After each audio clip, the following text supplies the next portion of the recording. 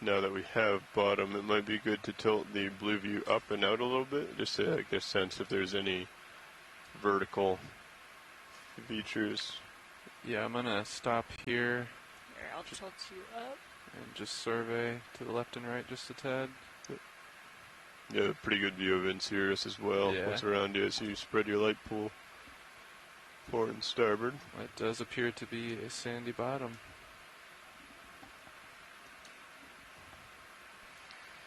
Good morning, deep sea explorers. This is across Waller, right now. the biology science lead for looks like it's this running North north-south. Atlantic Stepping Stones expedition. And Kira Come down a Mazel little is further the here.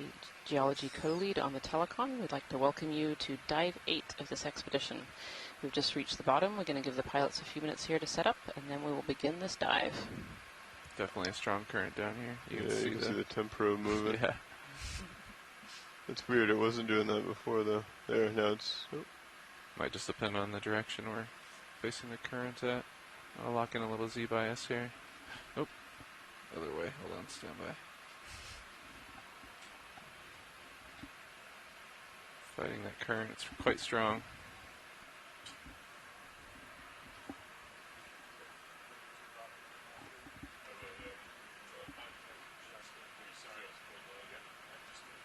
I'm now at 280 heading. Copy that, co-pilot.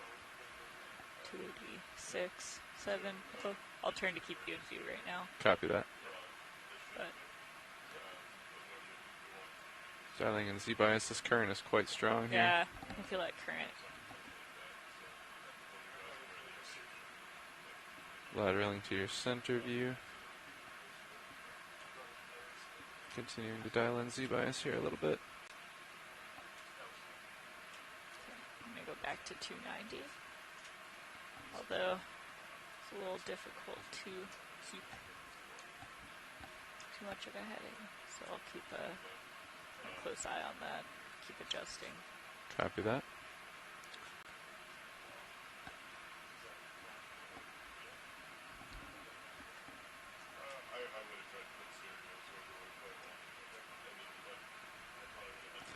Alright, we're within 5 meters of the seafloor here.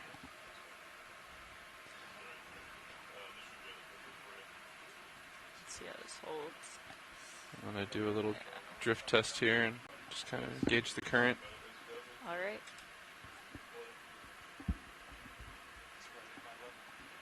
Yeah, I can already see you. Yep, Shifting away. quite a bit of drift there.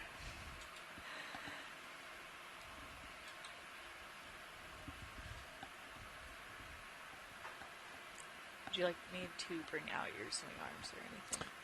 Yeah, I think we can go ahead and bring out swing arms. All right. I'll start with your uppers. Copy that.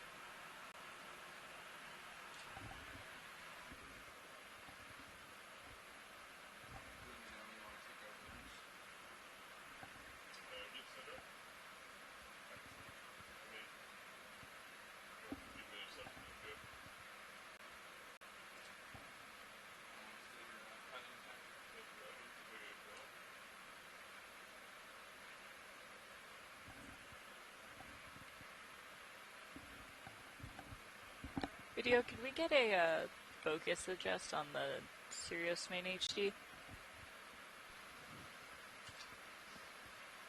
Awesome, thank you. Bridge, this is ROV nav.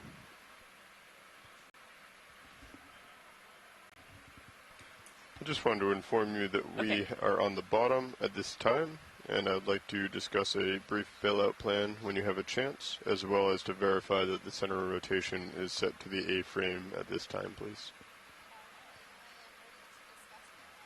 We would like to set the bailout due east, please. 090.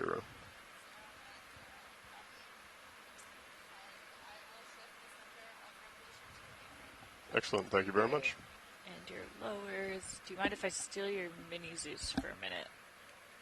Yeah, go ahead, co-pilot. Copy, thank you. Thank you. Doing a great job. Lights are looking good.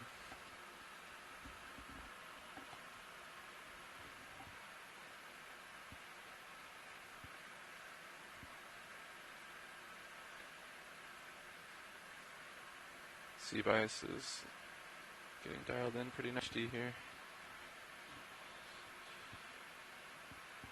Something to be wary of as we are on this dive today.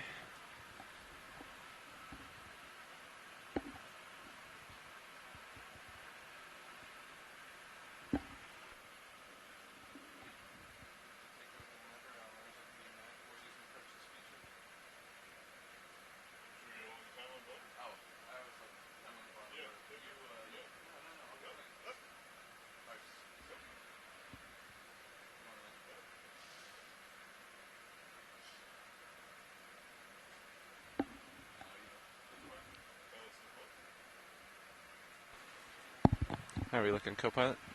Alright. Your upper and lower swing arms are deployed. Excellent. I see you looking down at me at about 35 degrees. Delta Z is good. You can actually come down a little bit if you'd like. Alright, coming down. At some point, video would also like to take the Sirius Main HD to zoom in on D2's film pack so they can do a white balance. Copy that. I think now would probably be the best time to do that before we put in a ship move.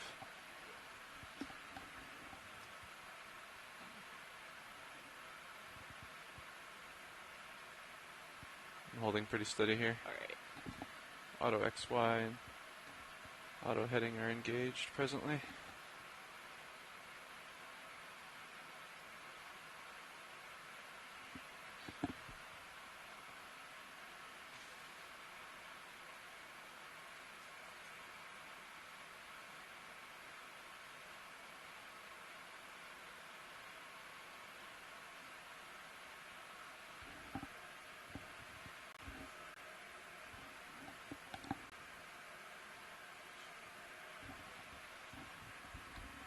That's okay with me? Yeah. Go ahead.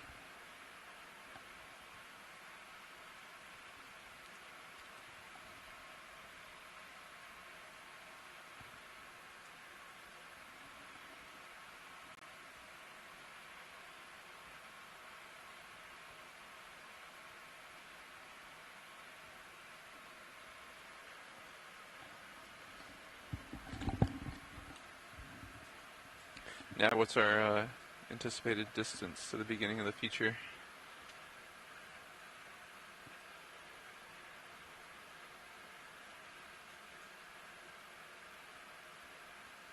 So we have about 60 to 70 meters, I think, before we start seeing a significant increase in slope. Copy. Maybe around 80. About 290 will get you there. I'll go ahead at this time and select waypoint 2. It'd be more like 295. Yeah, 295 is the direction of travel. Copy, 295. So when you are all set up and are happy, we can go ahead and get a ship move in if you'd like. Yeah, copy that. Let me check in. How are we doing video with white balance? Good copy. Co-pilot, how are you feeling? Good. I'm shifting my heading back to 290. Copy that. I think we're going to, talking with Nav here, I think we're going to shoot for 295. Yeah. Alright. So I'll lateral over if you want to follow me to 295. Looks like you're already there. And what would you recommend as far as range, Nav? I was thinking 30 meters, judging by your blue view. Actually, what is the angle of your blue view right now? Out a little bit? Yeah. Judging by that, we have over 60 meters before we see anything.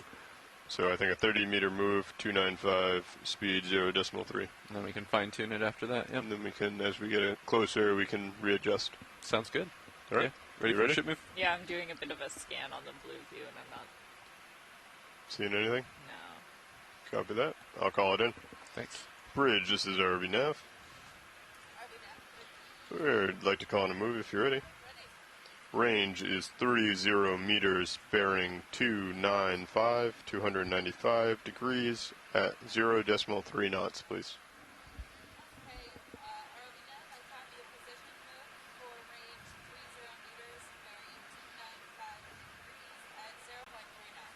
Good copy, Bridge. Thank you. Watch leads. This is Nav. Watch lead here. Go ahead, Nev. I wanted to let you know that we are on bottom. It looks to be relatively flat and sandy as expected. We're going to go ahead and we just got to move underway, moving towards the feature, and we will make small jumps as we get closer, and hopefully we should be on the feature relatively soon. Excellent. Thank you so much, Nev. But this is the official start of the dive, just so if you see anything of interest, don't hesitate to call out. Snap zooms, samples, anything of that note. Perfect. Yes, like the other dives, the very first objective really is to collect a rock from the start of our dive. So if we see a loose rock that's sticking right out, that would be great. Anywhere between here and the beginning of the feature is good. Good copy. We will keep an eye out for a rock. Thank you so much. Pilot, just so you're aware, my heading is kind of shifting on and off. Yeah, so copy that. I'm going to try to keep it around 295, but just a warning. Copy that.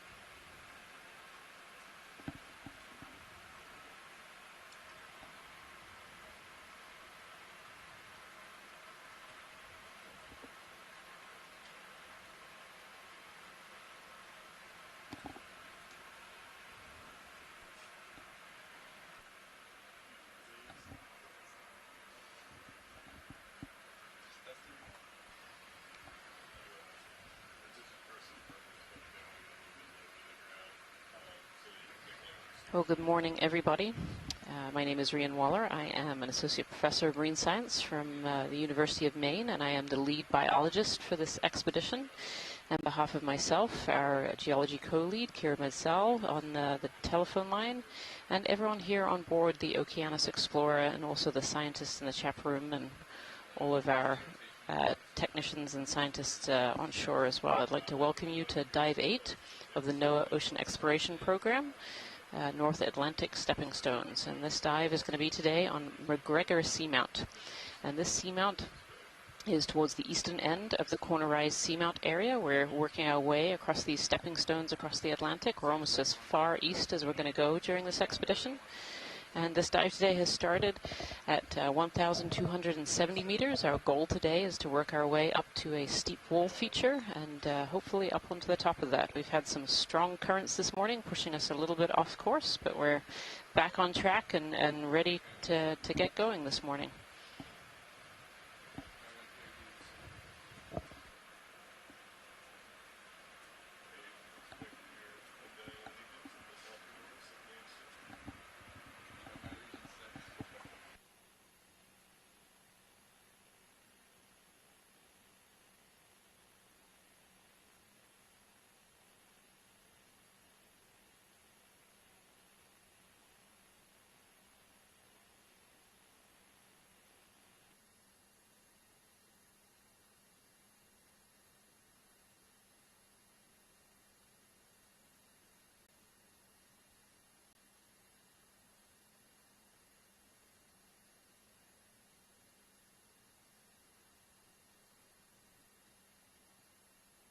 Copy. We can go for a quick zoom there.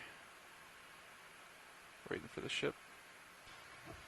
I've actually seen a few fish so far going by as we've been setting up. This is, I feel like this is more fish just in this last 5 minutes than we've seen on each of the dives before it. This looks like a cusk eel, I think.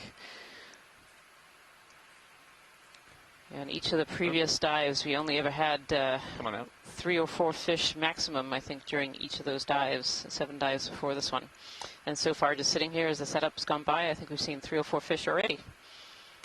This could be a factor of the depth. We are a bit shallower. We are at 1,270 meters today, so this is a shallower dive. Yesterday's was at 2,400. So at these depths, we may see a bit more fauna than we've been seeing before, and certainly we're expecting some different fauna as well in terms of habitat building species such as corals and sponges, but also some of the mobile fauna as well, these fish.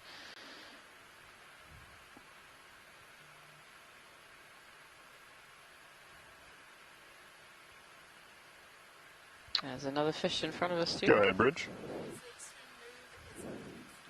Good copy, Bridge. Thank you. Right, pilots, that position move is complete. A grenadier, Les Watling is saying, a grenadier fish. Thank you. I will not hopefully too long to fit that. Could have a snap zoom on the sediment in front of us. There's potentially a sea pen sticking out. Sure. Actually, two of them. One dead center and one over slightly to the right. Let's go for a zoom on the center one there, video. Nicely done, thank you. Oh, I don't think that's a sea pen. Nope, that looks like a bamboo coral. Is that an Acanella? Just waiting for a confirmation from the scientific chat room here. I think this is an Acanella, which we've seen one of sitting on a rock, but some of them do sit in the sediment. They have those long, drippy root-type system bases. Yeah, confirmation from Tina Maltsova from Russia and Acanella. I think there's one over to the right-hand side as well, if you want to zoom over there. Acanella arbuscula. Yeah, come on, just a tad video. I'll acquire it. So we've definitely landed in a more sedimented area this morning as we make our way up to the wall. So we're expecting to see animals that might live in the softer sediments. So you can see a lot of rubble and other pieces of detritus on the sediment as well. Yep, there's another Acanella arbuscula. Beautiful. There aren't too many species of these deep sea corals that can actually live in the sediments. Most of them prefer to live on hard rock. Some of these larvae will attach to small pebbles that then get covered over by sediment, and so underneath at the very base you'll find a rock at the very base. But this Acanella arbuscula can settle in the sediments here. Thank you. No problem. Go ahead and get another 30-meter move in if you'd like. And as Watling's noting as well, you can really see them moving in the current. There's definitely a bit more current today than we have seen on other dives. I'd like to call in another move if you're ready. Range will be 30 meters, that's 30 meters. Bearing 295, 295 degrees. Speed is 0.3 knots.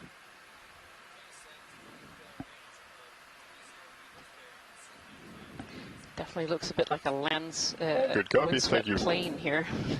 Hi, Kira. Good morning, Leanne. I thought I'd chime in here and let everybody hear my voice. I'm taking over today for Jason Chater, who is working all the last since the cruise has began as lead geologist, and I'm Kira Mizell with the Pacific Coastal Marine Science Center at the U.S. Geological Survey. I'm out here on the West Coast, hanging out on the East Coast with you guys over the telecom line to help out with geology today. And as Leanne was saying, this is a really neat shallower feature that we get to explore today. We're coming up towards this wall and seeing all these really nice sediments. We had a great question in the dive planning meeting today about, is this considered a geo? MacGregor Seamount as a general category is pretty flat, and we'll be excited to see today evidence of how it's formed and if it may have ever been subaerial and has been eroded, or if it's just a seamount with a more flat morphology. So we're excited to figure out what's going on here and enjoying looking at these beautiful sediment plains. Too bad Jason's not here to check it out. And hopefully we'll be getting a nice rock to tell us about the formation of the seamount as we get closer. Zoom on this fish here video. Straight ahead.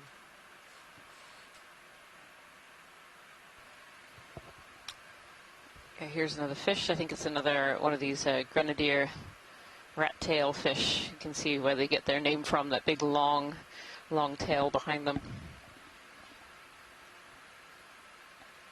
You can really see the current moving today. It's looks very swept.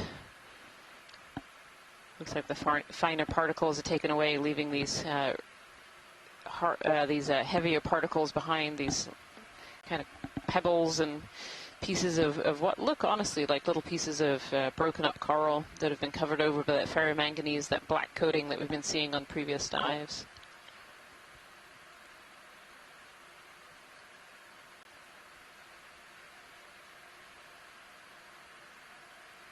That's a really great shot, pilots. Thank you. No problem. Come on out, video.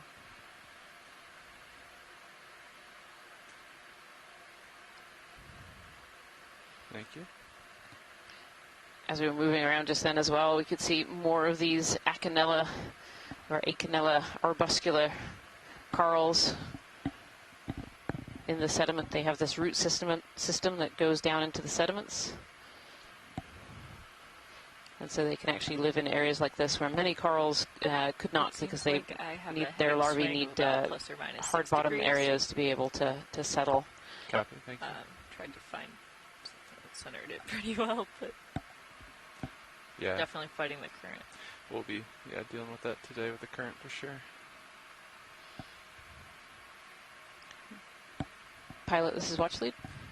Go watch lead. Do you have an estimate of what that current is across?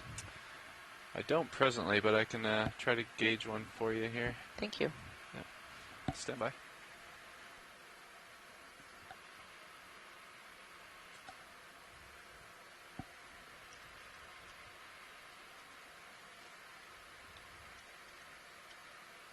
So just disengaged auto XY and we're drifting with the current here.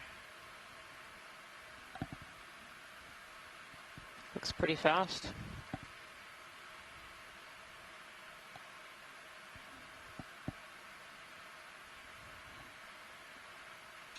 Maybe put on lasers. Okay. Yeah, relatively fast.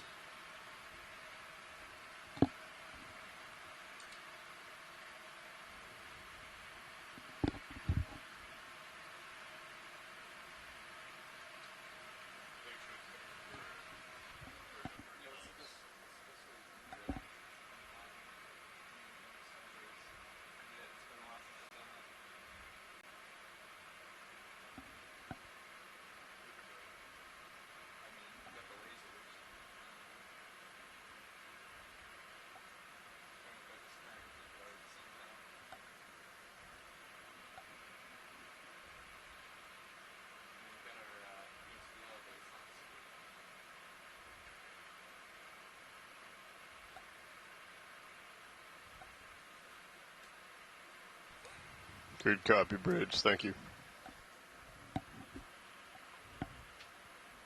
What meters per second doubled is about knots.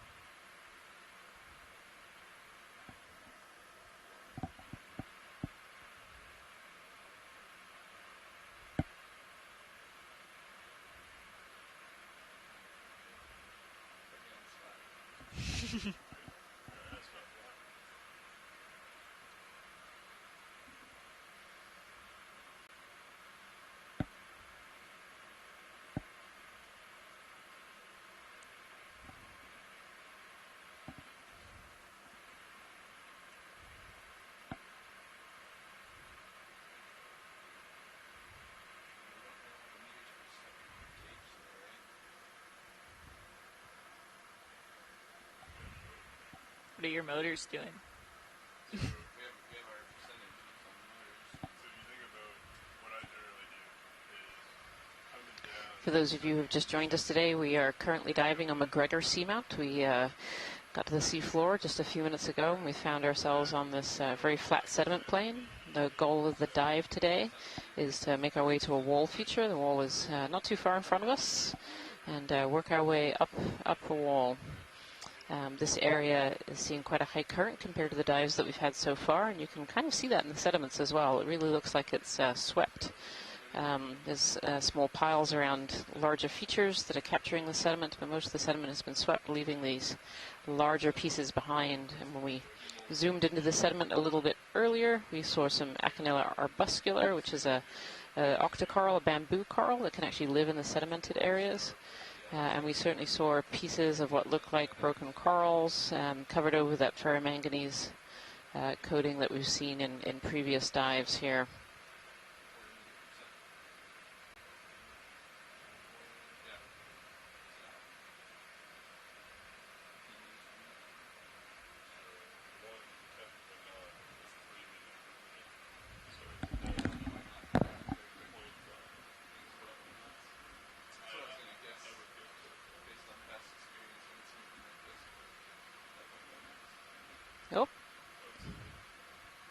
of shrimp went by, bright red. Seen a few of those actually in the water column. There seems to be a fair amount of detritus in the water column. We call this marine snow, as well as other organisms utilizing that marine snow. And this marine snow are particles that are kind of captured by the seamount. So these seamounts interrupt the flow of deep cold water that's very nutrient rich from the deep ocean and send it up into the upper ocean. And in that upper ocean, this can cause things like plankton blooms to bloom. They have those extra nutrients, and that plankton bloom eventually dies and falls down to the seafloor and creates a food source for all the organisms that are living on the seafloor, those that feed off of the sediment, but also those filter feeders and particle feeders as well. And I think that's what a lot of these particles that we're seeing right now as we go by, as well as organisms like shrimp and jellies that are feeding off of those particles as well.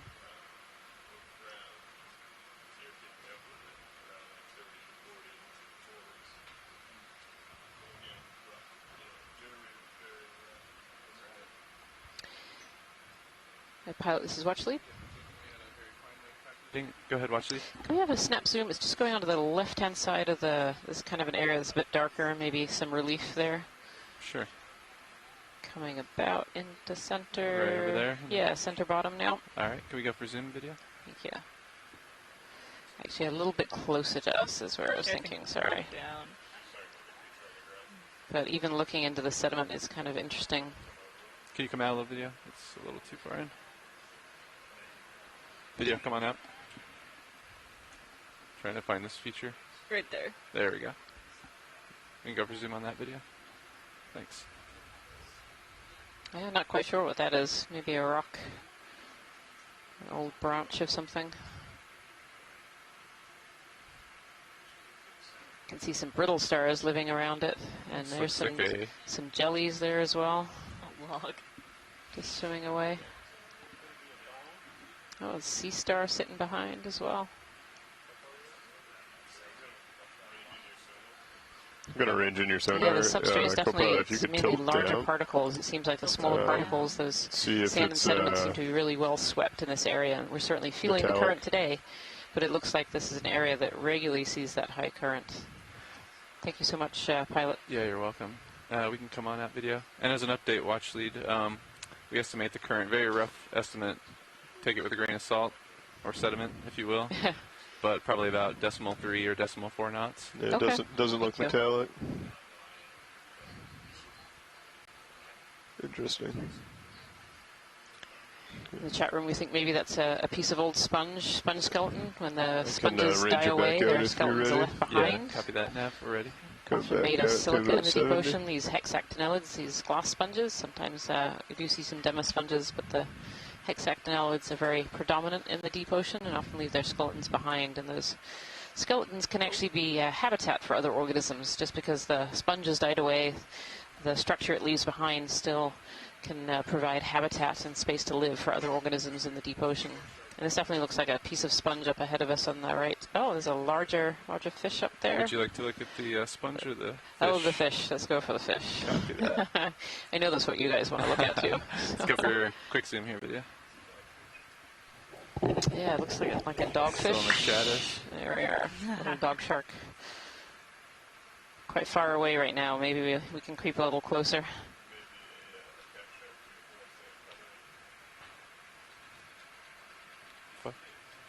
Fighting the current, just like us. Yep.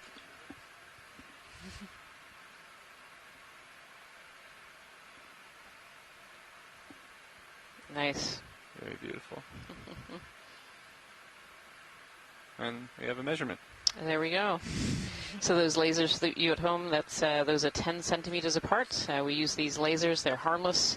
We use them to scale organisms and geological features on the seafloor, so we know how big things are. Very often it's very hard to tell how big items are on the seafloor when you're using a remotely operated system like We D2. can go for a zoom here as well, video. Thank you. Yeah, this looks like a piece of sponge. It's interesting. It looks like it's been washed here from elsewhere. It doesn't look like it really belongs in this region. It's laying down on the seafloor there. Pilots? Looks like you still have. So it's either fallen over from where it was, or it's been blown here in the current, washed here in the current. Okay, copy that. I'm ready for that move as well. Copy. I will put it in. Same thing. 30 Thank you so much, meters, pilot. 295.3. Copy that. Bridge. This is RV Nav. We are ready for another video. move when you are.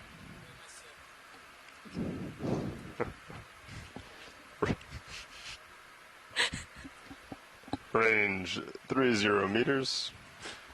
Bearing 295 degrees. Speed decimal 3 knots, please.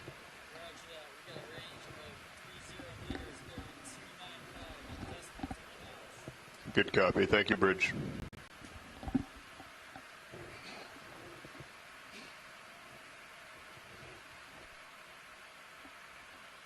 Almost looks like some larger ripples here up ahead. These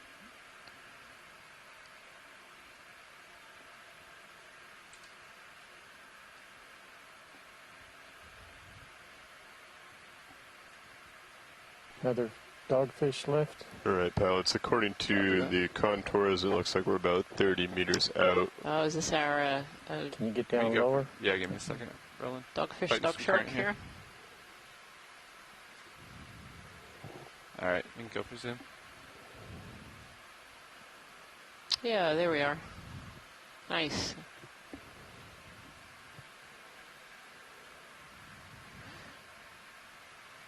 I don't know if we have any of our fish biologists on the line or on the chat room. This, I believe, is a dogfish, dog shark. Yeah, come on out. They're pretty common in the deep Okay, ocean. you can let him I go. believe there are several different species Yep, come on out. of these dog Straight sharks. in. Off it goes. You see those really big eyes. Many of the organisms that live in the upper That's reaches of every the time deep I ocean turn, have very large eyes to help them spot prey in the darkness and Yeah, spot the, bioluminescence, which a lot of organisms down You here get a strong use. current coming over. When you turn D2 into it, sometimes the current can come in, hit that foam pack in the front, and get pushed down. Right. An object left of lasers. I don't have lasers on right now, Roland. Directly left of center. Copy that. Lasers were on You can come in if you want. Not sure what. left edge. Left edge. I see it. Yeah, every time I turn the vehicle, our altitude changes due to the current. So Yeah, another Acanella arbuscula, this bamboo coral that lives in the sediment. Its roots go down. You can kind of see it leaning over in the current there. You can really see that current go by. Video's clear. Copy that. And looking at the sediment here too, those definitely look like broken up coral pieces ahead of us too. If you were on yesterday's dive, we saw a massive wall feature of primarily a Desmophyllum dianthus, a cup coral, that was fossilized, so covered in this ferromanganese oxide coating. And So looking again, closely at that 295 image is, there, we could see some of the those cup direction of corals waypoint 2, but and once we potentially some approach the other feature, we'll just follow the types local of high. corals that have been covered over by the ferromanganese in the sediment in the soil here. You can kind of see Looks our like tracks this is, starting the to move start up a little bit of here. the You can start to see the slope. beginning of the slope. It's actually pretty You can spot really see on that with the current contour. is moving through here. You can see these stripes ahead of us. I know if Jason Chater was here, he'd tell us all about sediment waves and how these are formed.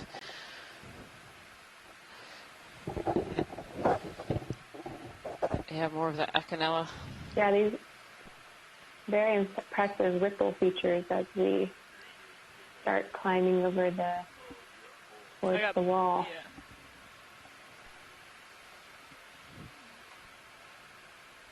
Yeah, we'll let you catch up here.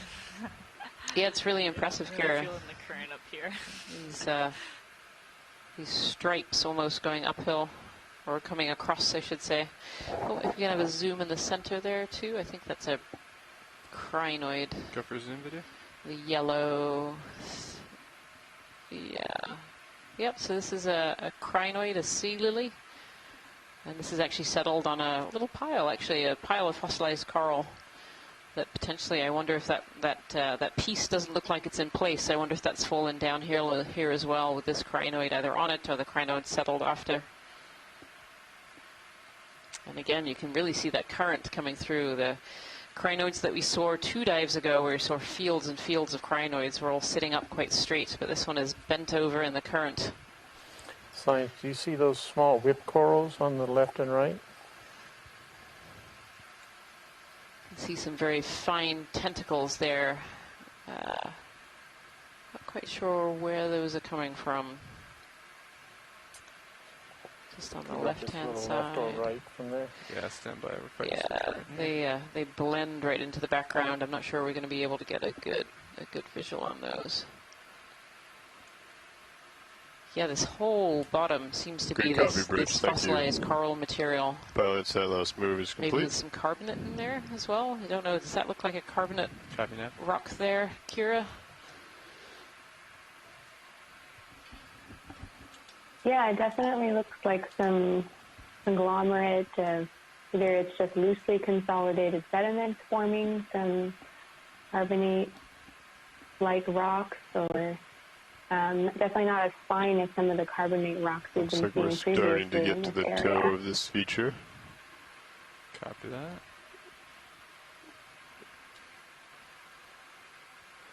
Looks like maybe another pen coral. Another fish in the distance. Yeah. That was another fish up here in the right-hand quadrant as well. The Acanella and some more sponges. If we be closer to the fish, maybe we can zoom in on that one, get an ID. Yeah, definitely seen more fish just in this. So far, we've been on the bottom for, let's go for a zoom video. 10 or so minutes, and we've definitely seen more fish so far this dive than we've seen at previous. That. Yeah. Copy that. 295. Still waiting for Cirrus to catch up. Bridge. This is ROV nav. Oh, looks like potentially another one of these dogfish. Range 20 meters. That's 20 meters. Bearing 295 degrees. Speed .3 knots, please. Thanks, video. Good copy. Thank you. Thank you, pilots. You're welcome.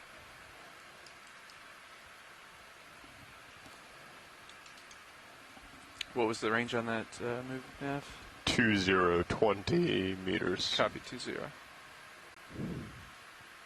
Got a little guy right in front of us. Oh, little. Allosaurus. That's is that a Synaphobranchid, or is that different? It looks a little bit different to me. Unfortunately, it doesn't seem like we have any of our fish biologists on the line or on the scientific chat room. So here in the back, because of telepresence, we're able to involve scientists from all over the globe in this expedition. And so we have a scientific chat room where I have about 10-15 people who are joining me today for this dive. And then we have a teleconference line as well, where scientists are able to join us and help us identify the geological features and the biology that we see. And so it's one of the wonderful benefits of telepresence is being able to expand our reach and get a lot of expertise on a problem on an exploration expedition like this, to be able to identify features and animals. Also keep an eye out for any potentially loose rocks as we get towards the toe of this. Not quite sure if they want it from the bottom of the steep portion or the bottom of where it starts to build up. Definitely seem to be in a bit of a transition zone here, Kira, going from that sedimented up to this more plate-like morphology. Do you think this is carbonate?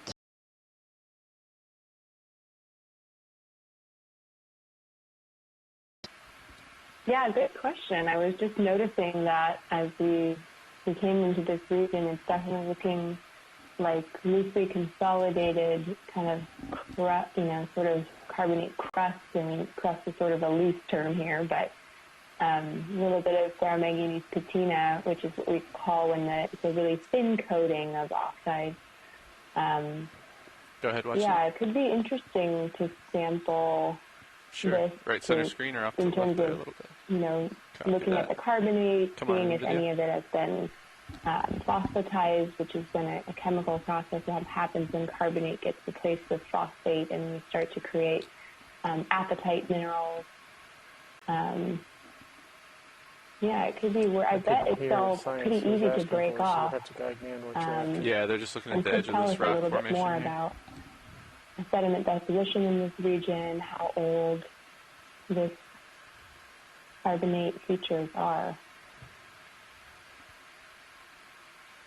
Looks like a very fine whip coral here. I'll pan slightly to the right here if I get stable. I'm not sure where this one is coming from.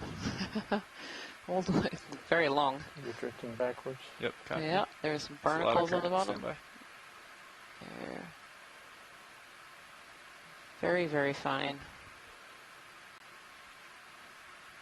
Oh, could we zoom in on the yellow there? Stand by. Come out a little bit video, just a tad, thanks.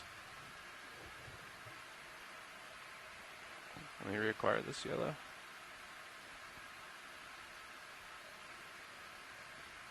All right, come on in. Tina Moltsover from Russia suggests that this is a Stichopathes, a black coral. Very, very fine, very thin. And then this yellow here, I think is a sponge. Yeah, this looks like a little sponge. Thank you, pilot. You're welcome. So there's some request as to whether we might be able to break off a piece of this carbonate material from one of these edges. I don't know if that's a possibility, pilot. Come on out, video.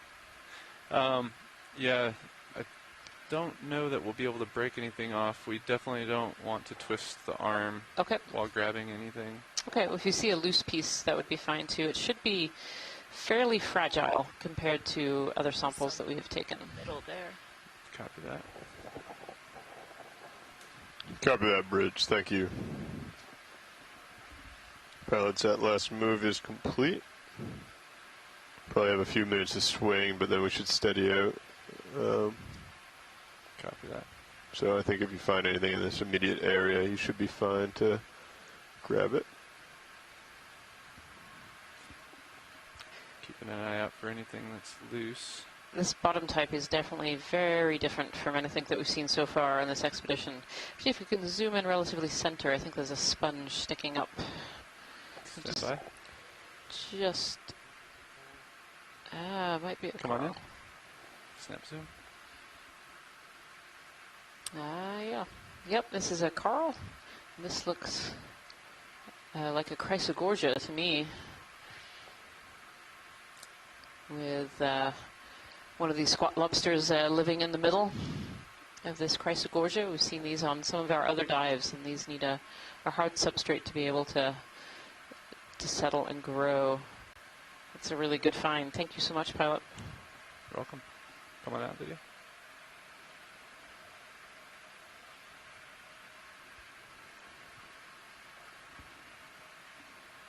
Coming up.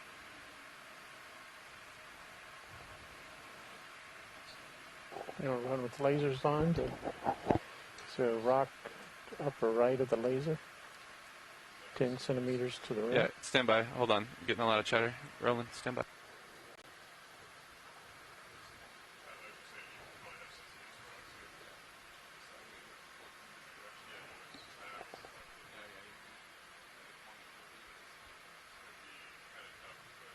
Yeah, this is so interesting geologically, very different. You can tell by a lot of these sort of finer, messy textures that you're seeing that this is more of sedimentary processes instead of igneous processes, which create those big, large boulders with smoother surfaces.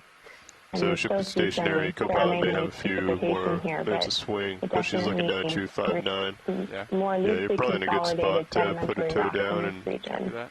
And I agree, Rhian, if we want to try to grab Yeah, something watch from lead. here, Would you like I us to can't try hear the poking pilot, any but of these rocks on the bottom? Maybe the yeah, one at the happy bottom of to. the screen here? happy to grab a rock here and see Copy what that. it is. Purple thing above the lasers. Sure. Yeah, we're going to do a zoom here if we could, video. So the pilots here are just going to zoom you're on ready? some of the bottom rocks or carbonate substrate and see whether these are potentials for picking up. How does this one here look, Kira? This looks fairly representative of the area. Yeah, that looks excellent, and it's great when you can get some biology on there as well, and beyond just the larger things we can see, I'm sure there's lots of microbes and really smaller myofauna on these rocks that might be using them just as a physical Copy that. substrate, Come on out, or video. maybe even We're gonna try to using sit some of the down here minerals or give it a little some nudge. electron sharing. So I think that looks like a great sample. Excellent. So the pilots here are just going to set up samples. So we're going to give them a little bit of quiet so that they can concentrate. We're going to try and give it a poke and see if it moves. We've Had a bit of a tradition of rocks not being willing to give up the seafloor so far, so but this one looks pretty loose. Here. Yeah, that's a smart move.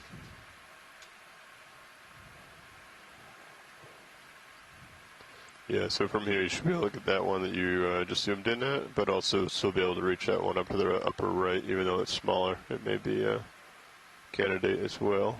Copy that.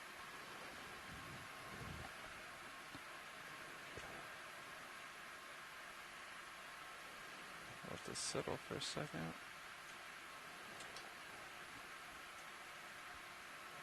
Make sure the current's not going to mess with us too much. I think we're okay here. Okay. Could you bring up hydraulics for me, Copat? Pilot, all of your sample boxes are ready for samples. Roger that, Nav, thanks. We look to be stable position-wise here. We'll give it a nudge. Hydraulics are up. Thank you, Copilot. Enabling arm. If you don't mind bringing the mini Zeus around, Yep. that'd be great. Thank you. Enabling the arm. 3, 2, 1. It's live. Indexing in.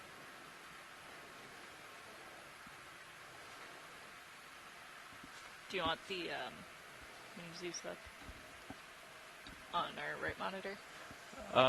Sure, that'd be great. If we're stable, if you're comfortable with it. I have an eye up there, so Copy that. keep an eye on it and make sure. Alright. We'll give it a little poke test here.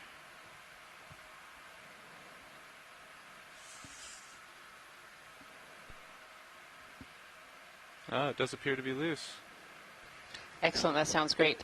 No squeeze test for this one. They will be quite fragile. Oops, sorry about that. Stand by. So did something happen there? Are we stable? Should be. Okay. Just making sure. We did the punch test. Alright, is there a preferred bio box here that we want to use? Or rock box, rather? Yeah, you probably want to put it in the port. Port side? So you're going to Okay. have to go ahead and grab the lid first. Copy that. Can we get a look at the port with the mini Zeus a little bit there? Yeah, just come over to the left.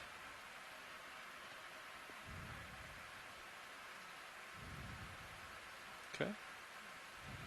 Thank you. May also help to have your co-pilot bring in the port wing. Yeah, would you be able to wing inboard and then Yep. we'll get set up? Thanks, Copilot. Go. Looks good. Full inboard. Thank you.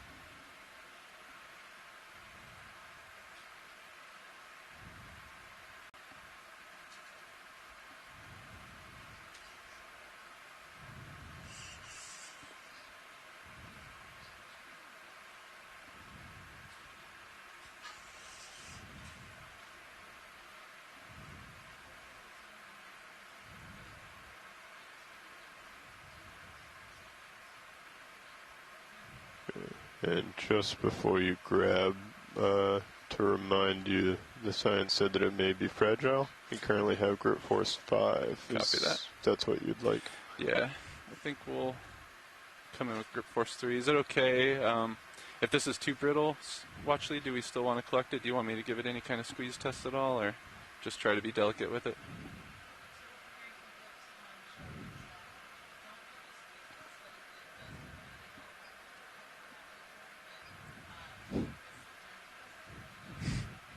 Copy that. You're welcome. Copy that. We'll go in with a very light grip force. You're welcome. Stand by.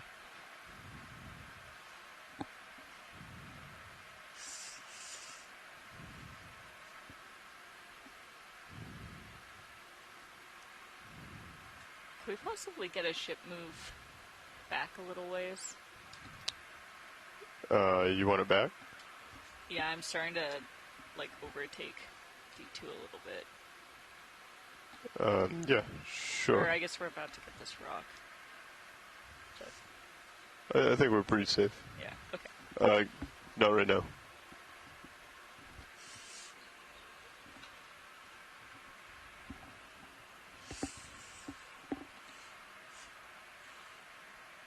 Alright, if you could just, yeah, that's a perfect view there. Thanks, Copilot.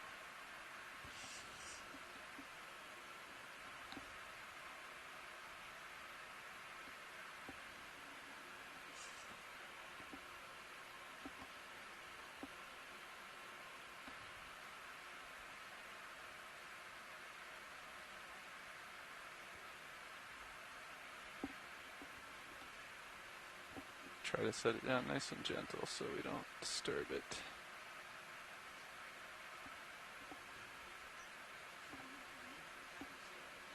You're welcome.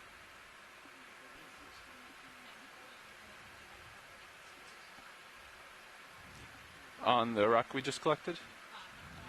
Okay. Copy that. Yeah, let me stow the arm if you don't mind. We'll. Don't forget about the cover. Yep. Yep. And Copilot? see if Okay. do Yeah. you want me to see if this... Yeah, you can see if it closes. Nope. Let me stand by and I'll give it a nudge.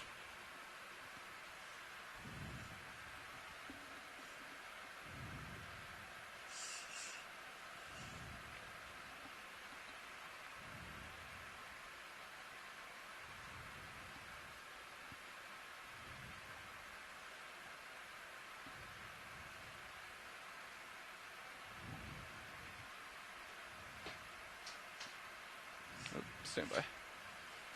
Hit the edge of my limit there. That's better. Okay, I'm gonna bring it up. There you go. You can outboard. Thank you.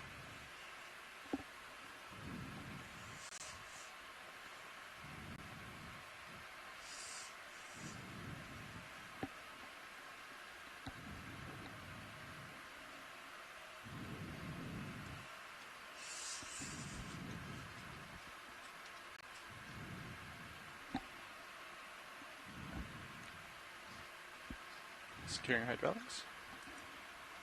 Arm is off. Thank you for the help there, Nav and Copilot. And could we get a zoom here on main Zeus video? Just to characterize before we leave.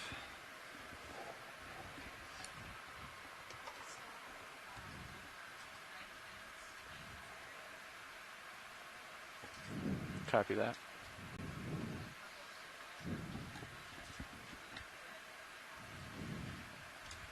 Copy that.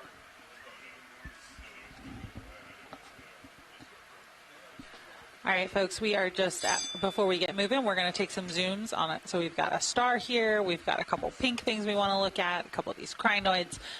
We are going to just basically hit them as the pilot can kind of get to them. So it looks like we have a slime star here. Nope. A little heat here. Thank you, pilot. That's good. You're welcome.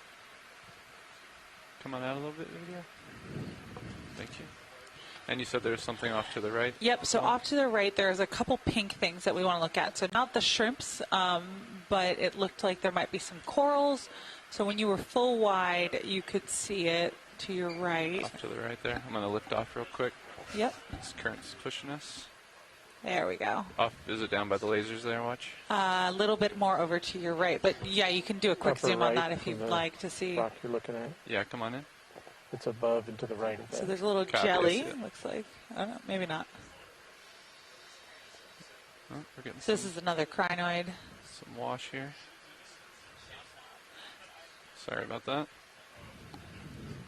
Unfortunate side effect of dealing with the current here. So there is a bunch of these little jellies that are floating around too. Folks on shore, does anyone have an idea what those Come on jellies out, are? video. We're getting blown a little bit. I'd like to come up, thanks. Yeah, watch, we're doing a shift rotation here. If you Okay. don't mind, just stand by. Of course. So folks at home, the pilots are just doing a shift change. We will be right back moving in just a second. For our science team on shore, if I could have you weigh in on exactly what you would like to see us zoom in on as we kind of make our way towards the wall, I would appreciate it. And, yep, I've got noted that we need to go back to those jellies. Next time we see them, we'll get a good zoom on them. I've now seen, I think, about a dozen of them just kind of in the view frame of the last, since I sat down here a couple minutes ago. So we'll get a better shot of them. Position here, and then we'll get They're really small. New pilot in here with you. Sounds good. Stand by.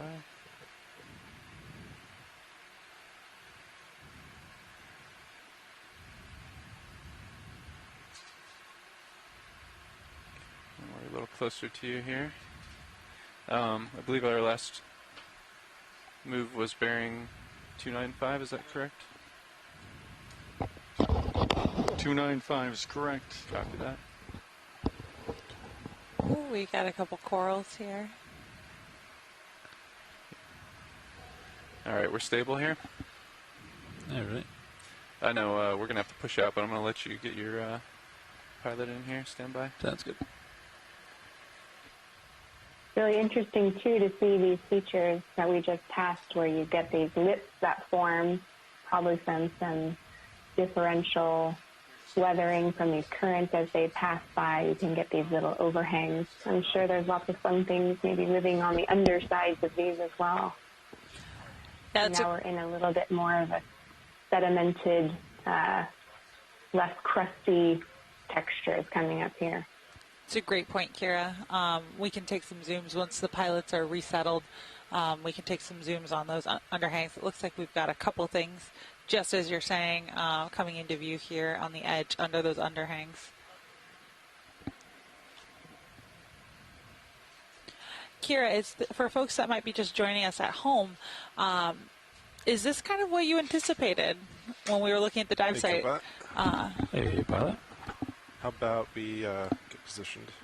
Sounds good. Yeah, good question. I mean, it's funny when you're looking at a bathymetric map and you're seeing this impressive wall coming Come up. up and rotate with you. You know, in my mind, I'm thinking big exposed features, more igneous rocks, but then, you know, you have to keep in mind that we're also at a shallower depth, a shallower starting depth that we've had for many, if not any of our dives. And then, you know, we're at a very flat surface, which accumulates all these sediments, and so range 12 yeah, and a half. it's a bit of a surprise in the sense of being excited about a steep feature, but it makes a lot of sense that as we approach going up this steep wall, we would see these more sedimentary style geologic features and rock types here. So I guess it's a double answer. I'm surprised, but also it makes a lot of sense why we're seeing this here. Look off into the distance. And we'll see how it continues as we go up slope. Oh, and Kira, wow, you just cued that right in. Yeah, go for it. We have found a slope. Rolling. Co-pilot. Great timing. Sorry, Sometimes you get lucky. responding.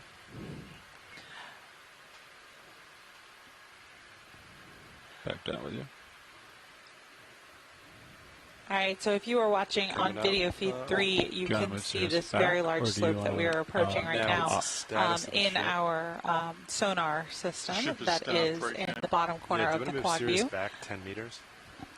And you can see this sort of very, very sheer face appears as kind of a very rugged, bright line on that sonar. Reverse of 295, or yeah, just reverse that. Thank you. 10 meters. Please. So, Kira, as we approach this cliff face, what are the types of things that we should be looking for, keeping an eye out Bridge ROV for nav. from trying to understand this site from I'd the like to geology request perspective? to move, range 10 meters, bearing 115 degrees, speed Yeah, good decimal 2 question. knots. I think we want to see,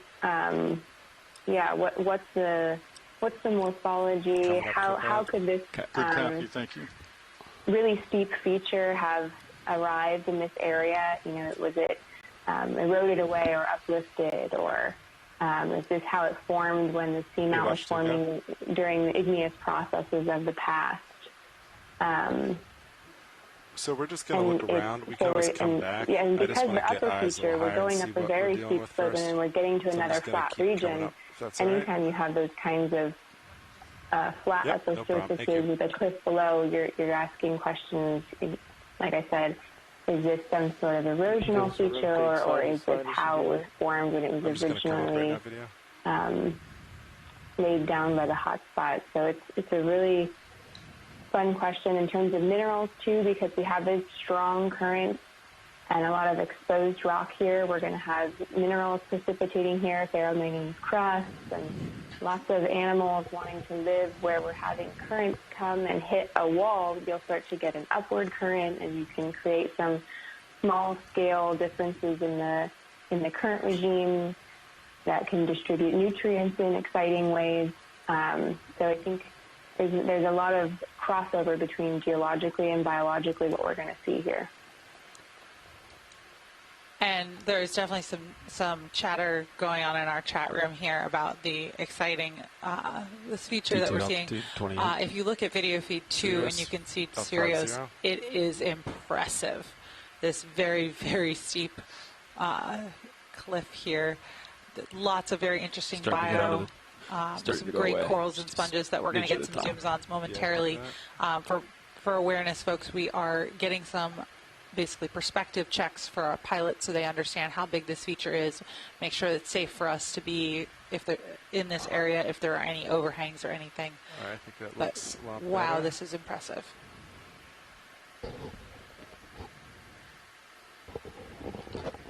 right, watch lead. So we're about maybe 45 meters up. Still going. Pretty steep. I'll give you some views here. Okay. I mean, that's the side view right there, so it's pretty much straight up. Wow. Yeah. This is pretty incredible.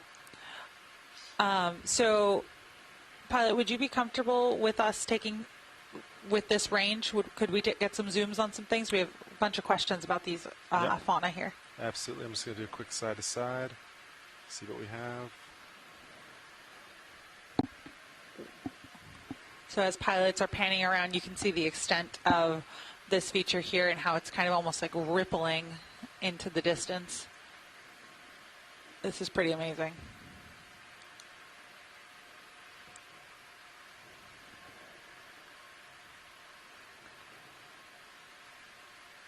All right, Vidya, you want to snap this?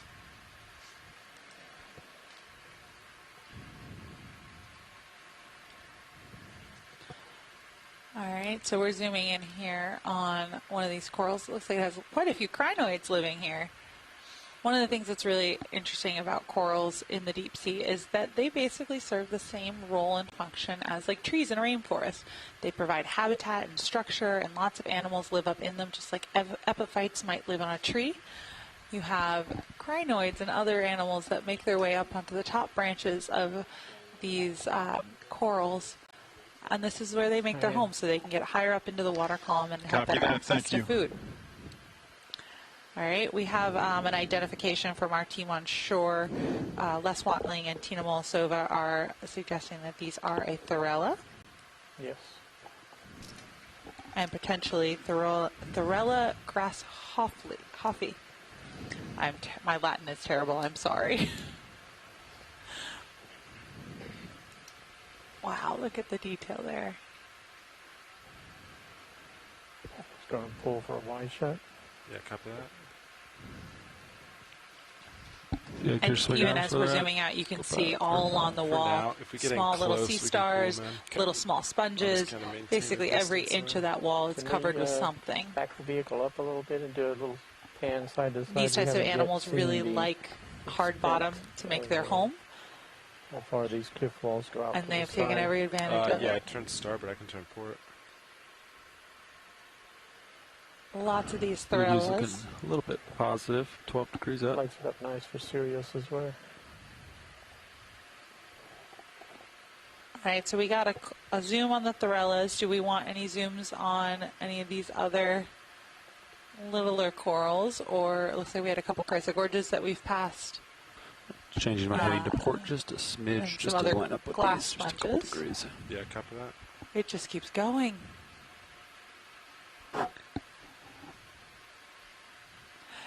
Kira, what? Great question. I mean, it's funny. It reminds me of, you know, when we're this close, we're rock climbing a giant face, maybe in Yosemite, but when we zoom out and think about how these features got here, it's definitely, we have some great insights coming in from Kevin Conrad from University of Las Vegas, Nevada, Las Vegas, and he's giving us some ideas. He's a volcanologist, that this might be the remnants of an old volcanic cone that's now been eroded away to leave this really impressive sheer face. We definitely think, unlike before when we just collected that sedimentary conglomerate of carbonate that looked like just loosely, this is really igneous rock. This is the left side here? The formation of this entire feature. We're looking at the igneous rock that's making up this whole underwater mountain. Video you want to snap? So we can have, you know, erosional faces that expose these really near vertical sheer cliffs. But we're definitely seeing this is a really impressive volcanic feature here.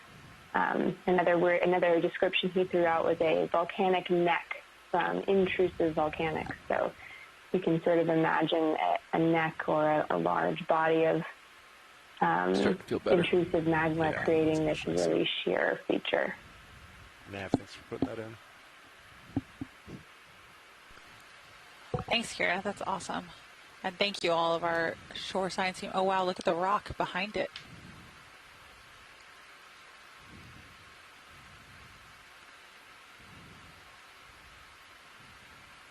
It always amazes me how much life is living Focused on the rock. that is just so small.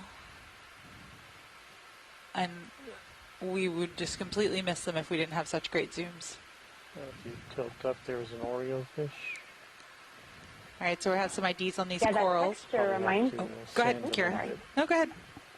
Oh, I was just going to say that thanks for that zoom on both the biology and the geology. That almost looked like coral material, like maybe coral skeletons. Is that really fine texture is not indicative of igneous rocks, but like I was just saying, this a larger feature is made up. So I think we're seeing, biology becoming part of the geology there by sort of creating this really dense coral skeleton, or some of the features on the surfaces here. Go ahead, Casey, on the bio that you're seeing there. So I believe this is an Oreo. Sink. It's kind of hard to tell at this angle, but yeah, I think it is an Oreo. But I'm not entirely positive. I'm hoping that someone else will weigh in here. Rian has weighed in. Yes, it is an Oreo. All right, I'm going to hand the headset back to her and let a professional take over. Thanks, Casey. Put down your swing arm, just kind of going in on a... Yeah, understood. Okay. Let me know if I get closer. Okay. I'm going to try to maintain. I think you're okay.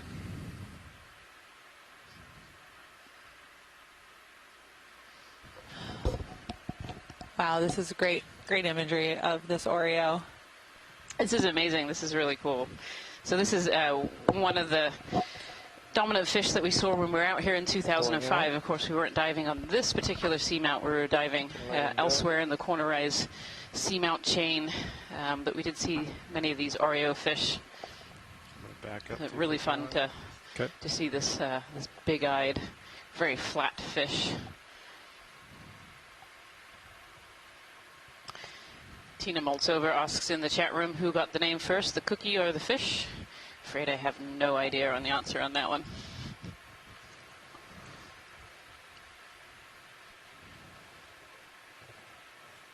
So fun looking back too into these big crevices that we're panning over now.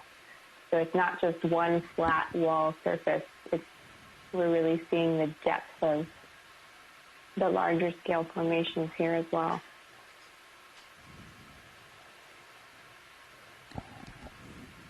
And I can see when I was grabbing some lunch, we came across the wall and came up it. These beautiful, I think these are black corals. If we haven't zoomed in on some of these yet, it would be great to zoom in on some of these very fluffy white corals, Pilot. Yeah, of course. Video is going to come, let's see, right there. Yeah, you sort of need to get close to it because their polyps are so small. The serious view of these corals is Come back to also us, just turn awesome. the They look almost lights all the way in. and then I can comedically close it. perfectly Copy that. I'll set it up. spaced from each other. Video Is there standby, so a bring rhyme lights or in. reason to how corals You want space still the uppers? themselves?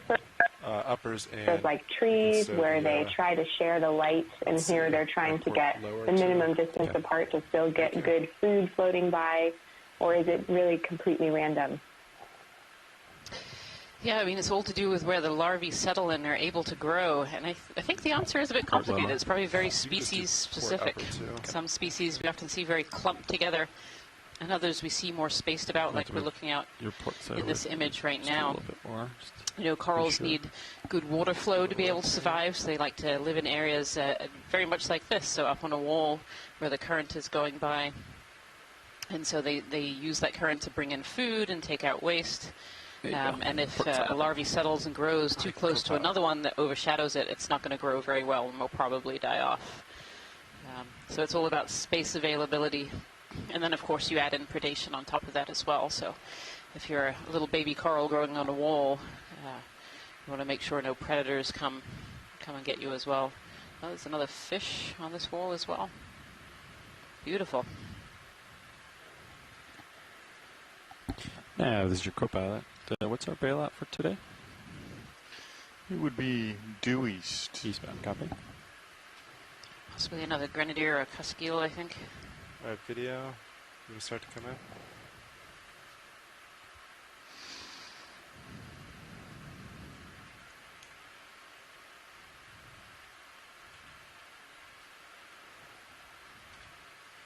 Oh, beautiful. Absolutely beautiful. Yeah, so this is a black coral, and it's absolutely covered in crinoids. Look at all those crinoids. We've seen some of those on previous dives as well. These crinoids like to be up in the water column as well, so we see them either on living corals, but sometimes on coral skeletons as well. And they like to be up where they can catch food, so their long arms will pick out food. See how small those polyps The are? suspension feeders, they'll pick Yeah, out very food small. out of the water column. It's hard to bring them into to eat focus there. and stay. Yeah, do the best you can, video. Oh, from Tina, it's actually not a black coral. We think it's actually a primnoid, which is a type of octocoral. I guess I'm used to these big, bushy white corals always being black corals, so it's nice to see something a little different. We have from James Aubrey, I think it's a thuarella, which is a type of octocoral. Beautiful. See if we can get some of that in the black section. All of these crinoids. Bottom right.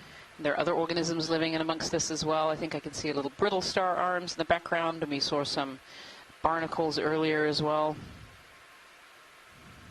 These corals are what we call ecosystem engineers, so they're actually engineering a habitat for other organisms to live amongst them. They stick up into the water column and interrupt water flow, and that in turn brings in other organisms that like to suspension feed or pick up particles out of the water.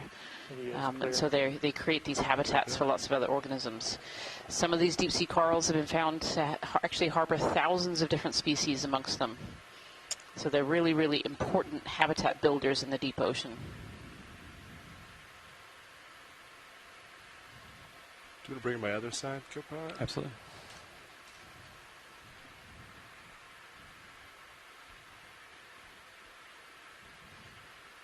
Have we looked at these singular corals that have been sticking up? Lasers are on it right now. We can go for that next. Thank you. I'll sneak in, video. Might give you a little more. Yeah. Your turn, or just want to be sure. Yep. Absolutely. There we go. Got it. Thanks. You're stoked. Thanks.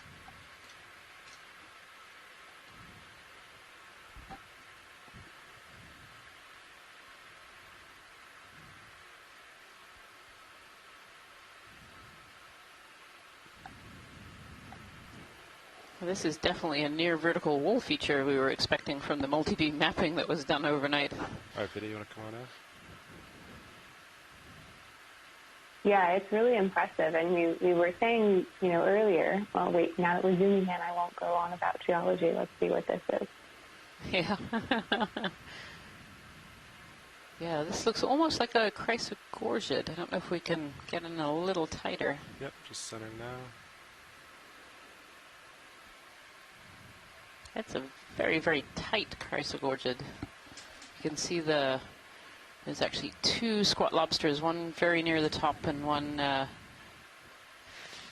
of in the middle region there. You can just see their arms sticking out.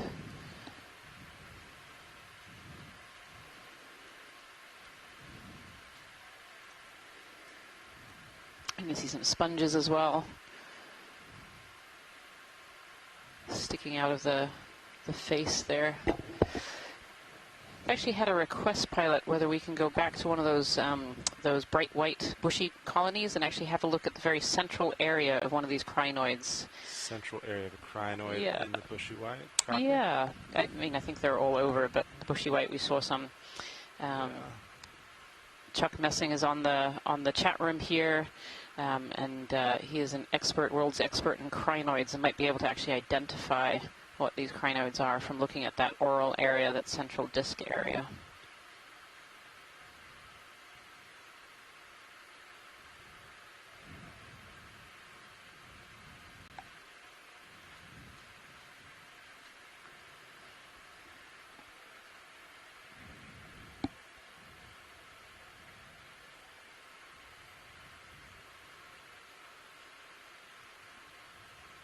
All right, video, you want to come on in?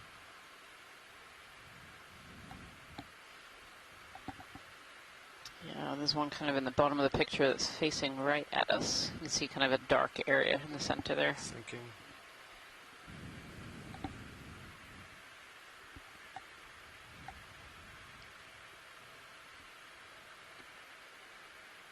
You can really see the texture on the rock face here as well, Kira.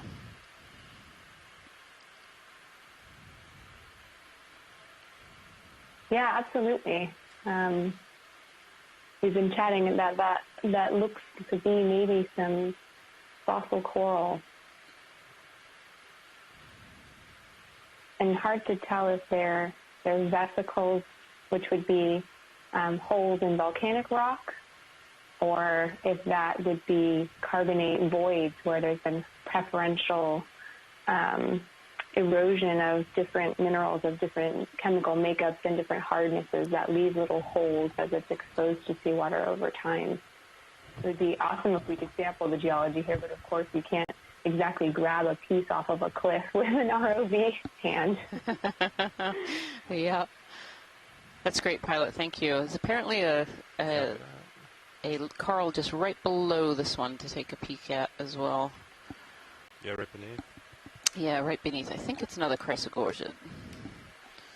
Take a... Oh, I see the more spaced out one. The branches, the longer branches that are sticking out below those two bushy corals. Copy that. Right there? Right there. Lasers are right on it. Yep. Copy.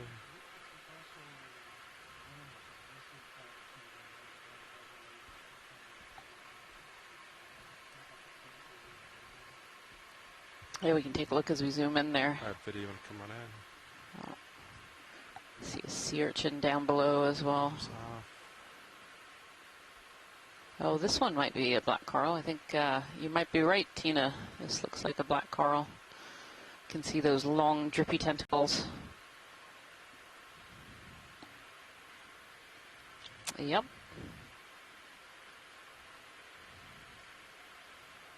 There we are. So this is another species of black coral. There's the base of that. Oh, that one's an Acanella. Oh.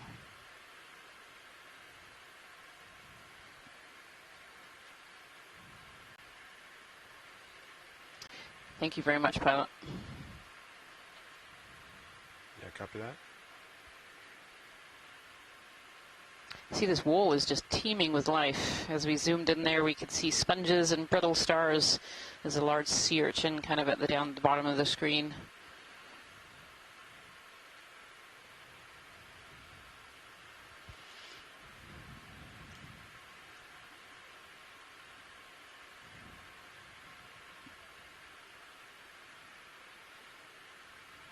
coat bottom and rise a little bit. That's good.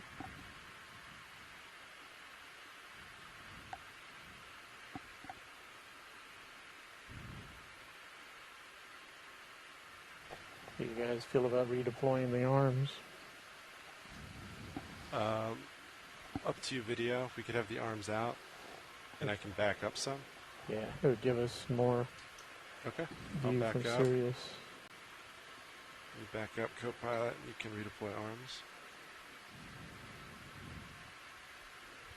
You can see the lasers there in the center of the image. Those are 10 centimeters apart. We use these lasers to scale organisms on the seafloor and also look at geological features and be able to size them. It's very hard to tell size from images on the seafloor, but you can really see the size of some of these coral colonies. They're absolutely huge. We're talking at least 50 to 1 meter for some of these colonies sticking up.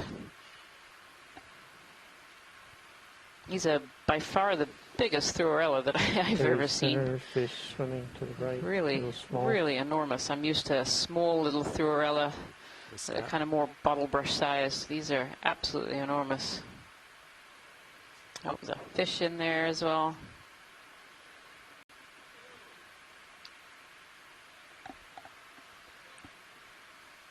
I don't know if this is a cusk eel or a rat tail. Fish.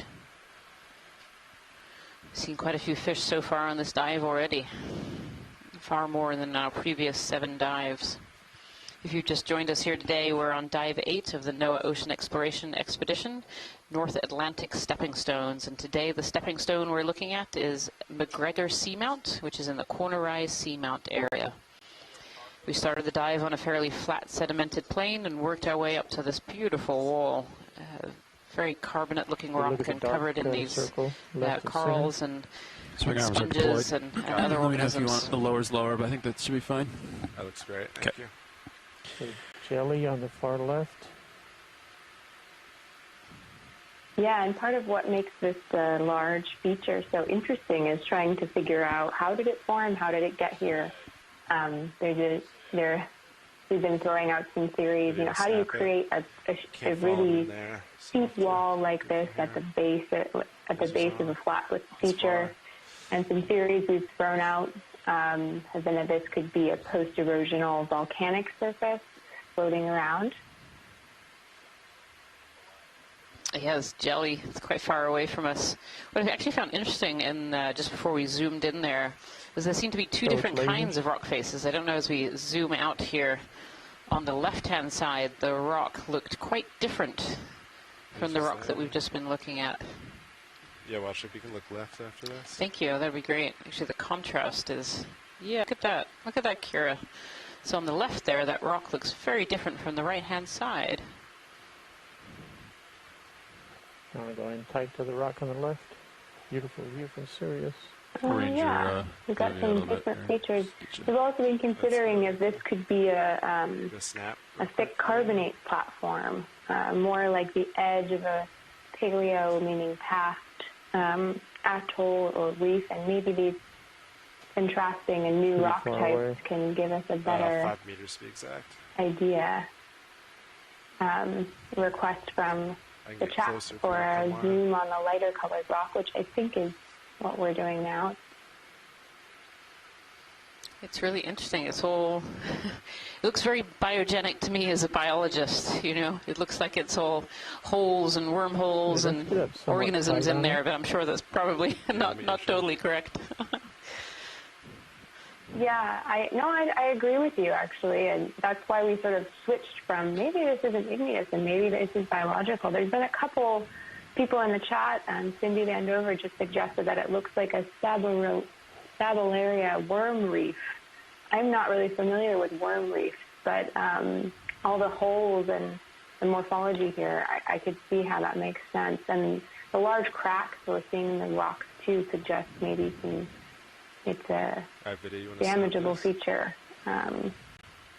Yeah, I need to Google what a worm reef looks like. Yeah, I have no experience with worm reefs either, but I could certainly imagine it looking at all these holes as we've zoomed in here. It's really fascinating structure.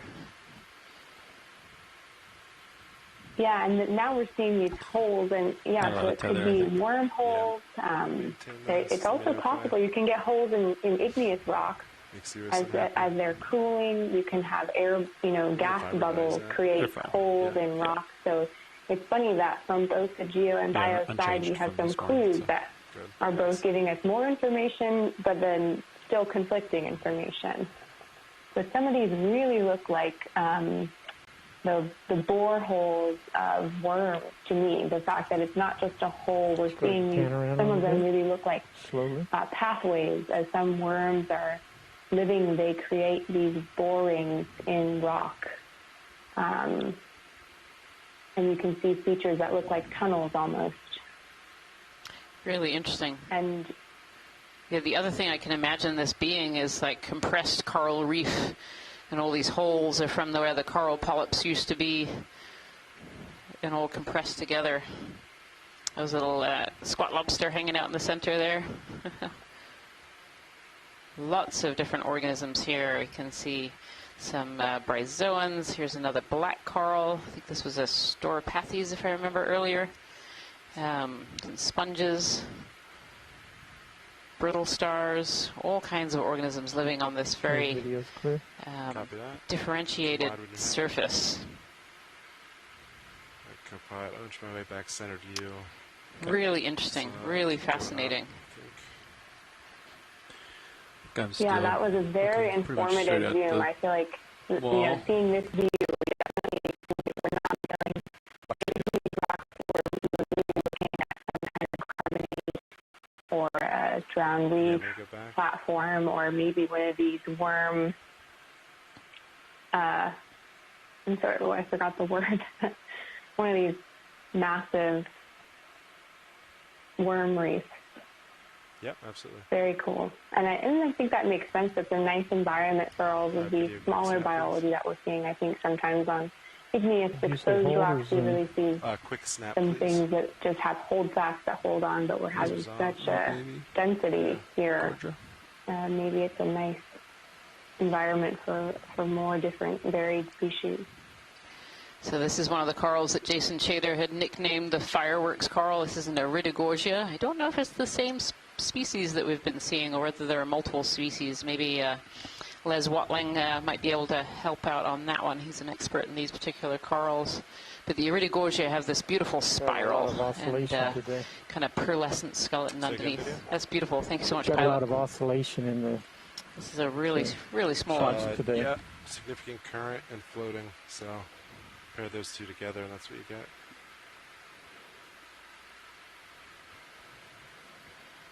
Yeah, confirmation that there are multiple species of Iridogorgia, these spiral corals.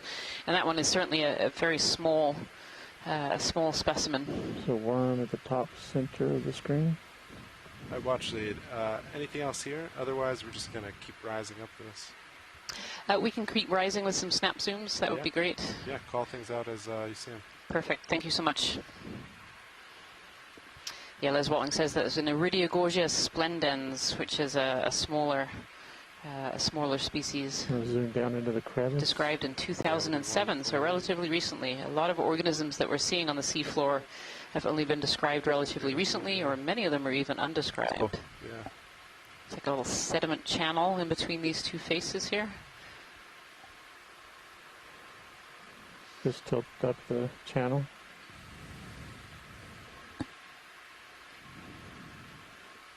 Oh, there's an REO fish. I don't know if it's the same one. They do like to hang around lights from our experience with ROVs and REO fish, or whether this is a different one. Okay, pulling out. Thank you for the show. If you have not looked on live stream number 2, I suggest you do so. It's got a really beautiful view of where our D2 ROV system is right now. So we're utilizing a 2-part ROV system. So there's 2 parts. There's the Sirius cam, which is showing on live feed number 2, which shows kind of the overview of D2. And Sirius really takes some of the wave action away from the D2, so we don't see on live stream number 1. This is the main part of the ROV system that you watch. But the live stream number 2 is really spectacular right now. Watching D2 go up this wall face. Well worth taking a look. Keeping the cliff to the right. Neat.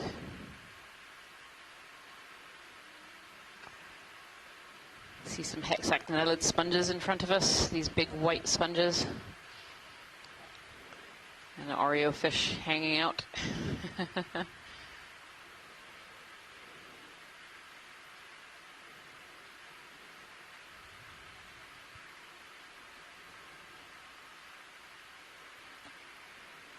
I'm hauling on the winch slowly just to match you. Yeah. Delta 14 and holding. Sounds great. Thank you.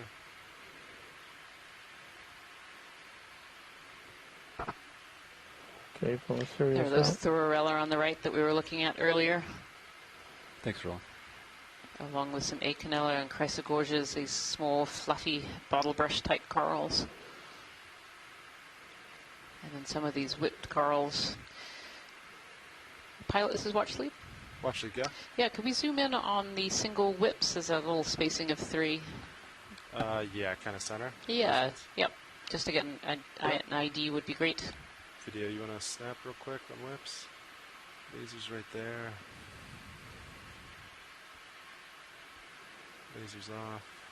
I'm going to turn to starboard a smidge just to center this Interesting. feature. Does that sound good? Sounds great. Just a couple Can degrees. we get any closer to these ones? I think these might be a primnoid as well.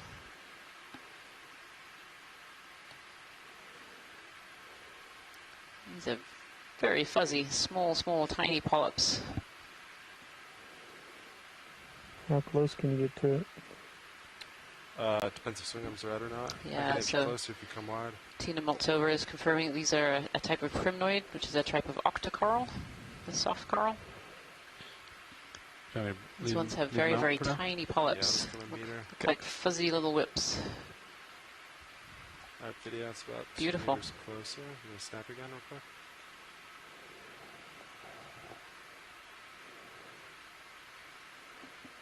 You want to snap again real quick, video? Thanks. Better lighting. Let's go to the tip.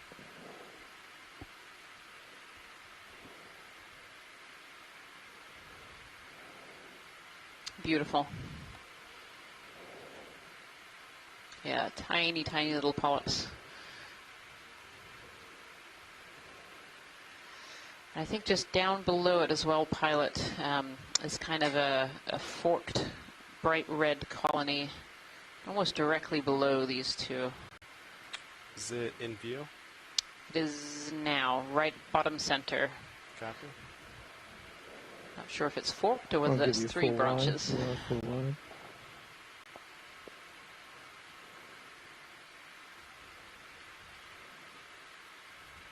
Just sink a little grip on it.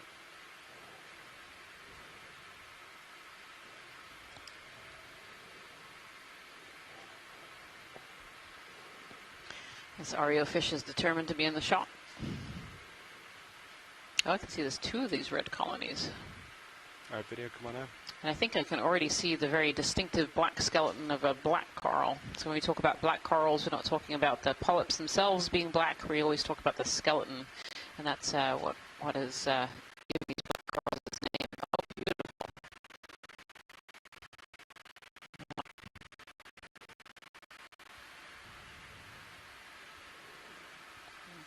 Beautiful. You can see some little squat lobsters. I see the claws hanging out, just resting on this branch above it.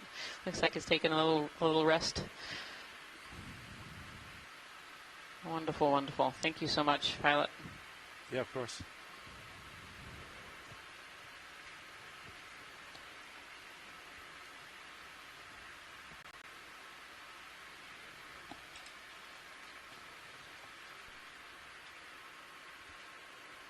Did we say what those really tiny little Copy. bright yellow things are, and that's really close in on the rock? You like this angle? On the wall itself? this Yeah, delta? I think those are sponges.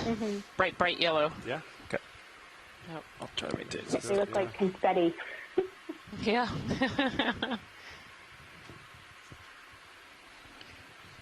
And Tina's confirmed that these are parentopathes, the red black coral that we were looking at just then.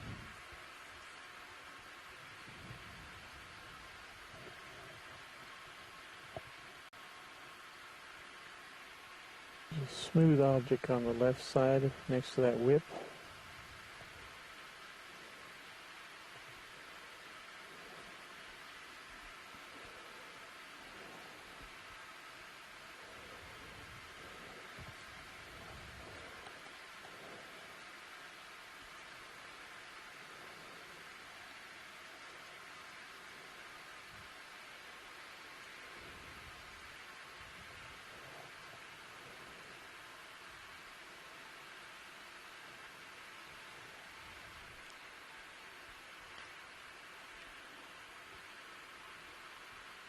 Still can't quite get over how large these Suarella colonies are.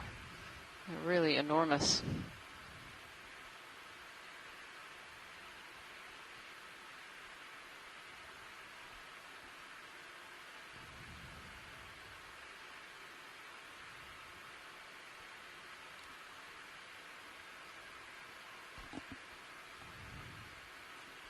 Copilot, how do you feel about doing 5 meters forward? Or is tether pretty good right now? I think we're getting close to that point, but not quite yet. Understood.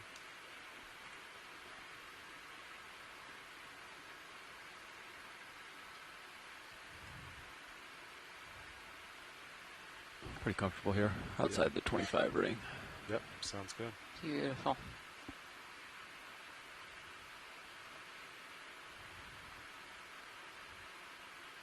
For those of you who don't, and today we're diving on a eastern nose sticking out from the very top of MacGregor Seamount. We are currently at 1,193 meters. Could we zoom on the coral colony sticking out of the right-hand side there? Yeah, Yeah. one sec. Thank you. That might be a little bit different.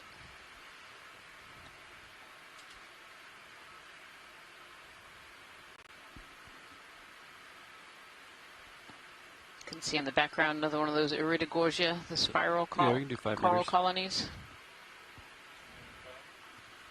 295. 290 will be fine. Alright, video. Is this the one, Watchley? Yes, that's the one. Lasers are on. Thank you. Copy that. Just 5 meters, yeah.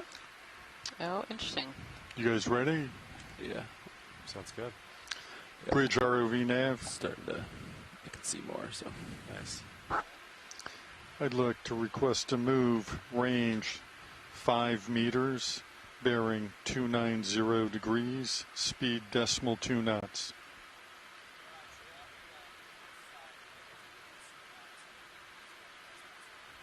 Good copy, thank you. There's a purple crinoid hiding behind it. There is, there is.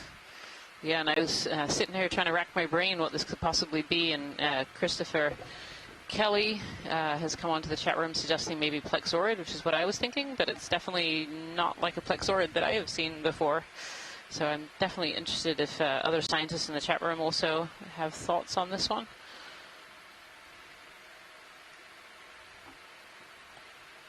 It's definitely a little bit different. Actually, it looks like 2 colonies. If we look at the base there, we can actually see 2 bases.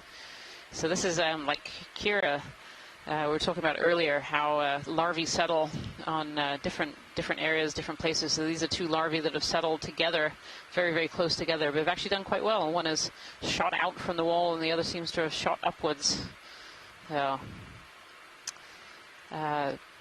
watch lead, pilots, this is watch lead.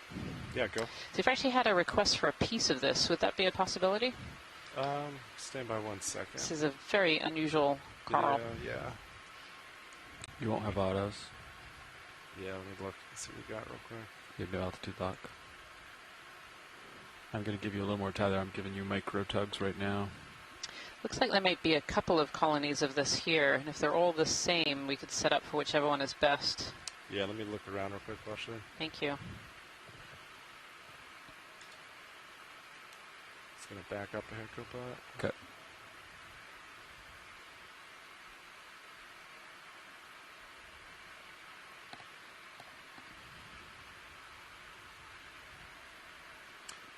Hey, Washy, this whole area,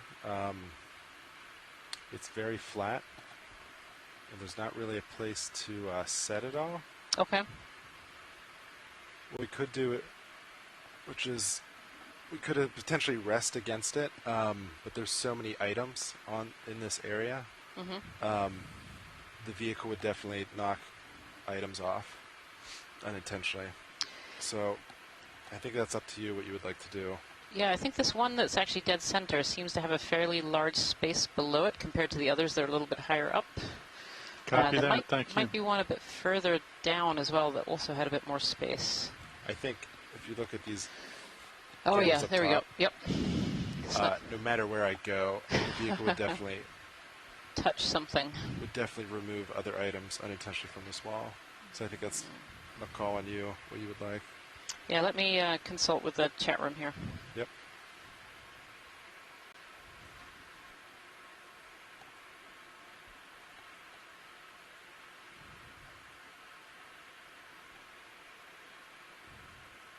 Yeah, when you bring swing arms in or leave them? Just leave them for now. Okay. Because I could bring everything in. Get that left toe down. Toe, eyebrow, but it would definitely shave items off the cliff.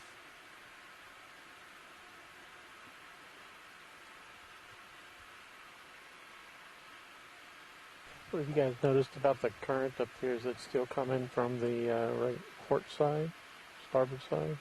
So it's going, what, to the south? Judging by the tether, it looks like from the north to the south, but it's just a guess. And has it gotten about the same or less than when we were down on the bottom? No idea. When we got on shift, we pretty much have just been on this cliff. It was definitely blowing them very vigorously on the bottom. Hey, watch it go.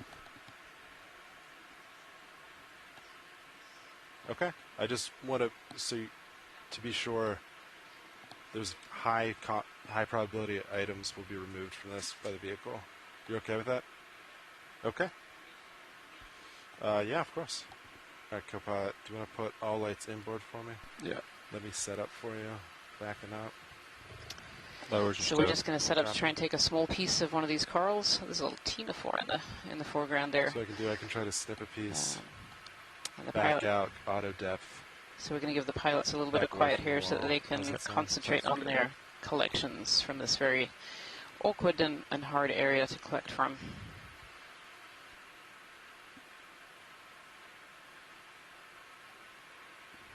You are stowed. Copy that. Hydraulics are up. Valve packs are enabled. Drawer retracted. Retracting pins. Nav, what bio boxes are open? So we only have one sample right now, and it's in the port side rock box. Okay. And it's not a swimmer. Great. Copy that. All right, Copilot, so I'm going to ease into this. Let me get my camera level. I'm going to get... We moved a little bit, the 5 meters, so I'm just going to come up a little bit. Yeah. Sonar looks good on my end. Now, if you keep an eye on my my Sirius view. Yeah, you got it over there, too, it looks like. I'm going to switch you over, Sean. Permission to take your mini Zeus? Yeah, you want to point it down? You want me to get the arm in view? Sure. Actually, can you point it at my opposite toe real quick? That's great, thank you.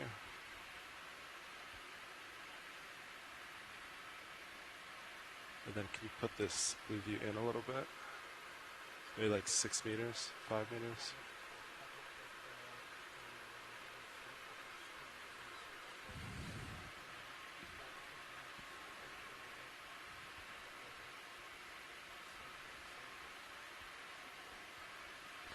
Thank you, video. And as he was pointing out, if you were looking on live stream 3, you can see that the videos do change from your normal quad view of the high pack and the ROV sensors to a quad view of different angles of cameras that are set up all around D2 to give the pilots optimal viewing for sampling. Yeah, rise a little bit. You could also look at your brow if you'd rather.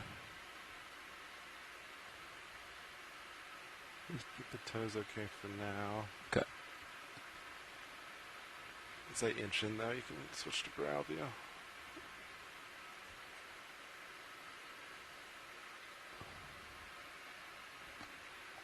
Alright, go for brow view for me.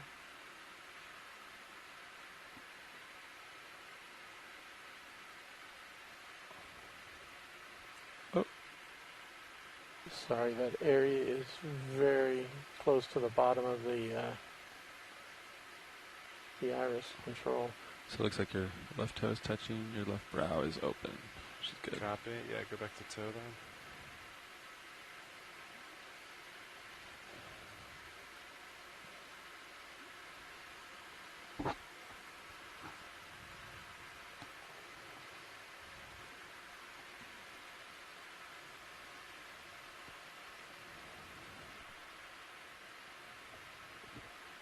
Nice.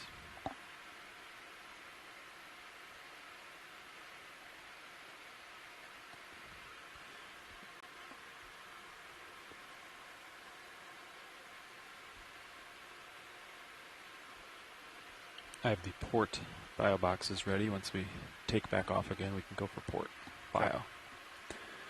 We'll bring Mini Zeus over to, I'll keep a keen eye on your manips for you. Watch your toes. Jim's going to watch the Sirius view. Arms coming live. 3, 2, 1. Arm is hot. Let's go group force 3. Indexing out.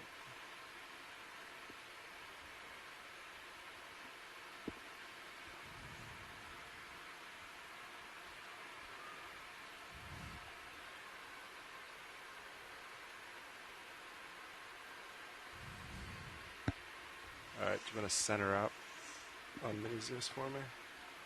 That's great, thank you.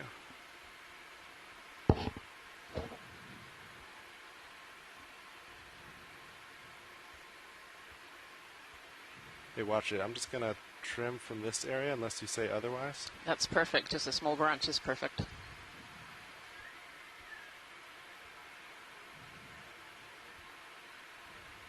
I can zoom in on this view. Just going to do this. Nice. It's okay.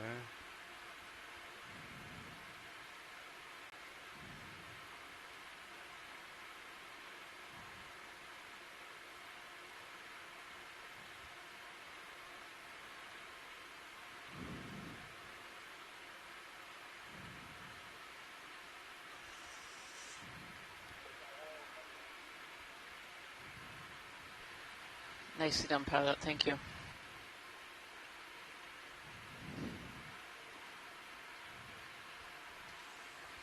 Alright, arms indexed out. Alright, you want to switch back to What kind ROV of nav. coral is Sorry, this that yeah. we're sampling here?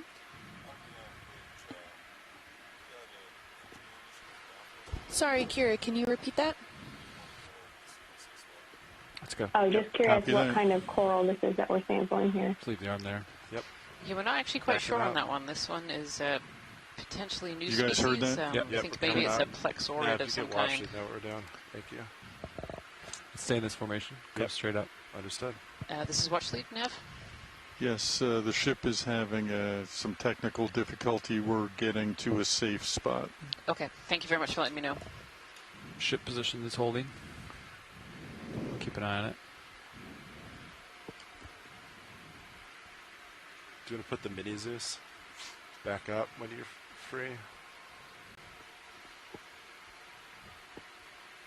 Yeah, just so we move you.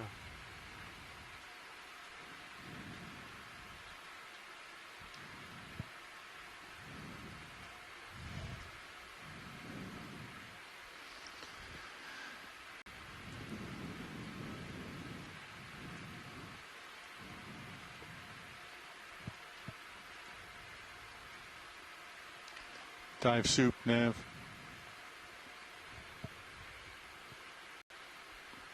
I don't think he's on. You might not know yet. Alright, so we were at depth 1180-ish for reference, coming up still.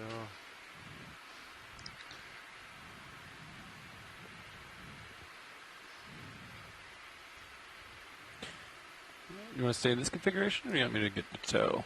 I can turn starboard and get us to the toe, or what do you think? So I think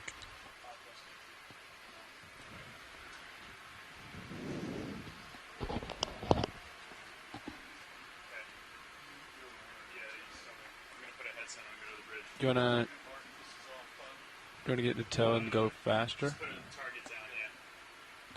let's see, so I need to spin Realistically, the current's going to take the ship port. this way. Yeah. So if I turn starboard, get us into tow. I think that might be. And I turn port. Yeah. Yeah, let's come up 20 more meters, and then we'll do that. Sound good? Yeah, sounds great.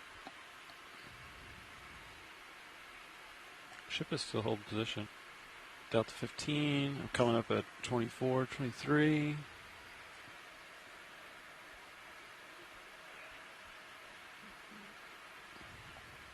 I'll leave my rotator here so you have a reference. You can push out a little harder. I got you at 50.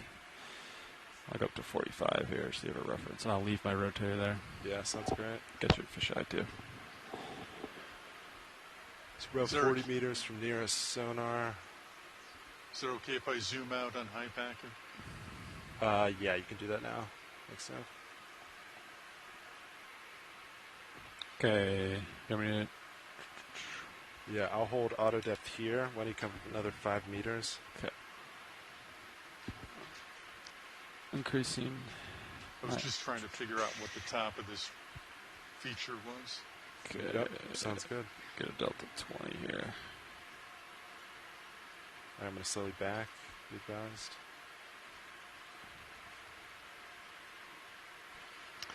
For those of you watching at home, we just took a sample off of this beautiful carbonate wall. We're just going through some ship maneuvers right now. We should hopefully be back down to the bottom soon. Hey, watch it. So you're aware, we're going to get back in tow configuration, which is the safest position for the vehicles, until we hear more from the bridge. Right now, all we know is there's an issue, so we're just going to make sure we're safe. Okay, I got you 76.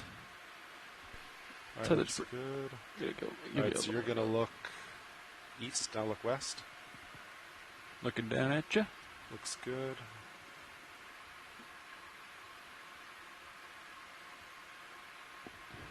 Now, when you're done, if you could zoom back in on the ship's position, just so I know if it falls out.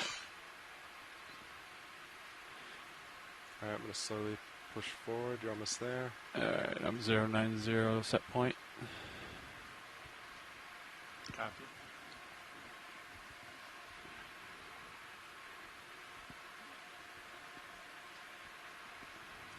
Let's maintain auto heading for a little bit. But Yep. if you see a spike, let me know. Okay.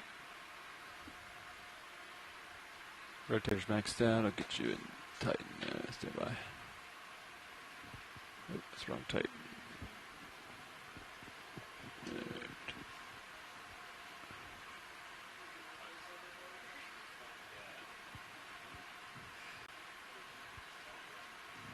Delta 22, both in auto heading. I'm going to slowly rise as I push forward while still maintaining good distance.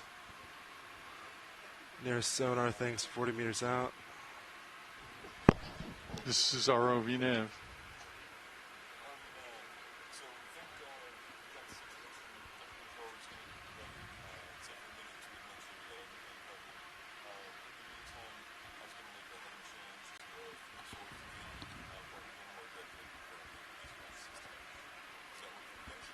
Make sure it's about A-frame still. Copy. That's a good position change. We just want to make sure that the rotation is around the A-frame. Copy that. Thank you. They're Right, changing to control pilot. 343. Understood. Thank you, Nav. I say we still get back into it. Safest config. Understood. All right, Delta 12 still pushing forward. Looks good. Starting to come into view. It's my light pole. Got the edge of my Titan, so you're probably, yep. All right, looks good. All right, you want to come out of auto heading now? Okay. There we go. And you want to start coming up slow with me? Yeah.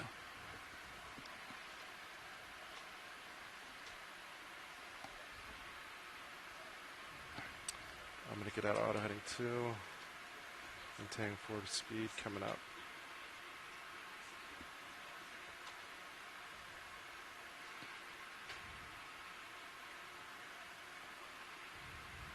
Hey Nav, what's the nearest contour to that's nearby? that we could potentially hit? I'm dialing in 30, Sean. Yeah, copy that. So to our east, there's very little. To the west, there's a wall, but it's probably 100 meters below you right now. Copy that.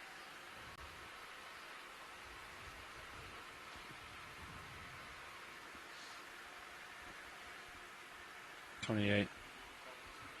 Copy that. I'll just keep it here. Sounds good.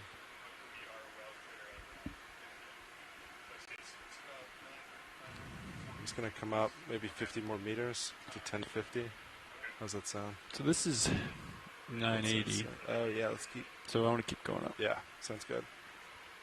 Yep. Did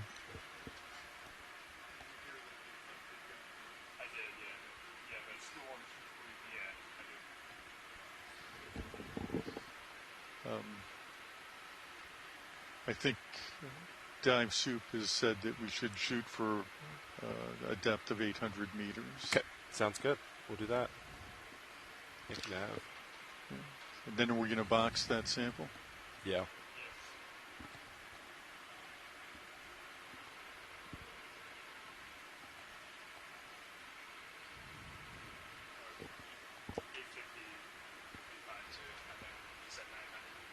Yeah, 940. Okay.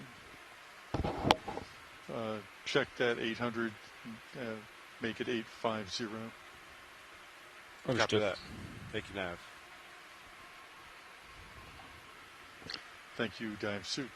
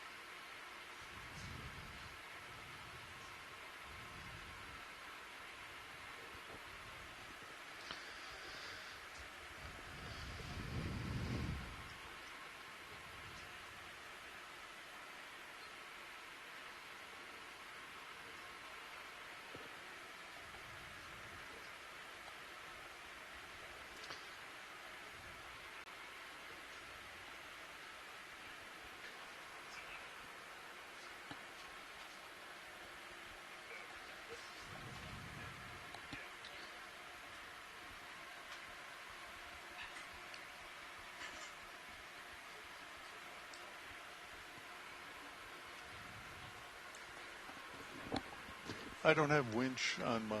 Oh, it'd be deck A. Okay. I think that's what he would use. Winch, this is Nav.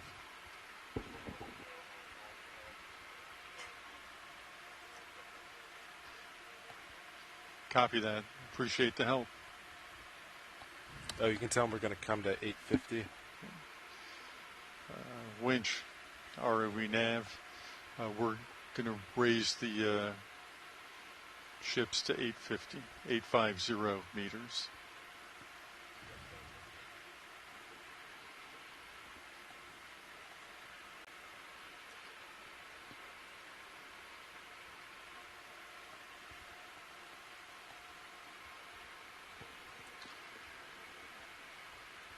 Got your ox on.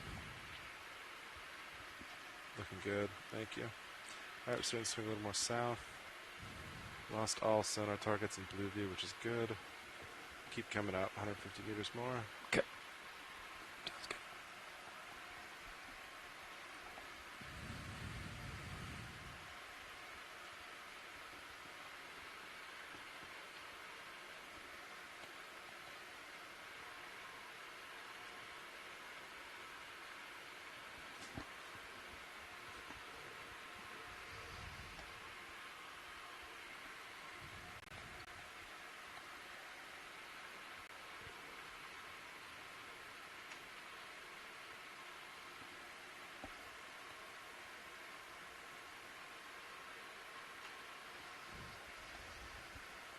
Your auto depth set point right now. That's what you're doing. Okay. Yeah.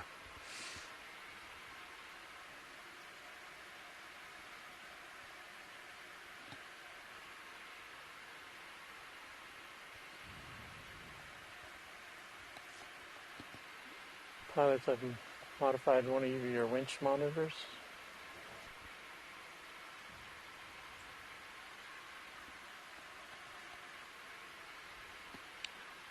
A lot of cameras, huh?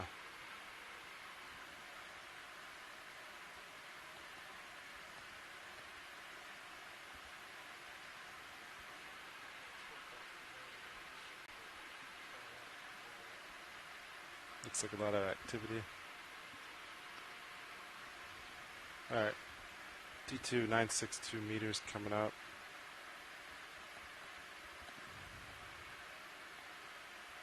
Rotating south. Looks good.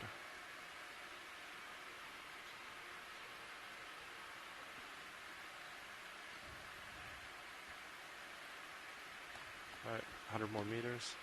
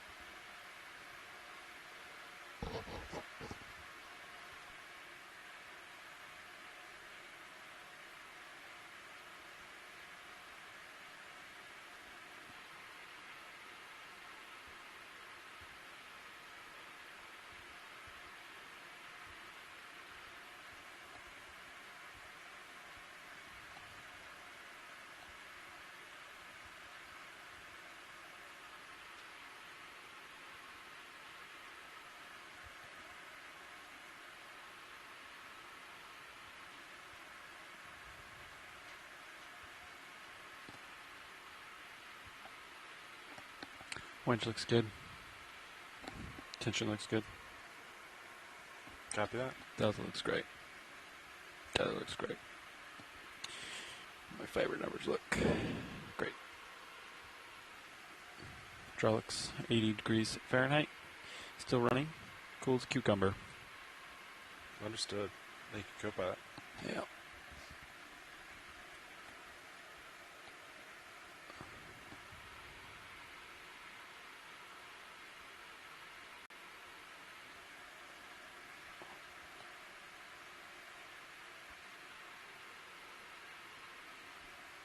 We're passing 900 meters depth.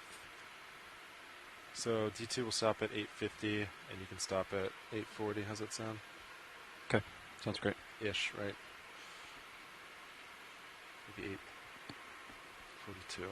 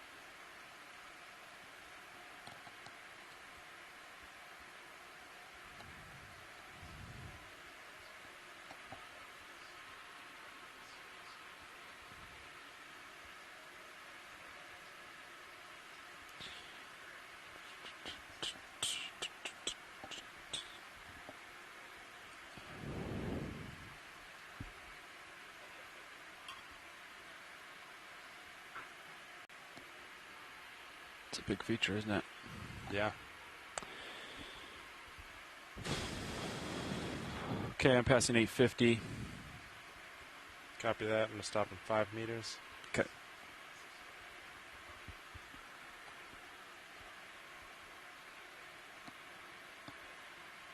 Alright, engaging auto depth. About there. Okay, I'm winch, I'll stop at this time. Let me know if you want more delta, and I can always come up. Yeah. I think it looks pretty good. Delta, I'll come back down 7-8. We'll see what, might have to adjust the layback, but we'll keep an eye on it. Okay. So, I'm going to maintain a little bit forward, just in case. Alright, and then I guess let's go for, yeah, you got it. We'll just go port for this one. Okay. Sample boxes. Yeah, but we do this. Please keep an eye on streaming and everything. Thank you, sir. Copy that. In addition to all the other items you got. Thank you. Ready for it to come out? Yeah.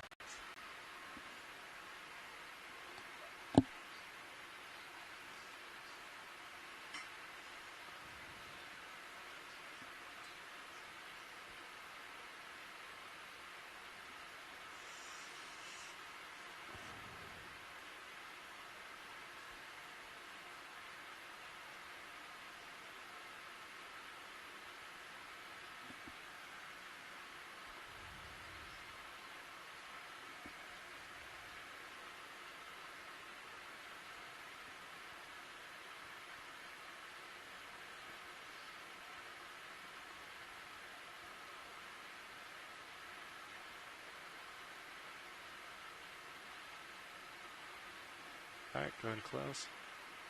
Port inner there. Thank you, co-pilot. Package secure. Good job, pilot. Thank you, pilots. Yep. No problem. So if you're just joining us today, we're actually currently up in the water column. We just did a collection of an unknown, potentially new species of plexaurid.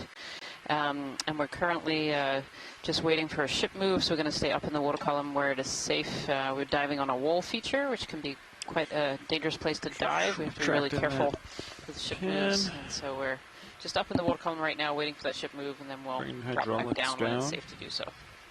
400 RPM, disabled. Hey, watch it. The ship, I don't believe, is actually moving. The bridge called down and said there was an issue with the bow thruster, which is crucial for DP.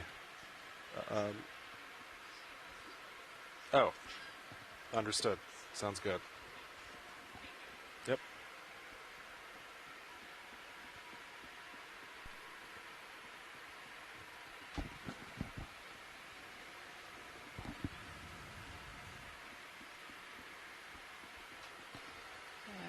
Actually, pilot watch lead?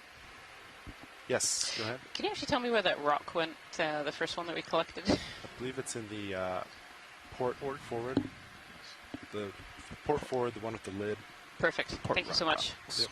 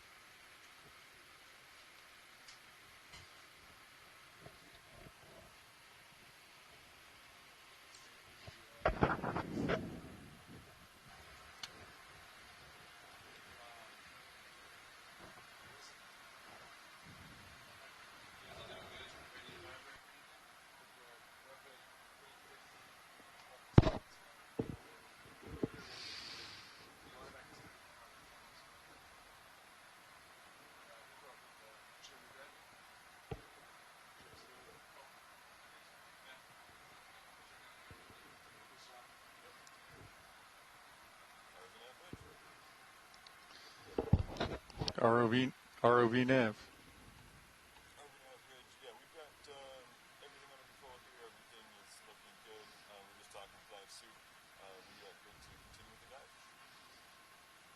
Copy that.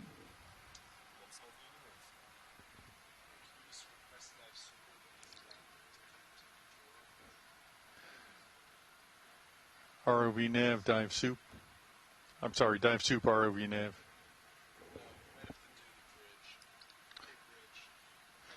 Yeah. Bridge ROV nav, could you ask dive soup to come down to the control room? Copy that, thank you.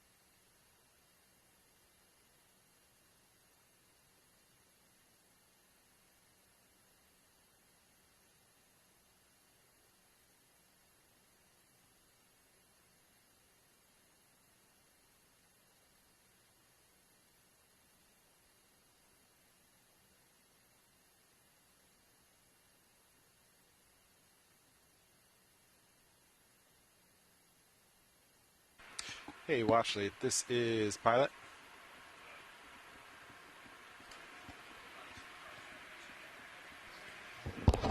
We're about 450 meters from waypoint 2. So at point 3, that's going to take, what, hour and a half? Hour?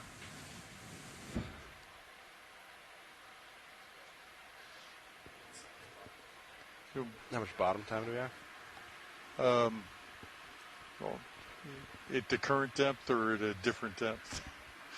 You know, if we drop down to 1100 or 1200, we have a lot less bottom time. Let me just give me a minute to figure it out at 950.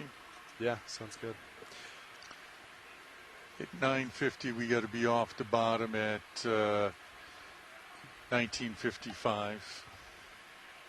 So we have 2.5 hours, but it's going to take us an hour to get there and get to the bottom. Yeah.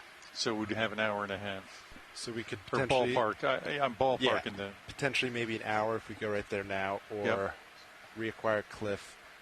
Definitely not make that. Yeah. I think we'll give that to Watchlead and ask her to see what she wants. I think she's... Hey, Watchlead, this is Pilot.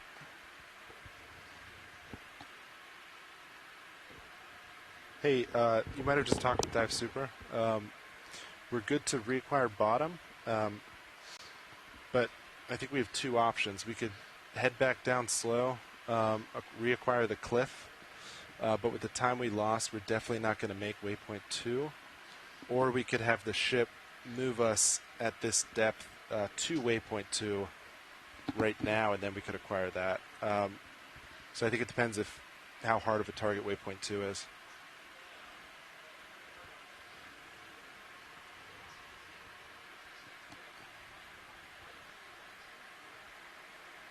So, this is really steep. Yeah, we're right now we know what depth we left the cliff at.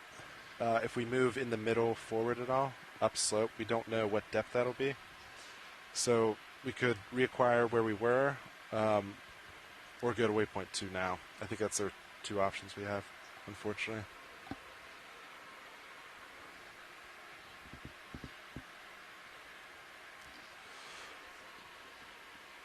I would say give us at least 30 minutes to reacquire where we were.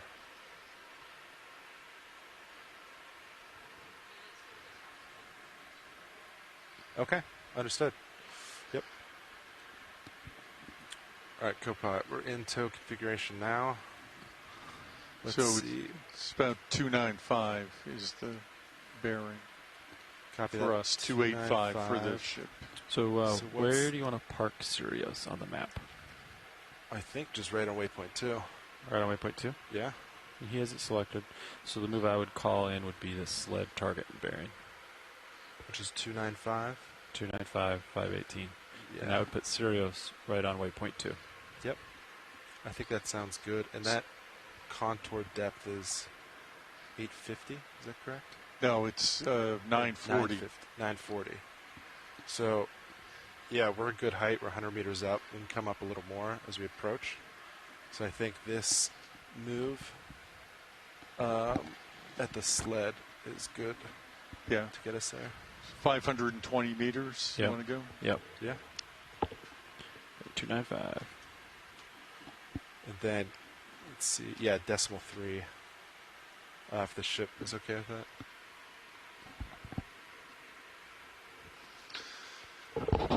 Bridge ROV nav. We're going to come up another. I'd like to 25 meters. request a move, range 520 meters, bearing 295 degrees, speed decimal 3 knots.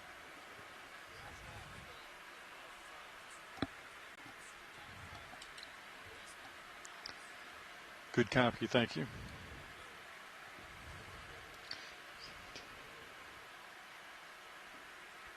$17, $18. Can we get on 30? No, we're just going a little bit. Okay, I'll leave it. Good. I'll leave it 17, 18, 19 then. Sounds great. Okay.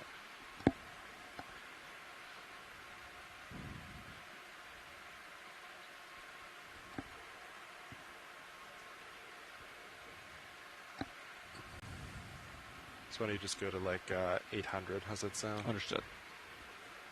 800i.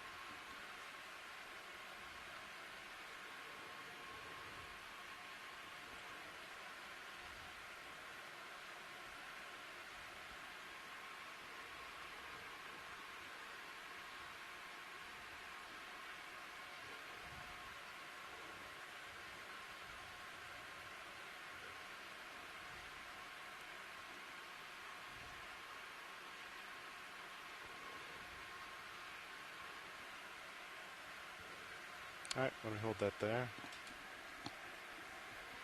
Do we stop? Yeah, I think that's good. 800 meters depth. Copy. Nice delta 7. Looks great. I have auto depth in. Slowly swinging around as the ship moves. Looks good. So yeah, it gives us a nice 130 meters. How long is this move going to take? We should probably tell watch lead when's our expected. It's about an hour, Okay. 56 minutes. Okay. Watch lead ROV nav.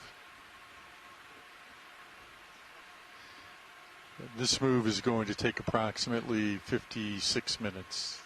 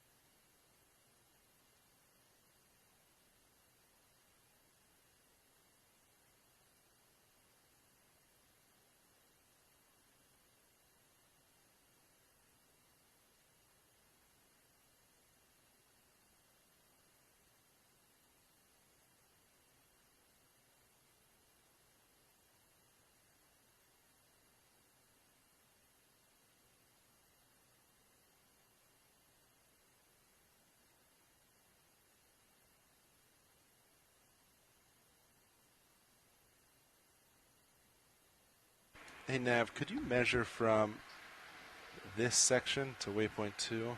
I want to see where we think the slope ends and where waypoint 2 is. 140 meters. I think we could just come to, just do 75 meters. How's that sound? Yeah, that sounds great. Thank you.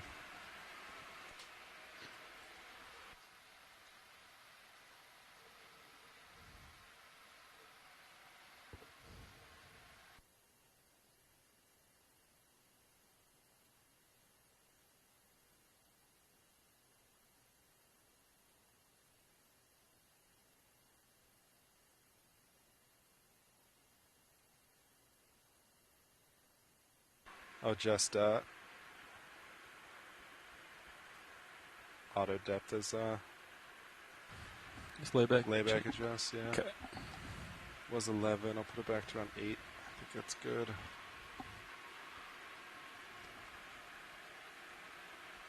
Slowly starting to spin more, makes sense, looks good. Comps look good. Focal, about -9, -7 looks good. That's what we've been seeing. Benders look good. 20 km, current balance 7.6 looks good. Sirius looks good. LED bottle time 8.6 looks great.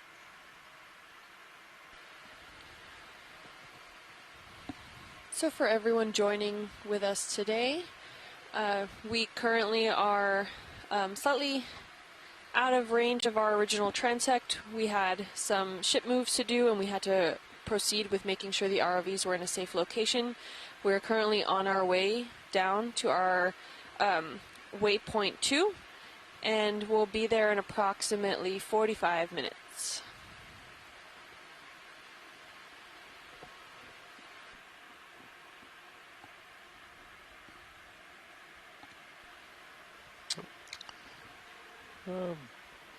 Bridge, that move was for 520 meters. Just maybe call a new move in. Yeah, you could just... Yeah. Oh, yeah, just add 500 then. Copy that, thank you.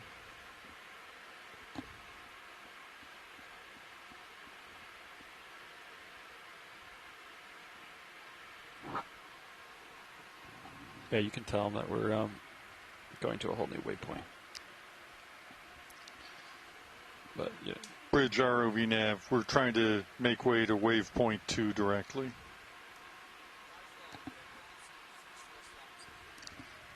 Appreciate that, thank you.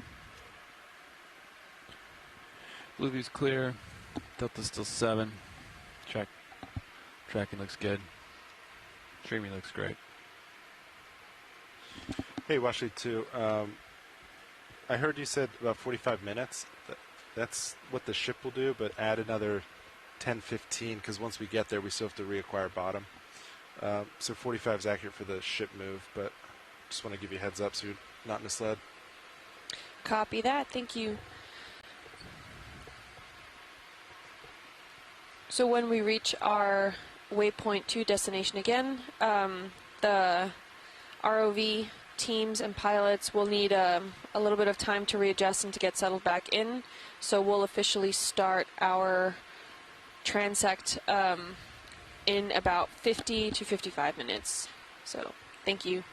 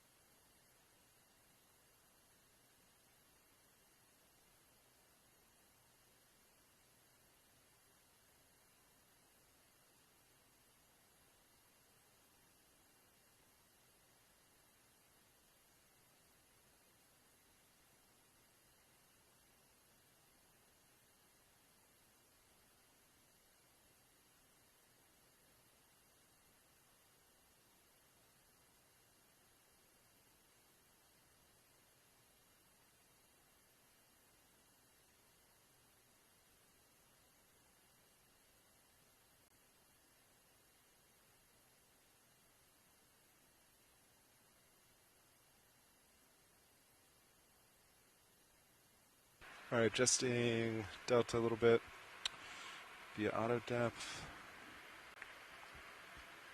Starting to get a little higher as the ship moves us. Makes sense. Looks good. Streaming looks good. Tether looks good. Comps look great. Systems look good. Focal's good. Good. Topside bender 20 cam looks great. Voltages 452 looks wonderful. Benders look good. All looks good.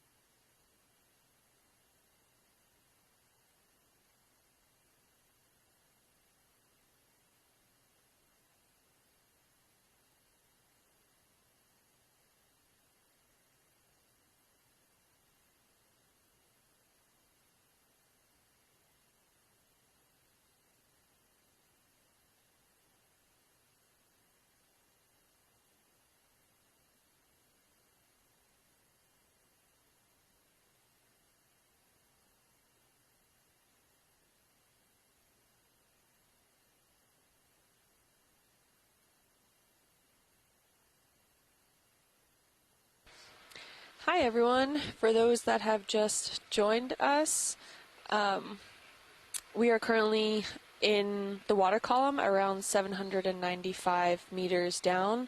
We are currently experiencing a ship move, and in order for the safety of the ROVs, we moved the ROVs as well up into the water column, and now we're transiting back down. We are headed to our second waypoint currently, and we'll approximately reach that point at around 2:20 Eastern Time. Thank you.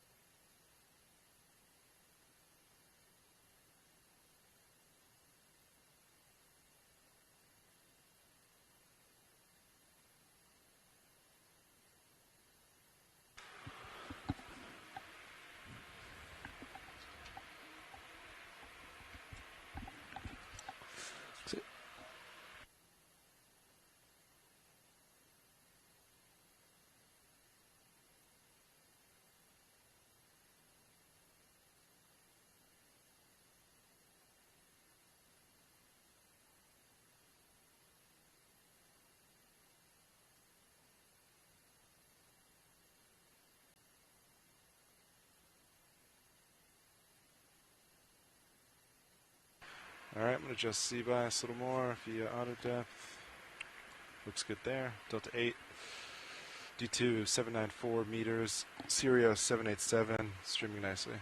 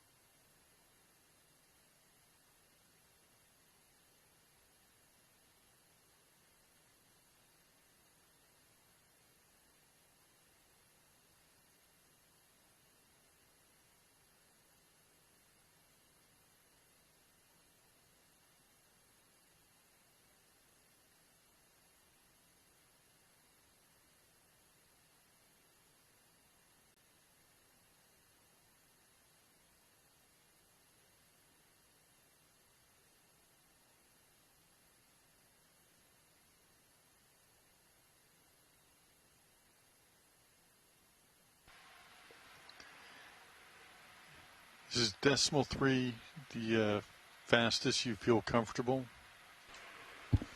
I think with these high currents, yeah, they were having issues earlier today at decimal 5. Yeah, I'd say we just keep it at decimal 3 if that's all right. But that's a great question. Thank you.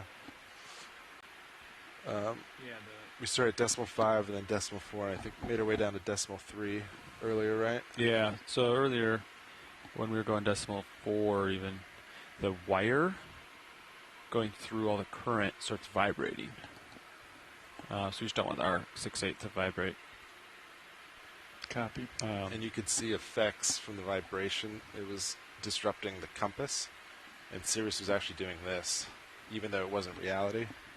And just in general, right? That you just don't want vibration. That was a very good question. Thank you, Nav.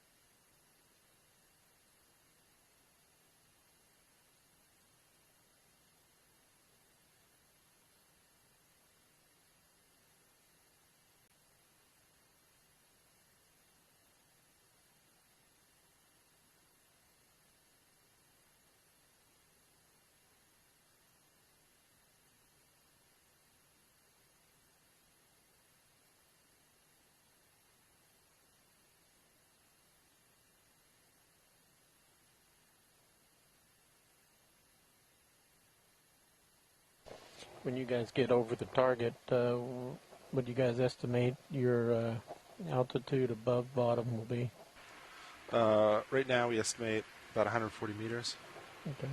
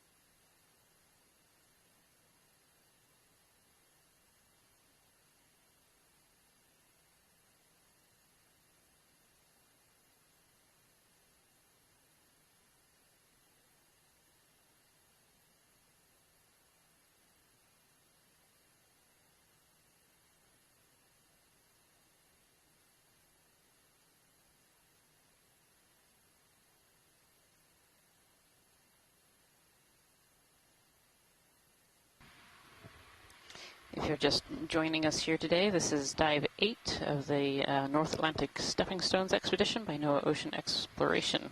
We just had a slight technical issue with the ship, but we are moving back into position now. We should hopefully be on the seafloor in about 20-25 minutes or so. So please stick with us for the rest of this dive.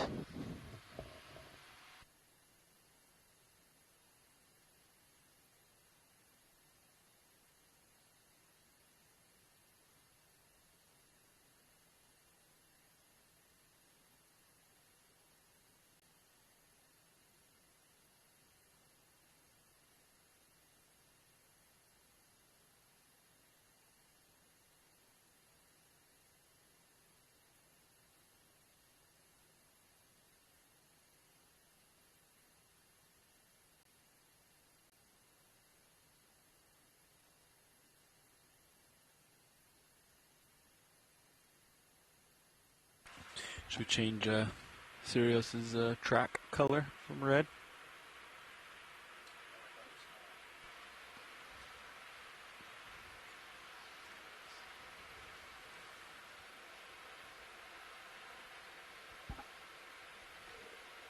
So, options.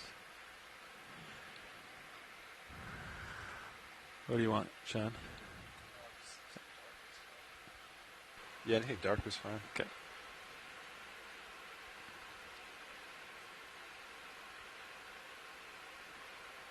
Is that easier to see Can now? you see that? Yeah, it's better.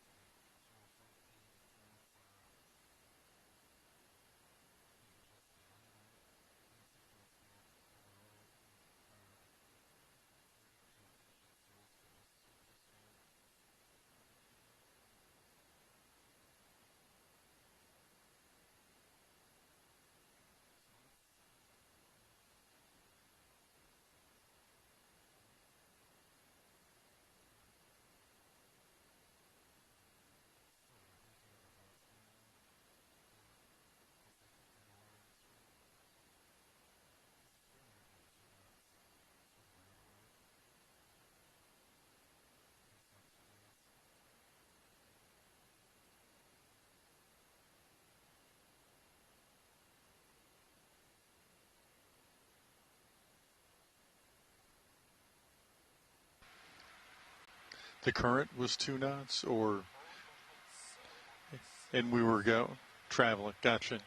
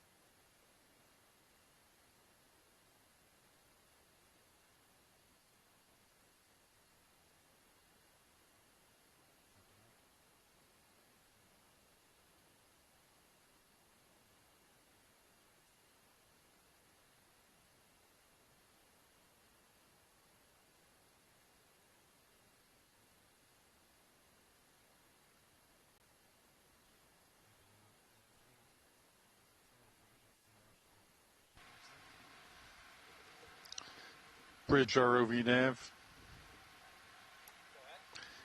Yeah, can you give me an estimate on how much is left in that move? Copy that, thank you. Copy that, thank you, Nav. Okay, so let's come down. I say 40 meters. It still gives us 100 meters, and that'll give Sirius more time to swing in. Sound good? Sounds great. Let me get some Z-Brise built in.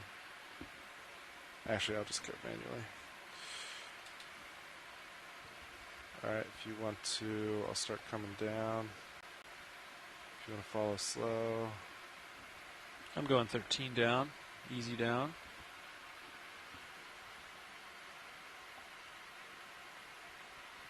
Look at that, Delta 5 catching up to you. Looking good. Push a little forward out to maintain that. Okay, I'm increasing my downward speed. What would you like me to do? You just maintain this if you want. Okay. 19, 20. Give Sirius a little bit of time to swing into position. Okay. I'll leave my winch speed here. You can adjust. And then I'll watch the Sirius position, and that'll determine what's layback and what's swing. I'm still moving.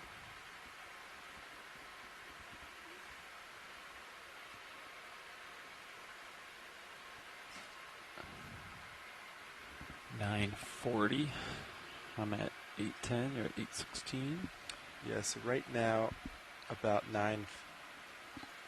between 960 and 940 is what we expect bottom to be.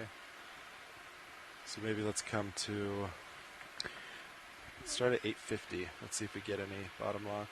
Judging by the contour labels, Sean, I think that might be a 950. What's the depth of waypoint 2 if you right-click properties on waypoint 2? Does it have a depth associated with it? No. Okay. Never mind. Yeah, okay. All right. Yep, DT's picking up good altitude, 120. Ooh, nice. Nice and far out. Yeah, I agree. Must be nice, easy, flat surface for it to grab. Yeah. When did you want me to stop? So I was going to do it 100, but now that we have good bottom lock, how about D2 will come to 75 meters. Great. So you can stop at, if you get altitude lock, just a little bit above me, if that sounds good. Yeah, sounds great. Is that a glass grid we just passed on ROV? Are you serious? Yeah, I'm not sure what that was. Something like that. Well, if I don't have the clipper, I'll have to check it myself.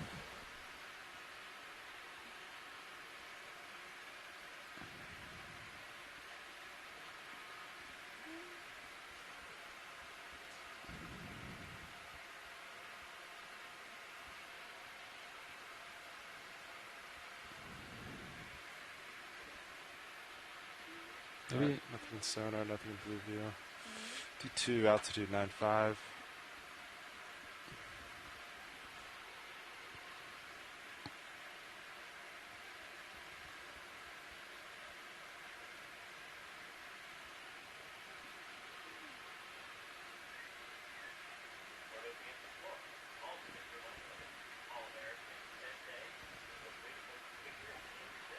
Okay.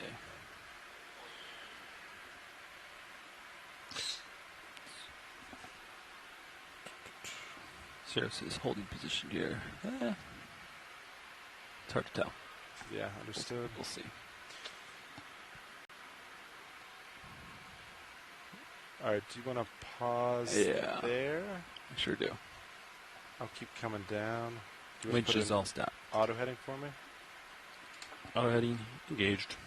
Alright, I'm going to come down a little more.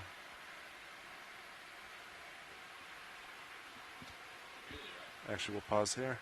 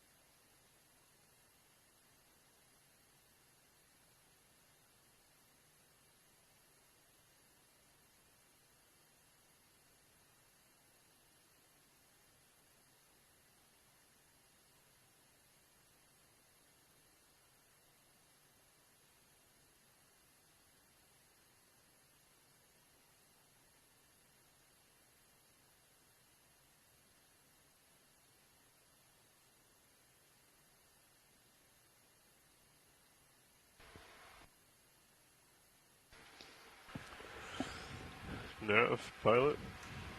Co-pilot, pilot.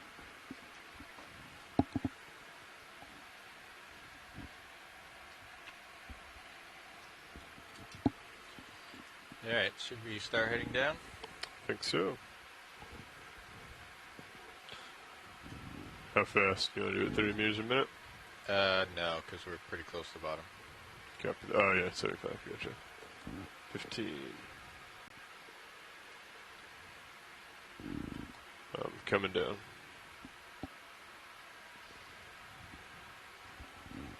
So it sounds like waypoint 2 is a pretty hard target that I kind of just want to hit and look around. So I think that's the main goal once we're back down.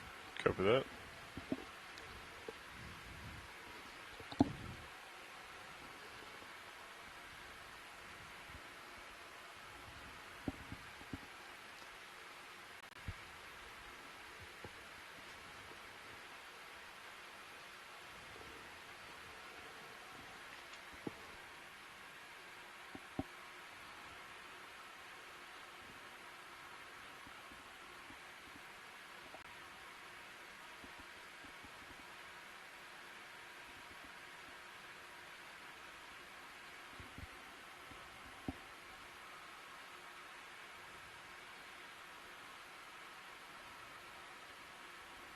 Starting to see bottom on the blue view.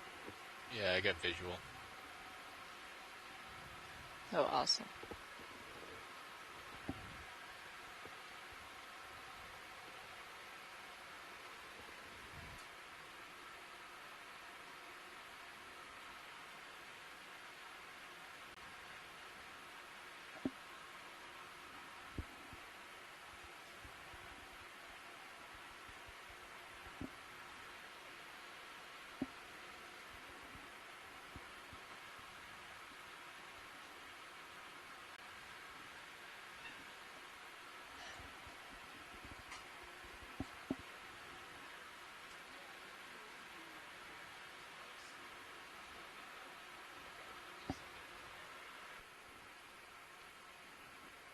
Oh, that's not visual. That's Yeah, just it's my lights. glare.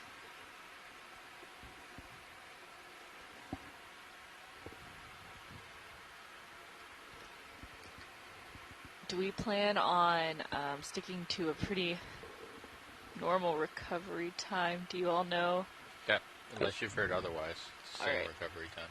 Awesome. I'm not sure if we... Or I guess off bottom. Extra time for recovery. What with the current being stronger, do you think? Normal. Normal. Alright, great. Then it seems like we've got a fair amount of time on bottom. Hold there, Levi.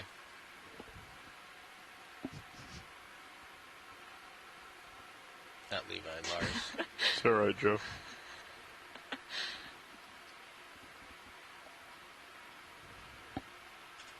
Okay, holding here, 43. Looking all the way down and back. Have you in my Titan.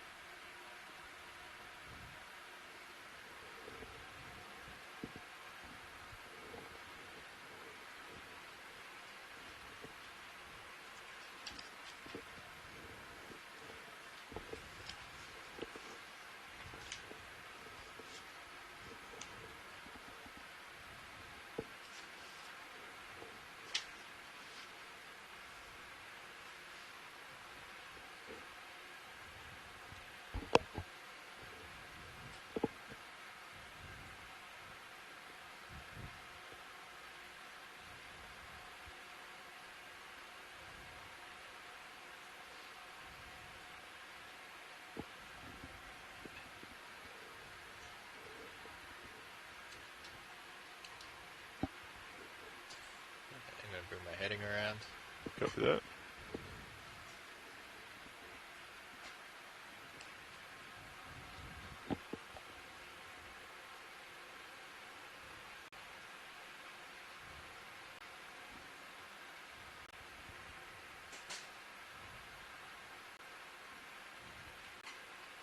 I have you in main Zeus now. I'll follow you as you push forward.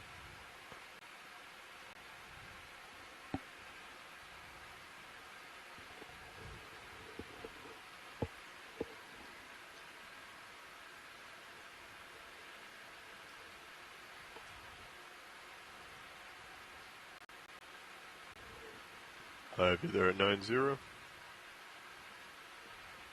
Yeah, we can start heading down. Starting to come down. 15 meters a minute.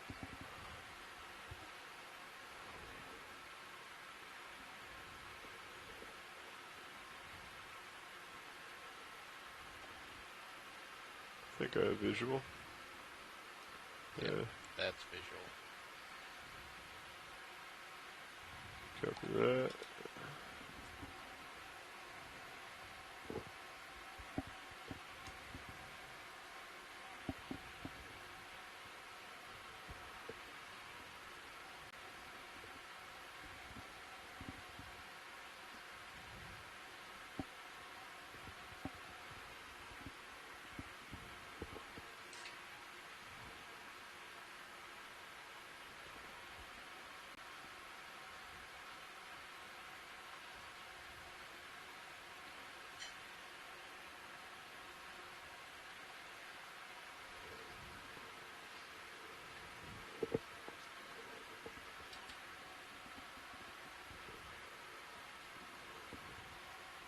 Gonna go ahead and lift up your blue view. If you are just joining us today, we're on dive 8 of the NOAA Ocean Exploration Expedition, North Atlantic Stepping Stone. So we were just having some technical issues with the ship, and we have just landed once again on MacGregor Seamount. This time we're actually fairly near the top of the feature. We are in 940 meters of water. We had started on a wall and gone up about halfway up that wall before having some technical issues that pulled us away for a little while. So we should now be on kind of the edge of the wall feature. It looks like a very different environment from the one that we left. Is the rotation still above the this one A-frame? has, They didn't change it when they came up in the water well, it column, looks like some areas of rock in the center here with a very, very sedimented top and lots of sponges. Yeah, so I just wanted to check, is center right rotation set to A-frame, or was it changed back to midship? So it's good to be diving again. We're just going to let the pilots get themselves settled and squared away, and then we should be able to continue with our dive.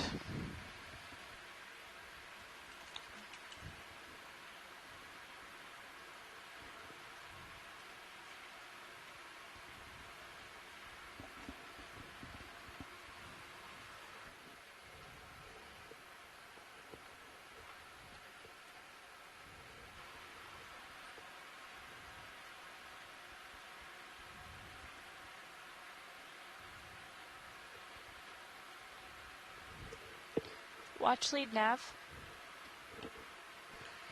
This is watch lead? Yeah, I just wanted to let you know we're back around waypoint 2, and if there's anywhere specific you'd like us to go past this, just to let me know. Yes, thank you. I think one of the first things we'll do is actually pick up a rock. I think I see some loose ones up top, and then we can continue with a dive track. Good copy, thank you. You go ahead and bring out your swing arms, pilot. Sounds good. Any of these rocks in particular, watch lead? Is Kira on the line there? Having some issues with her headset. So usually they're on the lookout for kind of an angular rock.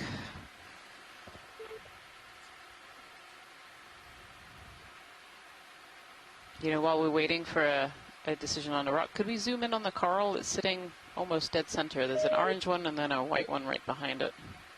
Okay, come on in.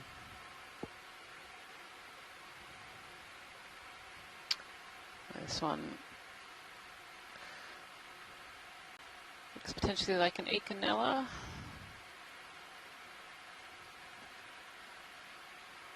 Maybe a Chrysogorgia, actually. Nice. And then there was one right behind it that was very white and branching. This one is an Okeanos, sorry. Oh, and that's not a coral at all. Oh, no, maybe it is. Yeah, it looked like a bryozoan there for a second. Yeah, yeah. Yep, that one got me for a moment, but this is indeed an octocoral. You can see 8 tentacles on the polyps. I'm just not sure what this one is. Get into focus there. Nice.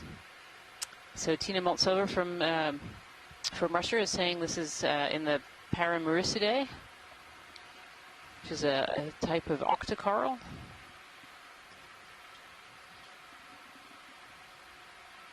Beautiful.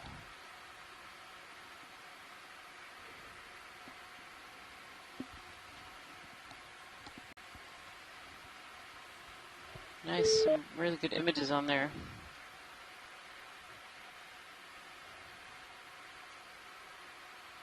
Hi, Rian. Sorry about that. My, for some reason the conference line wasn't working for me, but I'm in now. Hey there, Kira. How are you? Luckily, there's good. Luckily, there's always some beautiful corals to look at while you're waiting for the rock folks to get their stuff. There's ORS biology to look at while we wait. It's no problem. Well, I think we're going to have a bit of debate about what this is in the chat room, so why don't we look at picking up a rock while we're waiting here.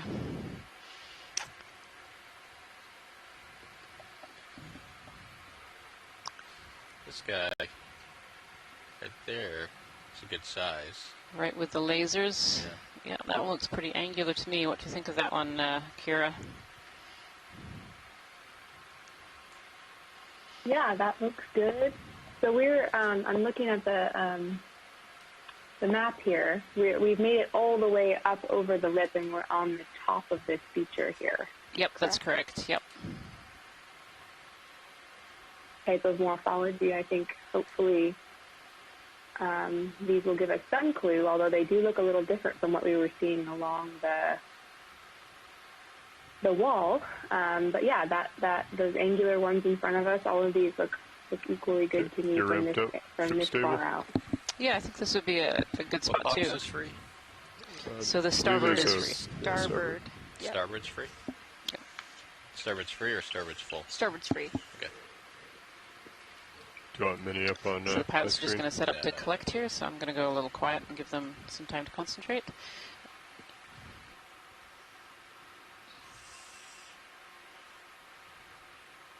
You at least put the HD2 down in position, and we use that for sampling stream.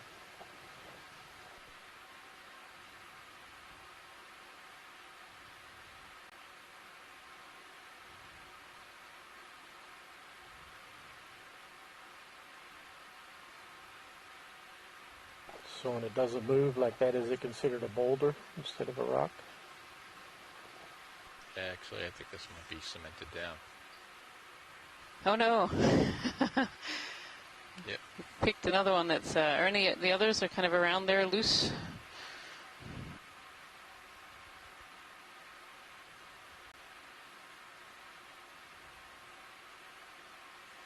I gotta move the vehicle a little bit.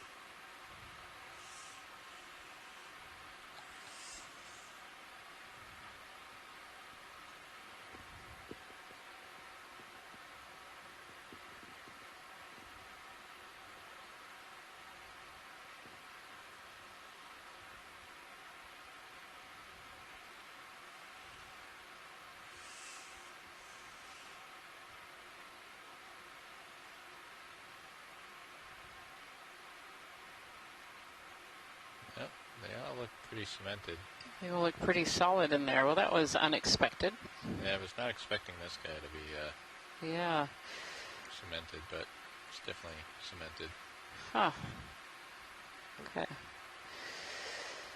We've actually had a request for a piece of the white coral, so I don't know if it's worth maybe setting up on the other side, and then we might be able to reach some of the other rocks to give a poke at. Yeah, we can take a look. Your port outer and both starboard bio boxes are empty. Thank you.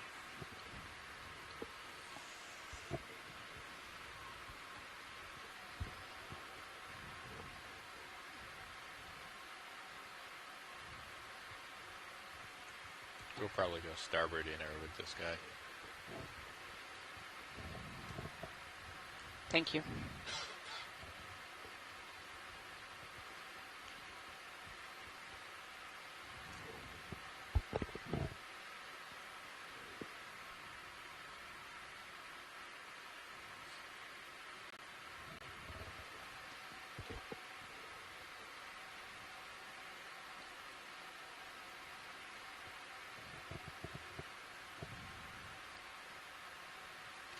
Okay, now it would be nice to have the other camera.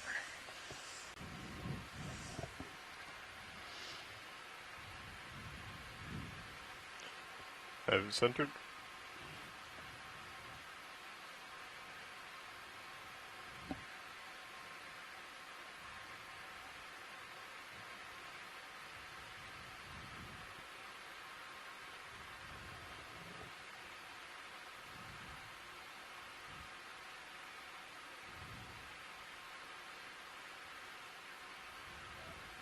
I just don't understand this jaw.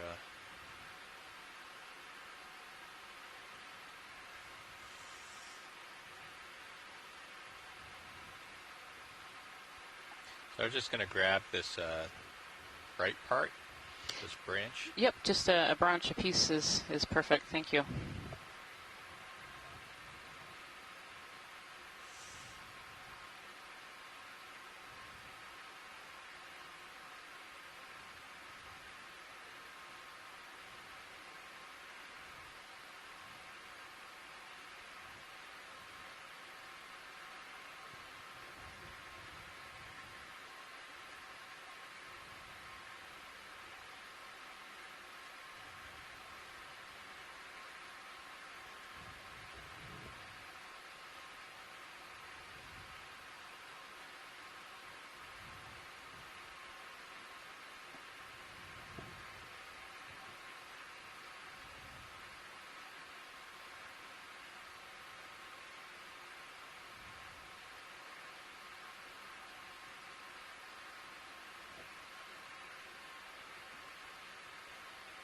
Oh, oh.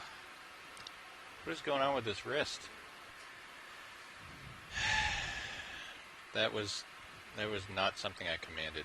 Sorry about that, Coral. That's okay, pilot.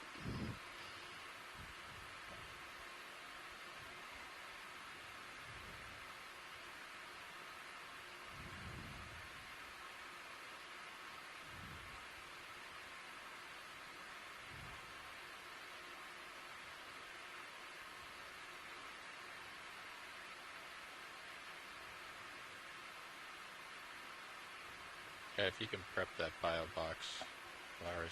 Yep.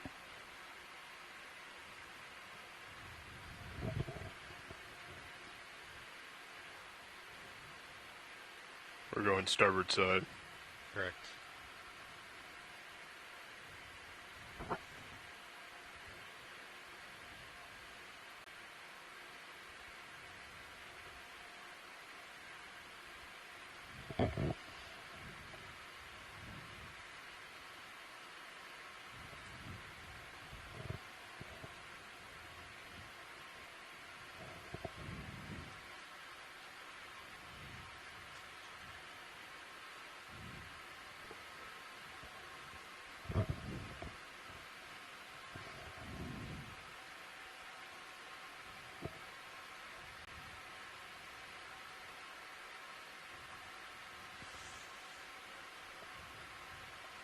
Okay, Okay. doors coming up.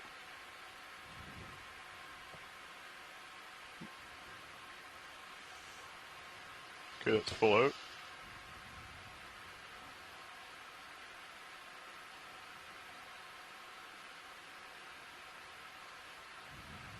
Coming in.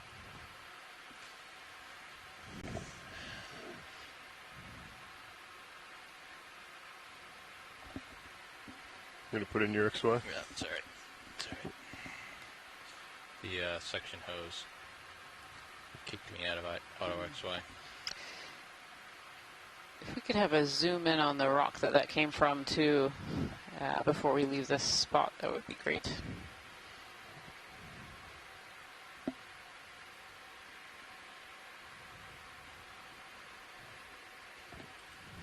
Okay, come on in, video.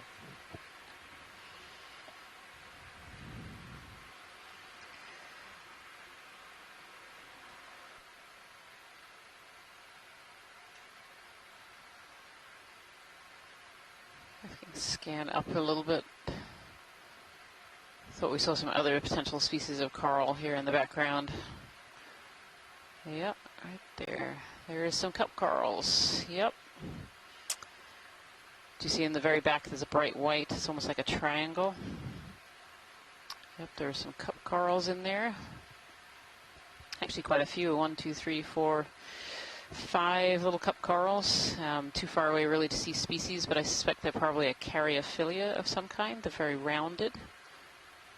And they're on a base of either an Enlapsamia, potentially a Lophelia base. We'd have to see some alive. Can we scan a little bit further around here onto the left? Let's see if we can see any to the sponge. You see that white skeleton on the base of that sponge? That'd be great to zoom into right there. Okay, copy. Yes, this looks like a reef-building hard coral, a scleractinian.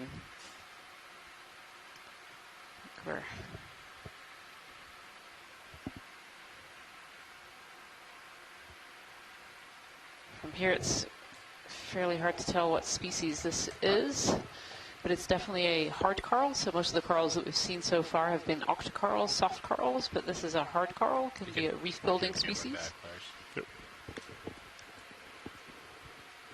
This does look very Lophelia petusa-like.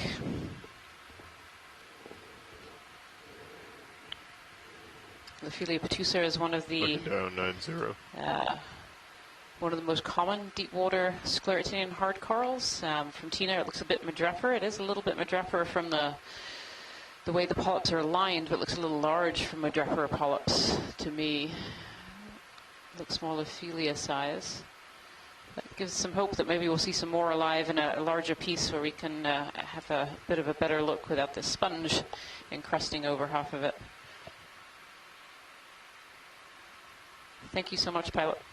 Okay, let's come on out.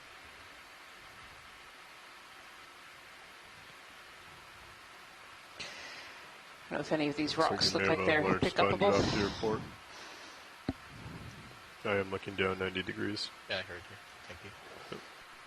Oh wow, that's a big sponge.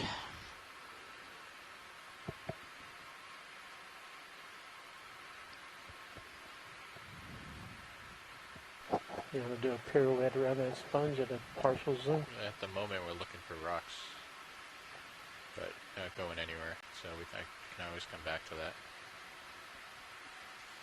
I don't know, Lars, any of these look loose? One right in front of you, maybe, but these are pretty hard. I'm going to swing my head around just to keep you in view, if you don't mind. That sponge looks like it's laying underneath of one there between your skids. It's hard because, like, Go ahead, watch sleep. Last one I poked looked like it was sitting on top, and it was cemented down. I can double check, but I believe I think from here you can tap 2 or 3. Yeah, it's anywhere. If you're just joining us, we're back on the NOAA Exploration Expedition North Atlantic Stepping Stones. Today we are diving on MacGregor Seamount. Earlier we were at this very impressive tall yeah, let me check in with the pilots and see what they're thinking of this feature, and then we had some technical issues with the ship and just got back down. Now we're near waypoint 2, which is at the top of this large platform feature, and we're still seeing some similar morphologies. We're here trying to poke around and see if any of these rocks look like they're loose enough to be collected, and hopefully we'll be able to determine if these are indeed carbonate rocks or possibly igneous rocks. We've been conjecturing from what we've seen so far that this may have been an old reef platform. So there we go. Welcome back, and we're hoping to get another rock and some more biology as we finish with about another hour and a half. So this rock right here on the lasers watch lead is loose.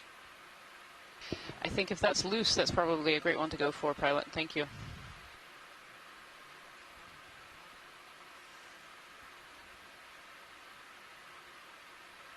Might get a sponge with it. That's A-okay to us biologists.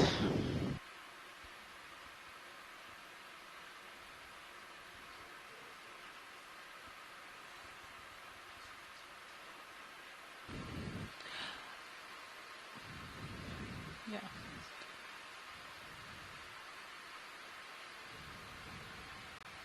Wow, we're really getting 2 for That's 1 a big rock. if that'll fit, huh? I think that's too big. Lars? I think it will fit. So like Go ahead.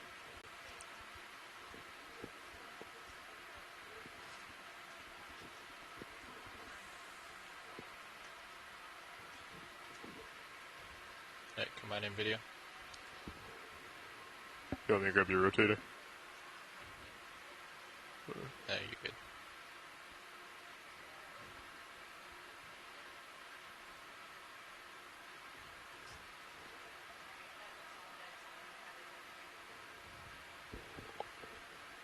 Yep. Alright, come out wide. Yeah, I think the rock is fine. I think a lot of that sponge.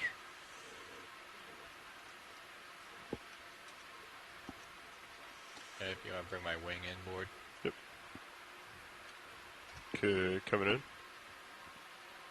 You may want to check, is that going to be a bio or geo? It's not going in the bio box, so they can mark it however they like. Yeah. Generally we call it a geo, and if there's any associates on it.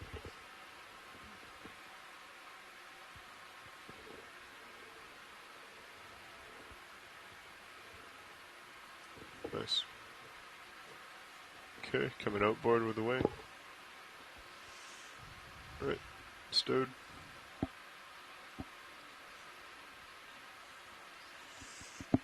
If we could zoom in on here again before we leave the spot, that would be great. Come on in. Thank you. I'm looking again at that live stony coral that's right behind that white sponge there. Seeing if we can get a better ID, because it definitely looks a bit more madrepor in terms of form. No. No, the polyps are too big. That's a Lophelia. It's either a Lophelia or a Solensmilia. And I think that's Lophelia. I think that is Lophelia petusa. Very cool.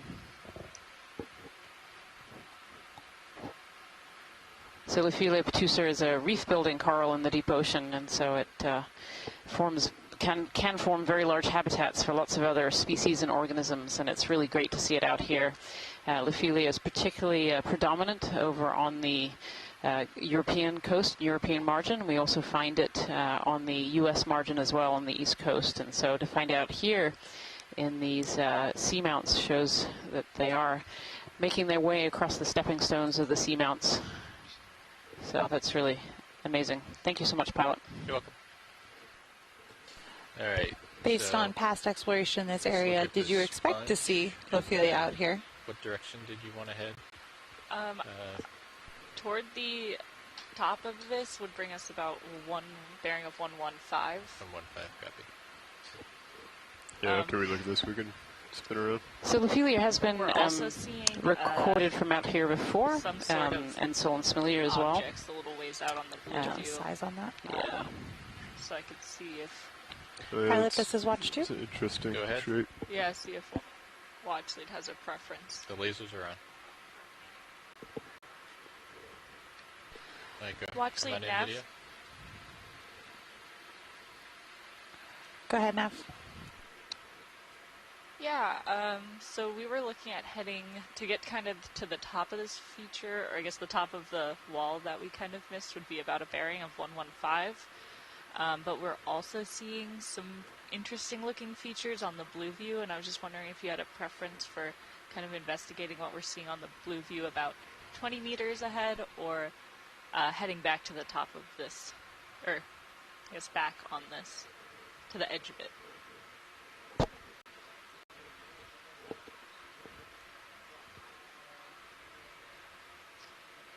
Alright, great, yeah. I can put in some moves to get us there. So what about What is 25 this? meters out? Yeah, this is a sponge of some kind, possibly a polymastia. We're not really sure. This is a huge, enormous sponge. Trying to do a pirouette with full screen.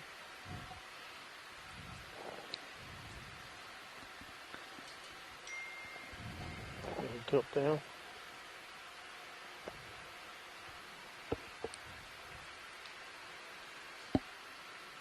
So I just joined you here, but is the yellow another sponge that's coating it, or does that seem like it's one species with two colors? I usually don't see them with multiple colors. I was just about to ask that, Kira, because I just sat down here. So the yellow does look like, looks like an encrusting sponge. So I think the original structure was this white sponge, and it's been taken over. So on the left side you see kind of a brown area, and that's where the sponge has died away and left its skeleton. And then on the right hand side you see yellow of an encrusting sponge growing up on top. A little shrimp hanging out here. You can actually see all these brittle star arms inside the structure as well. These sponges often find a lot of structure, create a lot of structure for other organisms to live in. And there is, I mean, I can count 4 or 5 different brittle stars in this structure alone, along with this shrimp. So this is great.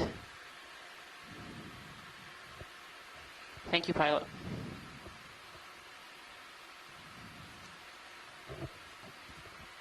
When you're a good rower. Yeah, so that yellow sponge is definitely encrusting over. You can kind of see how it's covering over the white protrusions of the white sponge that are underneath.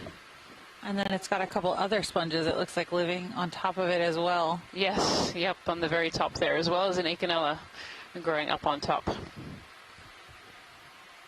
that a corallium?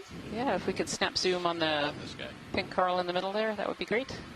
Hey, you also have a little squid underneath you, or a little dumpling squid. That is an extremely thick skeleton. Look at that.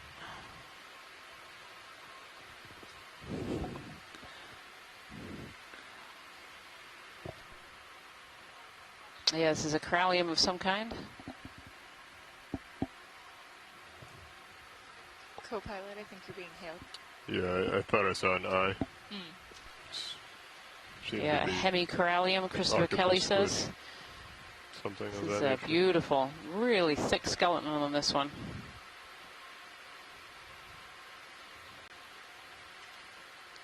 Thank you so much, pilot. What did you see, Lars? Back in between where you are now and where the large sponge was, on the ground, there's an eye, I believe. If you go over, keep coming down a little bit. It's on the other side of that sponge, I think. Come back to your More of that stony coral. It looks like that potential Ophelia is growing in patches on these rocks.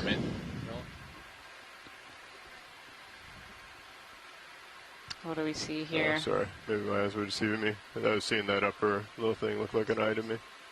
My mistake.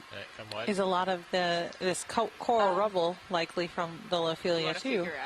We saw a lot of coral rubble at the bottom of the wall that we were looking at, and it was very unclear. It was very covered over in ferromanganese in the black, and so that makes it very hard to be able to identify. But some of it certainly looked a little bit like that structure. Look at these features. Look at all these sponges. Yeah. It's amazing. This is just a garden of sponges. I think I can probably get to it. Wow, that's amazing.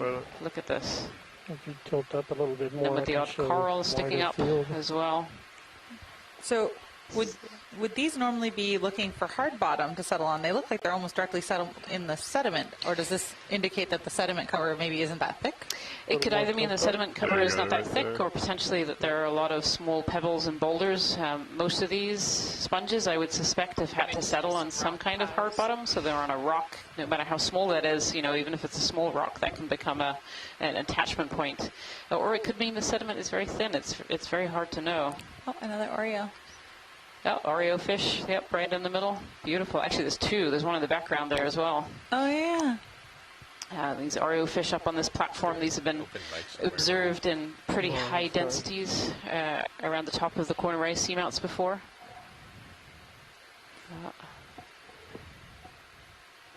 Look at this view.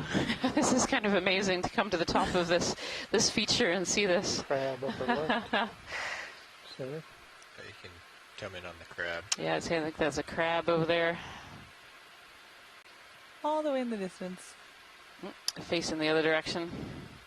Big crab. It's a really big crab. That's 10 centimeters. So the carapace there, so the body is over 10 centimeters. It's looking like it's maybe 12 or so centimeters. I mean, that's a big crab. Yeah, it's come wide. Do you think he knows we're behind him?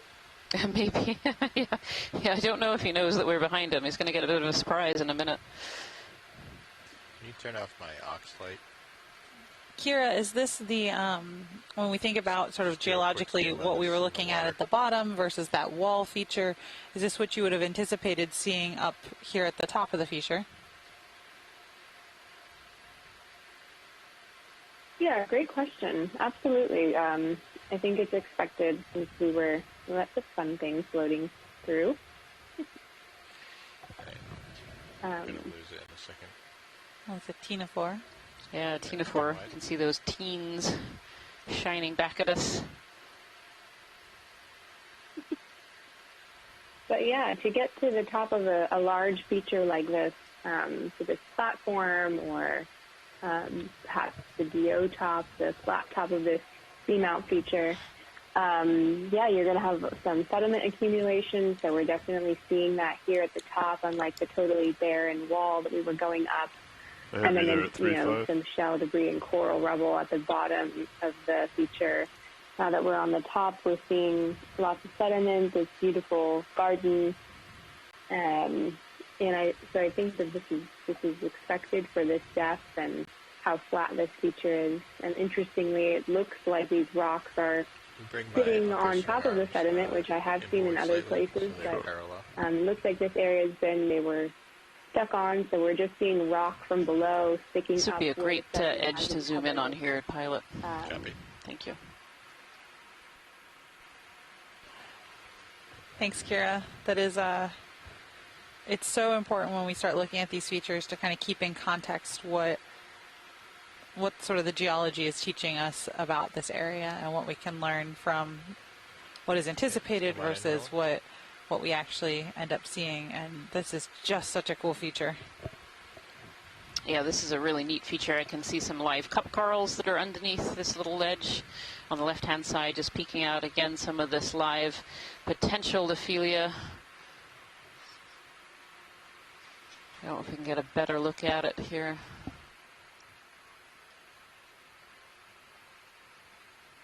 Beautiful. There's hydroids and bryozoans and sponges, all kinds of things living on this ledge here.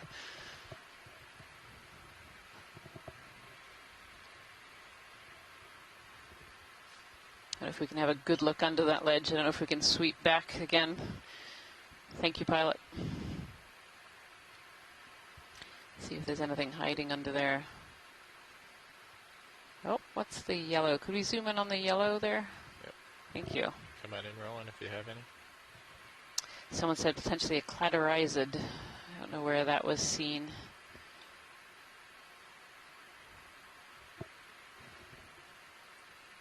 Yeah, and so this octocoral here is covered in those crinoids that we've seen. This is an Acanthogorgia.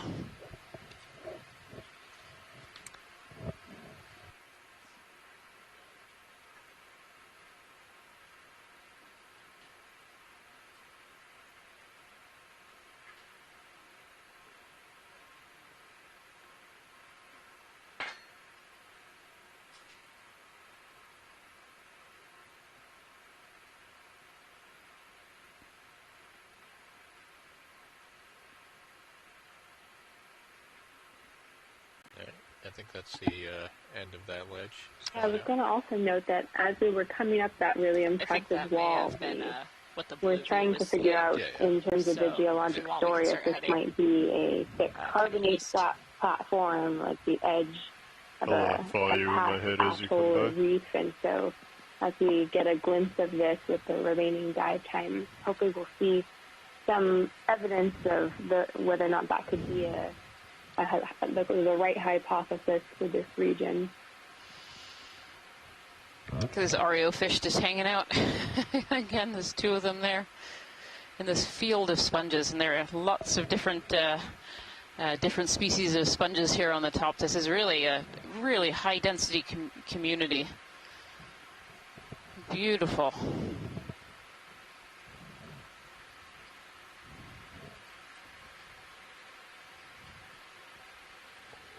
Yeah, can you bring my starboard one parallel? Oh, you already did. That's a lower light. Sorry.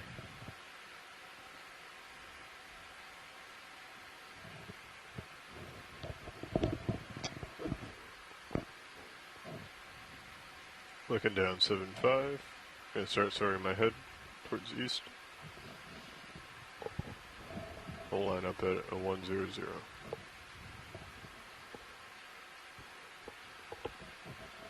Looking down 90.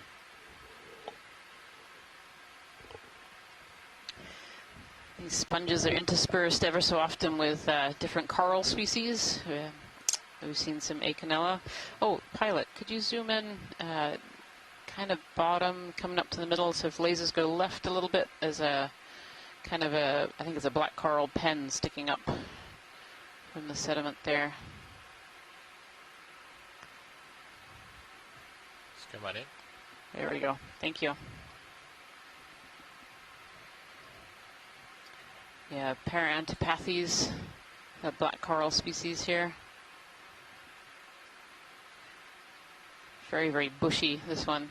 Lots of branches.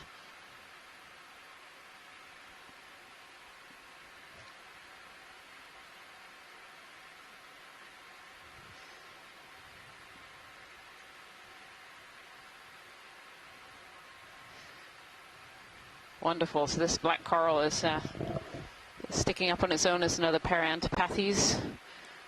Beautiful. In the background, you can see some of that coral rubble of the reef-building coral on this rock, along with sponges. Thank you so much, pilots. Okay, it's coming out.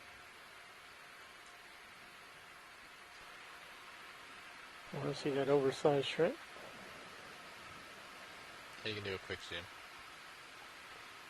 Oh, yeah, shrimp hanging out on the sponge.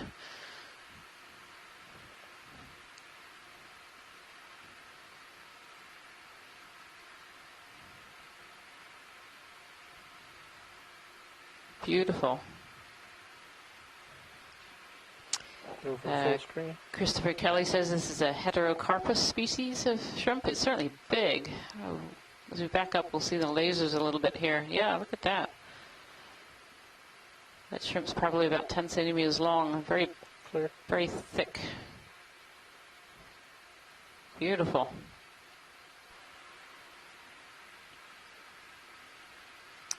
All these sponges almost look like they're forming little amphitheaters. They have little corals hidden behind the sponges. In that case, there's a little shrimp hiding behind there as well. Another one of these Parantipathes, these black coral, almost pen-like, sticking out of the ground there. And certainly here, it looks like there's not much of a covering of sediment at all.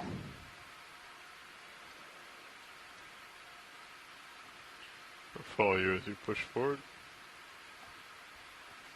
Looking down 8.5.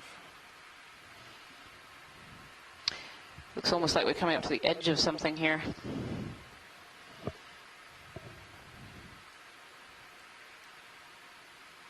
Oh, if we could zoom in on the left, looks like there's quite a dense patch of this reef-building coral, reef-building hard coral.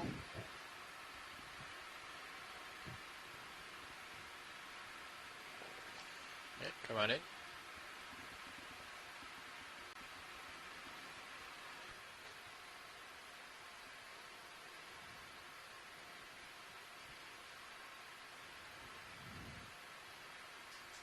Beautiful. You can really see the orange polyps.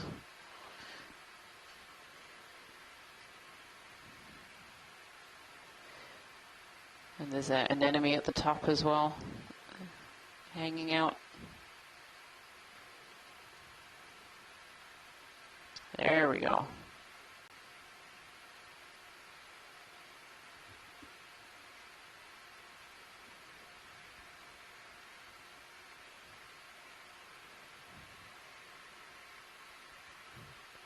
Beautiful. This particular species of coral can come in a couple of different colors. It comes in this orangey color, it can come in a bright white, and then rarely it's been seen as a yellow as well. And we don't really understand why this coral comes in these different colors. It is the same species, both morphologically and genetically. So we still don't quite understand why it's found in different colors. Those different colors are often found side by side. Apparently there's might be a pencil, a spine of a pencil urchin. Yeah, there's a couple of pencil urchin spines there. Maybe we'll see some urchins. You can see these sponges are almost creating little amphitheaters around the corals. These yellow sponges. There's a few of them here with some of these hard corals growing in the middle of them. So I don't know if the sponge came first or the coral came first. Very hard to know. Wow, this is really dense patches of these hard corals and these sponges. Sorry, say that again, video? Just an amazing environment that we found here on top. Yeah, go ahead. What are you trying to capture? Sirius coming over this little ledge. I'm sorry. D2? ROV, yeah, right. Coming over the ledge.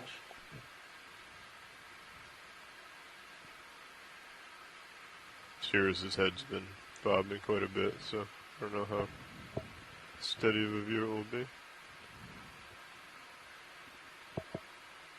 Wonder if we can spin all the way around this this sponge here.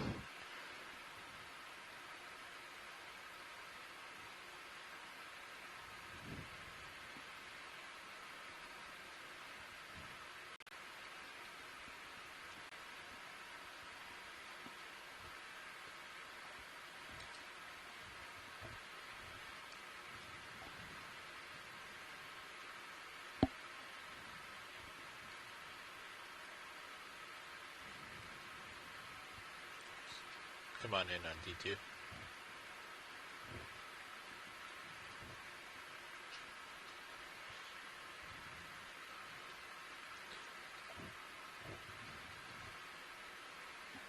And when you get the opportunity, if you could come out on Sirius, please.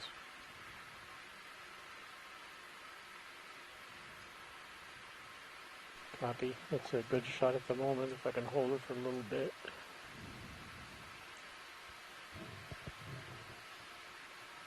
Oh, a little cup coral. That's a Caryophilia sitting in that top corner there. Pulling Sirius wide. Yeah, Kevin Conrad has just mentioned this looks like a brittle star apartment complex, and it really does a little bit. You see all the bright orange and red arms sticking through? And these brittle stars are up on this structure to try and get up into the water column collecting food, and they might find food in amongst all the structure that this coral has created as well. There's another little cup coral on the top there. Yeah, this is a Caryophilia, species of Caryophilia cup coral, very, very yellow.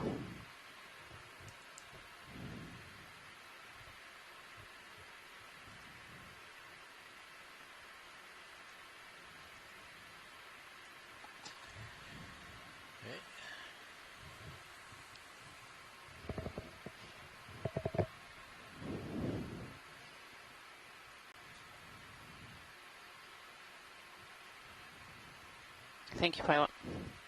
That was a fish. Not an REO fish this time. Different kind of fish. Come on in.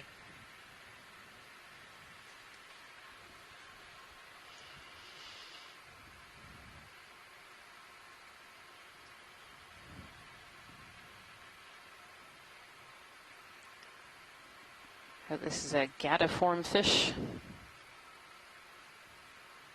Nice detail there.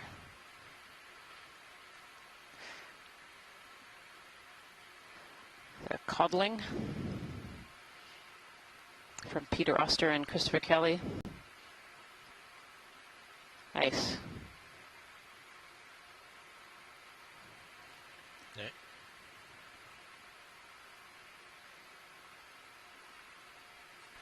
I'm looking down 4-5.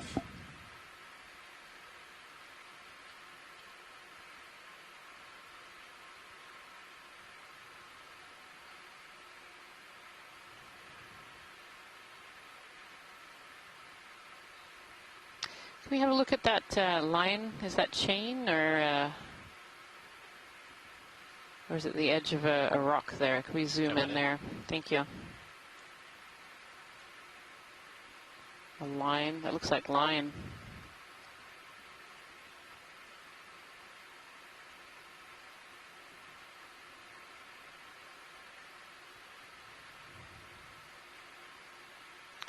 Maybe let's follow that to a place where it pokes through a bit more. Sorry, Kira. I saw this before. That's okay. I saw it before, and when we came around it at the other one, when we came around it at a different angle, it did look sort of just like the edge of a rock, like a crusty kind of rock formation. But I agree, it tends to look like rope or line or, yeah. Yeah, it looks really like it's just a crack. Now we're zooming in on it. Yeah, look at that.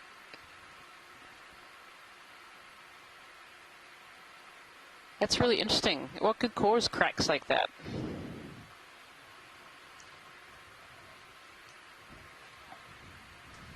I'd be guessing. I'd say Copy that.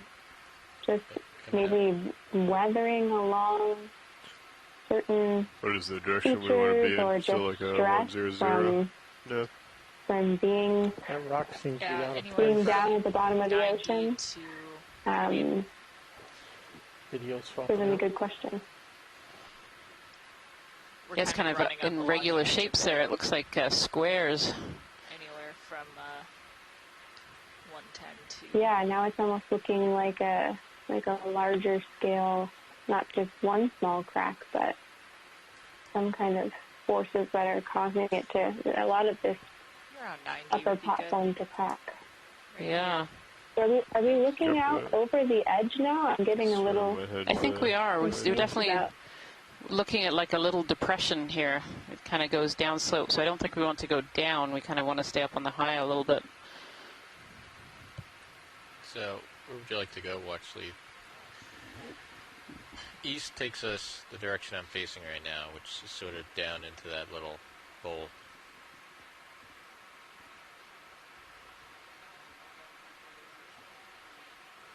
Yeah, do you want to put in a ship move and keep moving this way?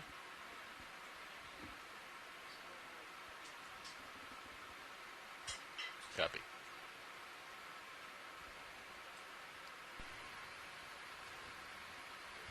Yeah, so we're kind of coming back up onto this feature a little bit here. We just have about 15-20 more minutes here on the bottom, so we're just going to explore around this high feature a little bit more. Cindy Van Doe was saying they look like stress fractures. They almost do. Yeah, I totally agree. I'm trying to think of what could cause that kind of I don't know, stress. you want to move us north? Yeah.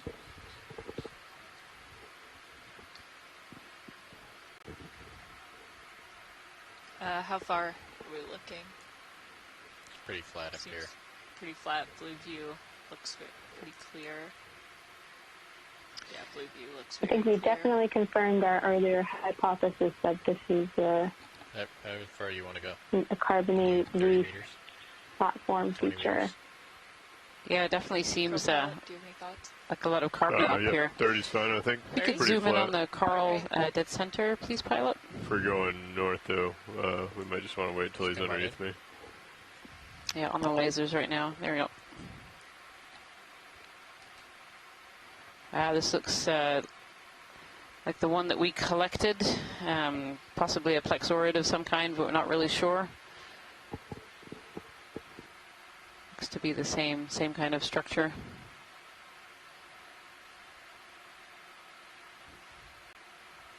Thank you, pilot. Okay, it's coming out.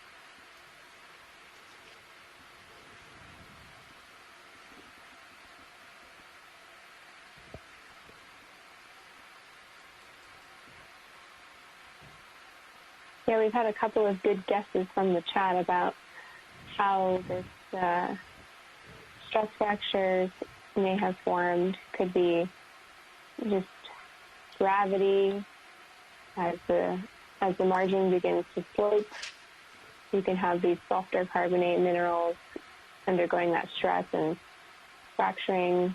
Or Kevin Conrad notes that this area is pretty sediment-free for how long it's probably been here.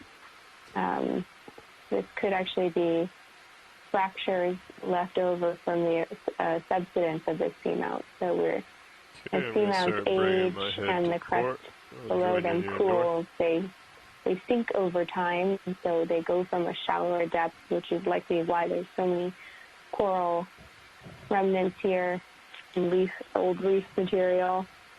And so as it sank, it can have some fracturing due to that stress from the movement of this large C4 feature over time. It seems like there's more of these lines here. You can see them in Sirius's view. Pretty well. Oh, yeah. Yeah, if you turn to live stream number 2, you can see those lines, those potential stress fractures. Looking down to 7-0.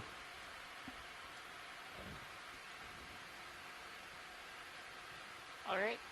When that ship move, I'm thinking. Thank you, pilot. 0.2 knots. Sure. Sure, Right. that looks good. Bridge RV nav. There's another potential corallium on this. One bright sea star. There's a sea star somewhere. You just want to We hold out passed for a it, second. and it's just the one bright Pass by. white. Oh, they're backing up. No. There it is. This might be one of those Goniaster sea stars that we've been hearing about on the last few dives.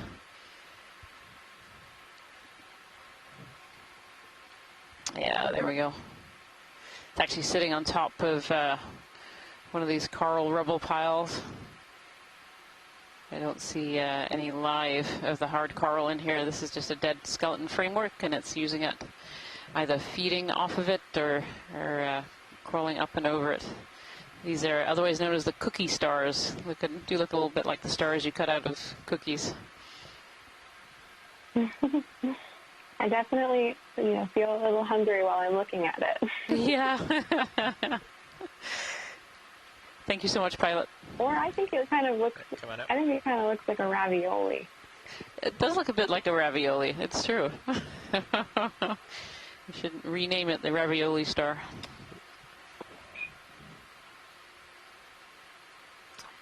These rocks up ahead look pretty interesting. There's another fish in the middle there.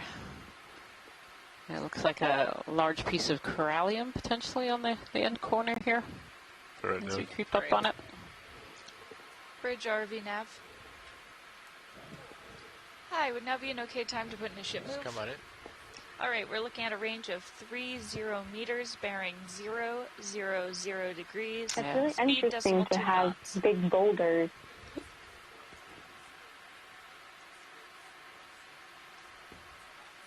That's it. Thank you, Bridge.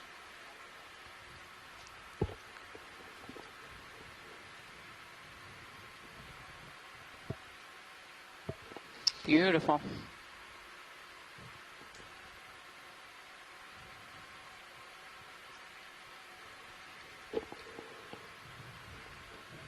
There's a request to check out the fish. Oh, you saw it? Yeah, there was a fish in between here. There it is. This fish seems to be using this little cave. Come on in on the fish.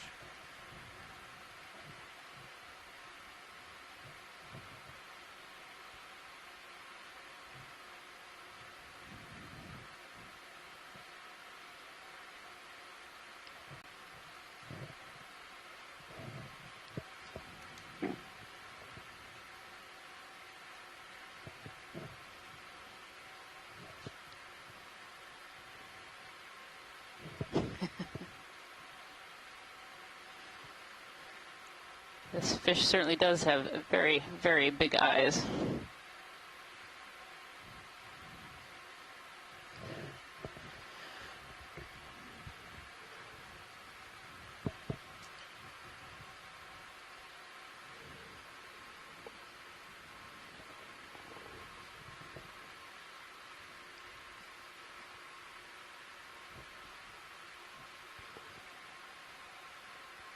That's a great shot there of this fish. I think we're all of us scientists are waiting with bated breath for some of the fish biologists to let us know what species of fish this might be. The exceptionally big eyes, a Lepidion, so same as the one that we had just seen earlier, but a smaller one. Beautiful gloss sponges there on the edge of that little cave as well. And again, back to the sponge garden. This is really, really amazing.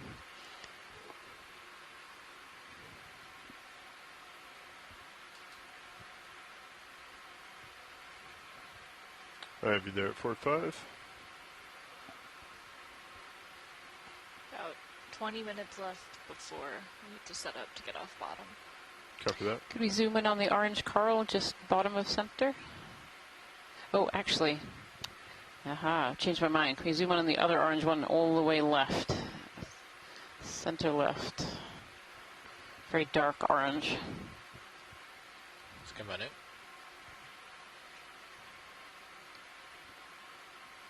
There we go. This is a black coral here.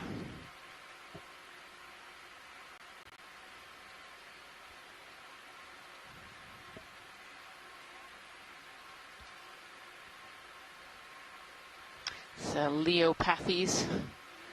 Almost looks like a little bonsai tree out of the seafloor there. You can see its big, thick pedestal. Very, very orange polyps on this very wavy and wiggly black coral skeleton. There's a crinoid on the back end there. I think there are some other organisms living inside this particular Leopathes. Beautiful.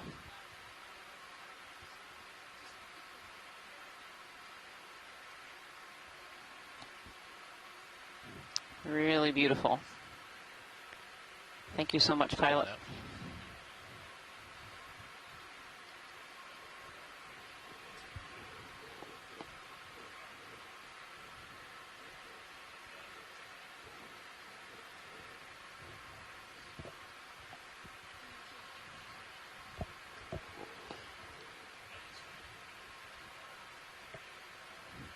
That's 4-5.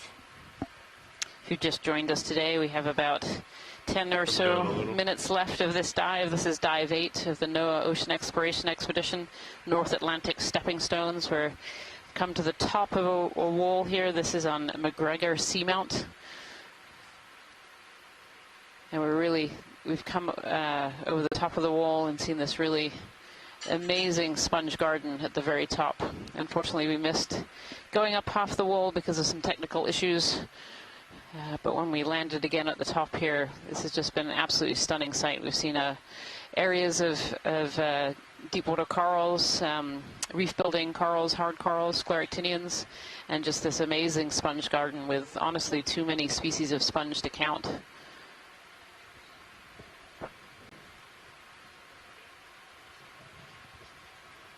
And it's interspersed with black corals and some octocorals and bamboos as well.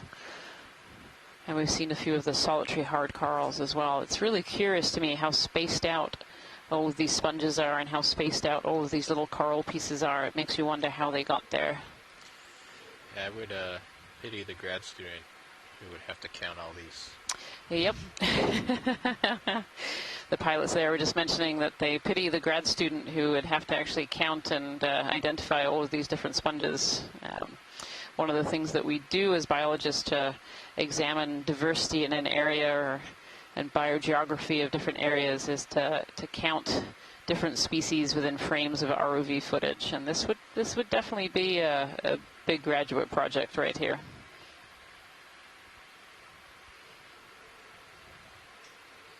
Or these rocks that some folks in the chat room were mentioning are probably glacial erratics, or drop tier ice rafted. Copy that. Thank you, Bridge. And then a bit of rock platform there as well. Is complete. Understood. It is interesting that none of these sponges seems particularly large. They all are fairly low to the ground. And many of them are very similar sizes. Probably put in another move. I agree. Same direction. Yeah. 30 meters again. All right. For sponges, is age correlated to Bridge size, ROV or is it totally just species dependent? Yeah, we're looking at another For the sponges, did you say? 0 meters, bearing 0, 0, Yeah. 0 degrees. The sponges speed, are actually decimal incredibly knots. difficult to age. There is very little data, to my knowledge, of Range how fast 30 these sponges meters, grow. Bearing 0, 0, 0 degrees. Speed 0.2 knots. Most of these deep sea corals grow very, very slowly. We're talking a few millimeters per year. And sponges, we just, to my knowledge, there's just not a lot of information on how many of these sponges grow. Christopher Kelly in the chat room is saying most of these are demo sponges. So demo sponges have calcium carbonate spicules as opposed to the hexacorals, which are really one of the dominant forms we've seen up until now, which have the silica spicules. But most organisms in the deep ocean tend to grow very, very slowly. There's not a huge amount of food down at these depths, so at the moment we're sitting at 943 meters depth. And so when there's not a lot of food, growth rates tend to be quite slow. It's interesting how white the sponges are up on this rock versus the ones that are on the bottom. Yeah, different species, I suspect. Yeah. Do a quick zoom here. Video.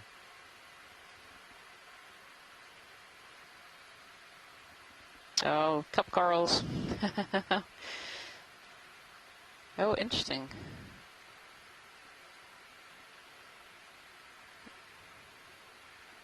Now that's interesting. That red. Could we have a little zoom in on the red coral there? Sure thing. Let me get a little closer here. Thank you.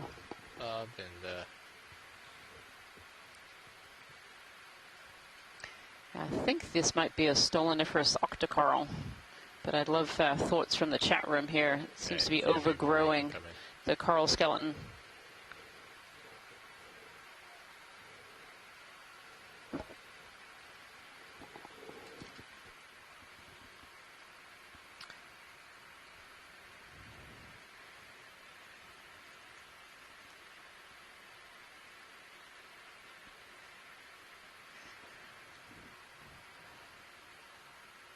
Had a couple of guesses from Swiftia to Paragorgia. And it's certainly got the right kind of polyps for either of those, but I can see that it's overgrowing some of this old coral framework. there's a little bit on the rock in the background. Yeah, and there's a little bit on the rock. Zoom in on the rock there. Yeah, Paragorgia, I think, is the best guess that we have right now. That would be a new species for this dive, and actually for this expedition so far, we haven't seen this Paragorgia. This is a very small piece here. Paragorgia is also known as bubblegum coral. It seems like a cute name, but it's actually a little unfortunate. When you collect it, it actually looks like pieces of chewed up bubblegum, which is how it got its name, the bubblegum coral. They have very, very large and long polyps you can see sticking out of this bright red base. Thank you so much, pilots. Right, when you're ready, you can come on out. It's a big cup coral. Yep, there's a big cup coral. So that's a Caryophilia species, and more of that potential Ophelia there as well. A couple more cup corals, and again, these amphitheater sponges seem to form this little amphitheater around those hard corals.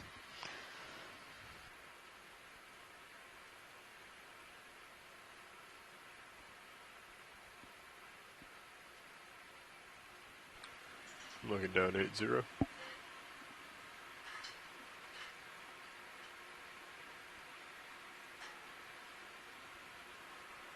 It's interesting too, as we zoomed in on that rock, we were able to see that black coating on the rocks, the ferromanganese oxides that have precipitated on there, but we're seeing totally different textures in this region than we did in some of the deeper igneous settings that we've been in on the previous dives, especially 2 days ago, where we had those really big, bubbly, botryoidal textures on the rock. Here we've got what looks to be thinner crust coating these carbonates and erratic debris.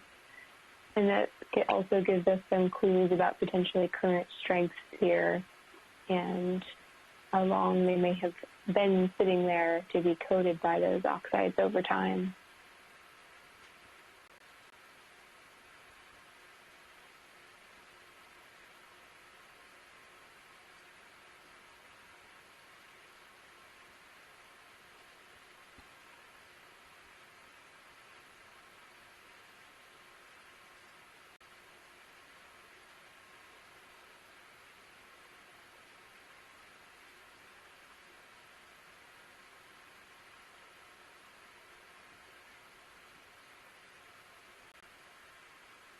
In here, video. Yeah, if we can zoom in, I Go think ahead, you saw Rich. it as I did.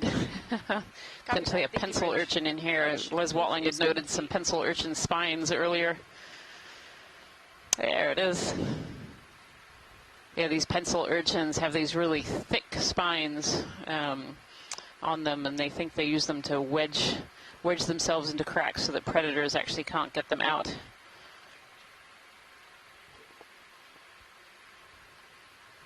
And you can see this one's pretty wedged in there with all these corals around it and sponges too.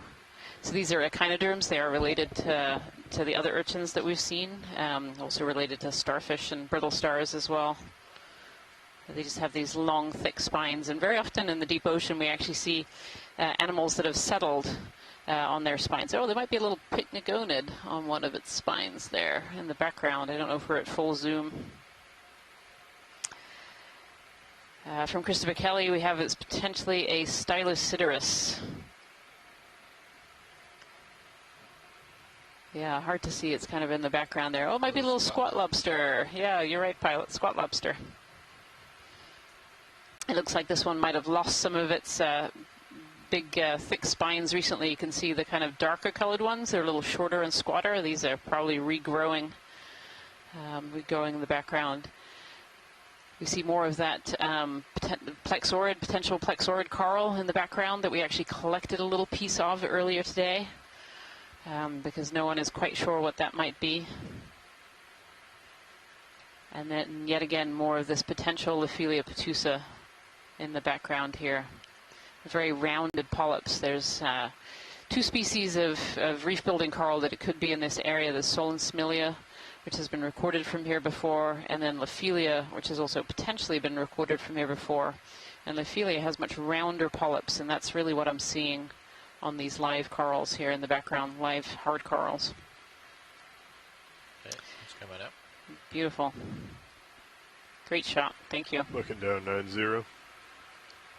This is actually quite a large aggregation of this hard coral Looks on this like rock on the here. blue view, you've got kind of a Oh, there's straight another rock to cushion your star in the back right. there. Sea I guess star. it's probably like a dip of sorts. There's a little bridge over there on the starboard side. He has a sea star potentially feeding on some coral right there in front of us. Yeah, I'm gonna come in and then have you zoom video. Hold on 1 second. Terrasta, potentially. That's a very tubby sea star. It looks like it's had a pretty good meal.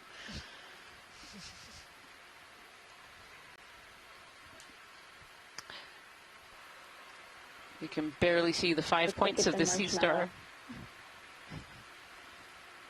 Just so you're aware, at 9-0, Carrie. my swing has stopped. No, go ahead. I was just, this sea star looks like it's been having a good meal. You can barely see the 5 points of its arms.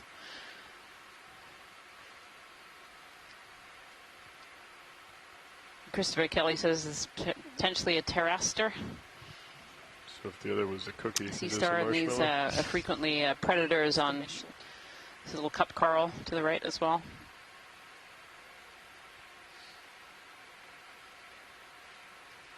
Thank you so much, pilots. Yeah, that's come wide. Okay, looking back at you, 9-7. It's almost creating a little cave under there. Beautiful.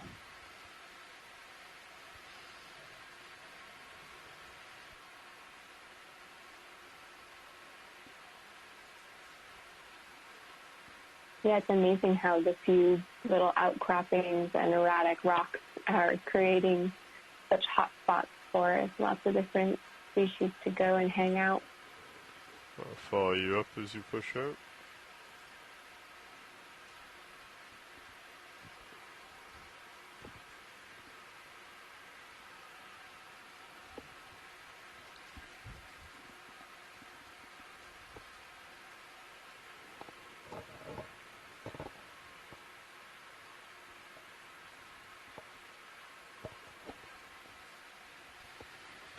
At 6'5".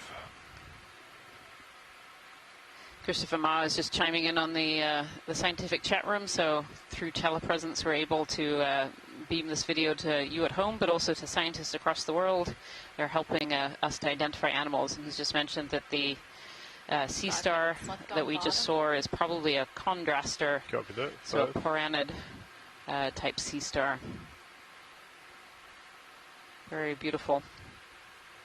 And in the last few minutes of our dive here, we're just going through a Five. area of sponges again. See a corallium on the rock there.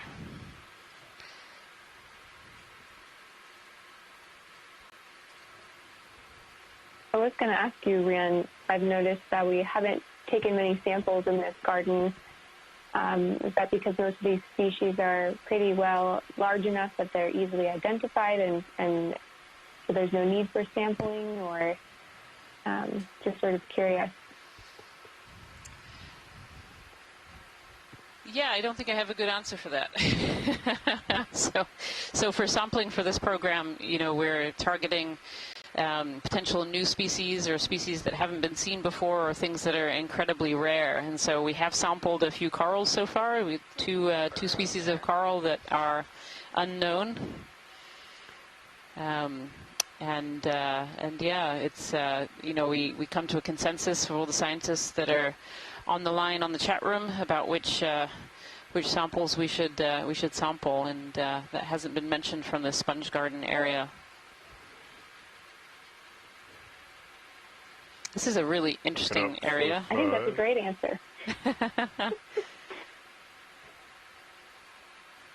This is a really curious feature. One of the geologists on the line, sorry. What's that? This feature here, we saw sort of some almost like terraces that, you know, might be reminiscent of a paleo shoreline. That's hard to know. And now we've sort of come up onto another little crusting platform with extremely dense. It's amazing. It's really amazing.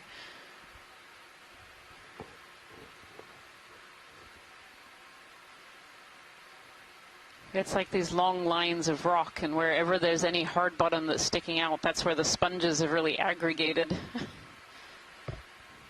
I honestly, I don't feel like I've seen anything like it before. This is just amazing, this sponge garden. It's so beautiful.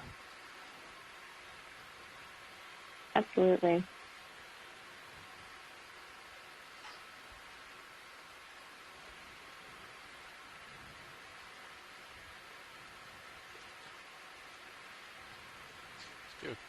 Do a quick zoom on this. Come on in. Gonna come to port a little bit and keep you in view.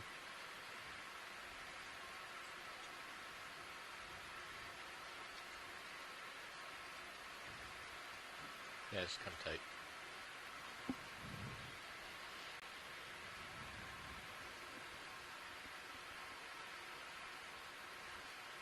There's an Okeanos and some more of this hard coral. And this encrusting sponge, this yellow encrusting sponge that seems quite prolific in this area.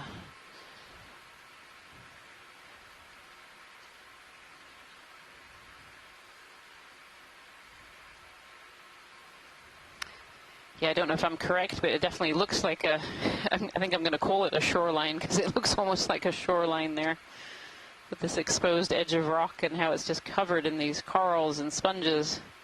Beautiful.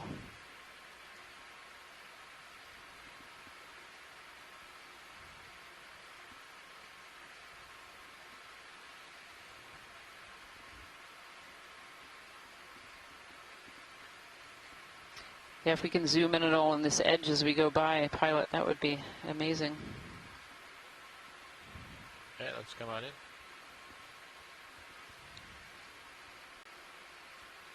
It's actually just great there. Yeah, so this looks like an unknown species of plexaurid, which we took a sample of earlier. And we can see a base of structure-forming coral. I don't see any alive here, but it's all overgrown with other things. So we have sponges and bryozoans, lots of brittle star arms you can see poking out all over the place.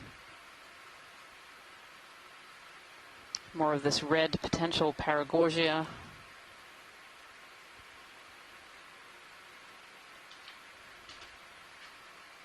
Yeah, I can even see more of that potential red paragorgia in the background too, and these little waving brittle star arms.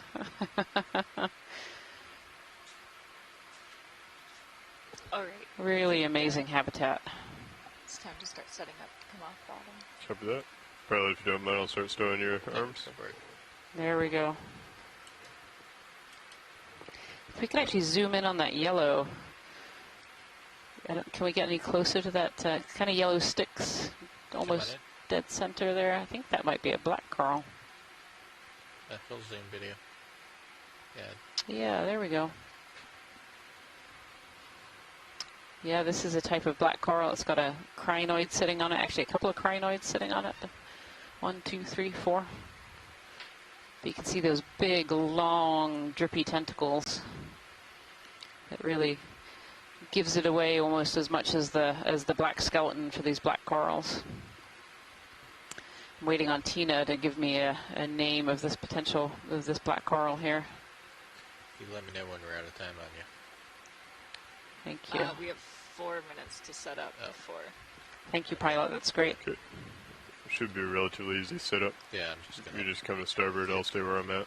We have 30 minutes of rise. You can see a little hermit crab in the background, the edge of a sponge. Copy that. Your swing arms and hydraulics are all stowed, pilot.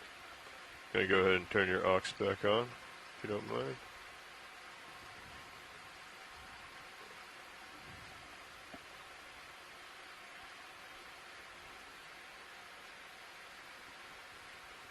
Look at this edge, Kira. This is just amazing. Look at this edge. Yeah, absolutely.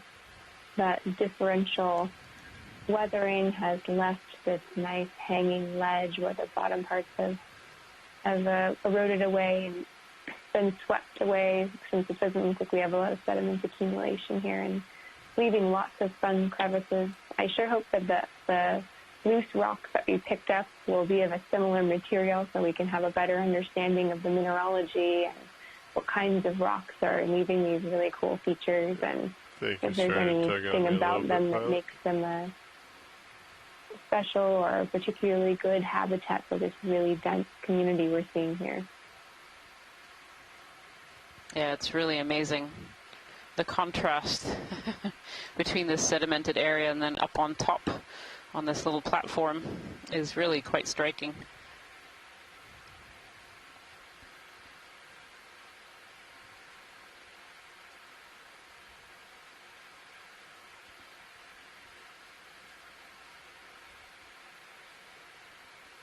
Amazing. Follow you down as you come under, then I'll come over. It's a really good overview we're getting from D2 right now.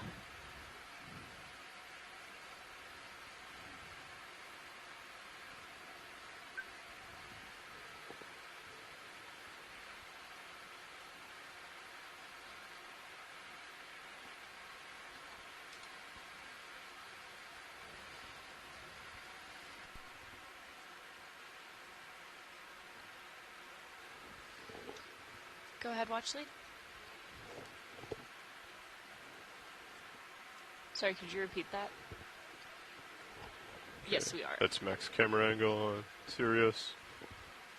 I am lined up reverse of ship. So with that wonderful overview of that sponge garden, that is the end of our dive today at MacGregor. So today we had the first dive, the first ROV dive on MacGregor Seamount, part of the Corner Rise Seamount area, fairly near the eastern edge.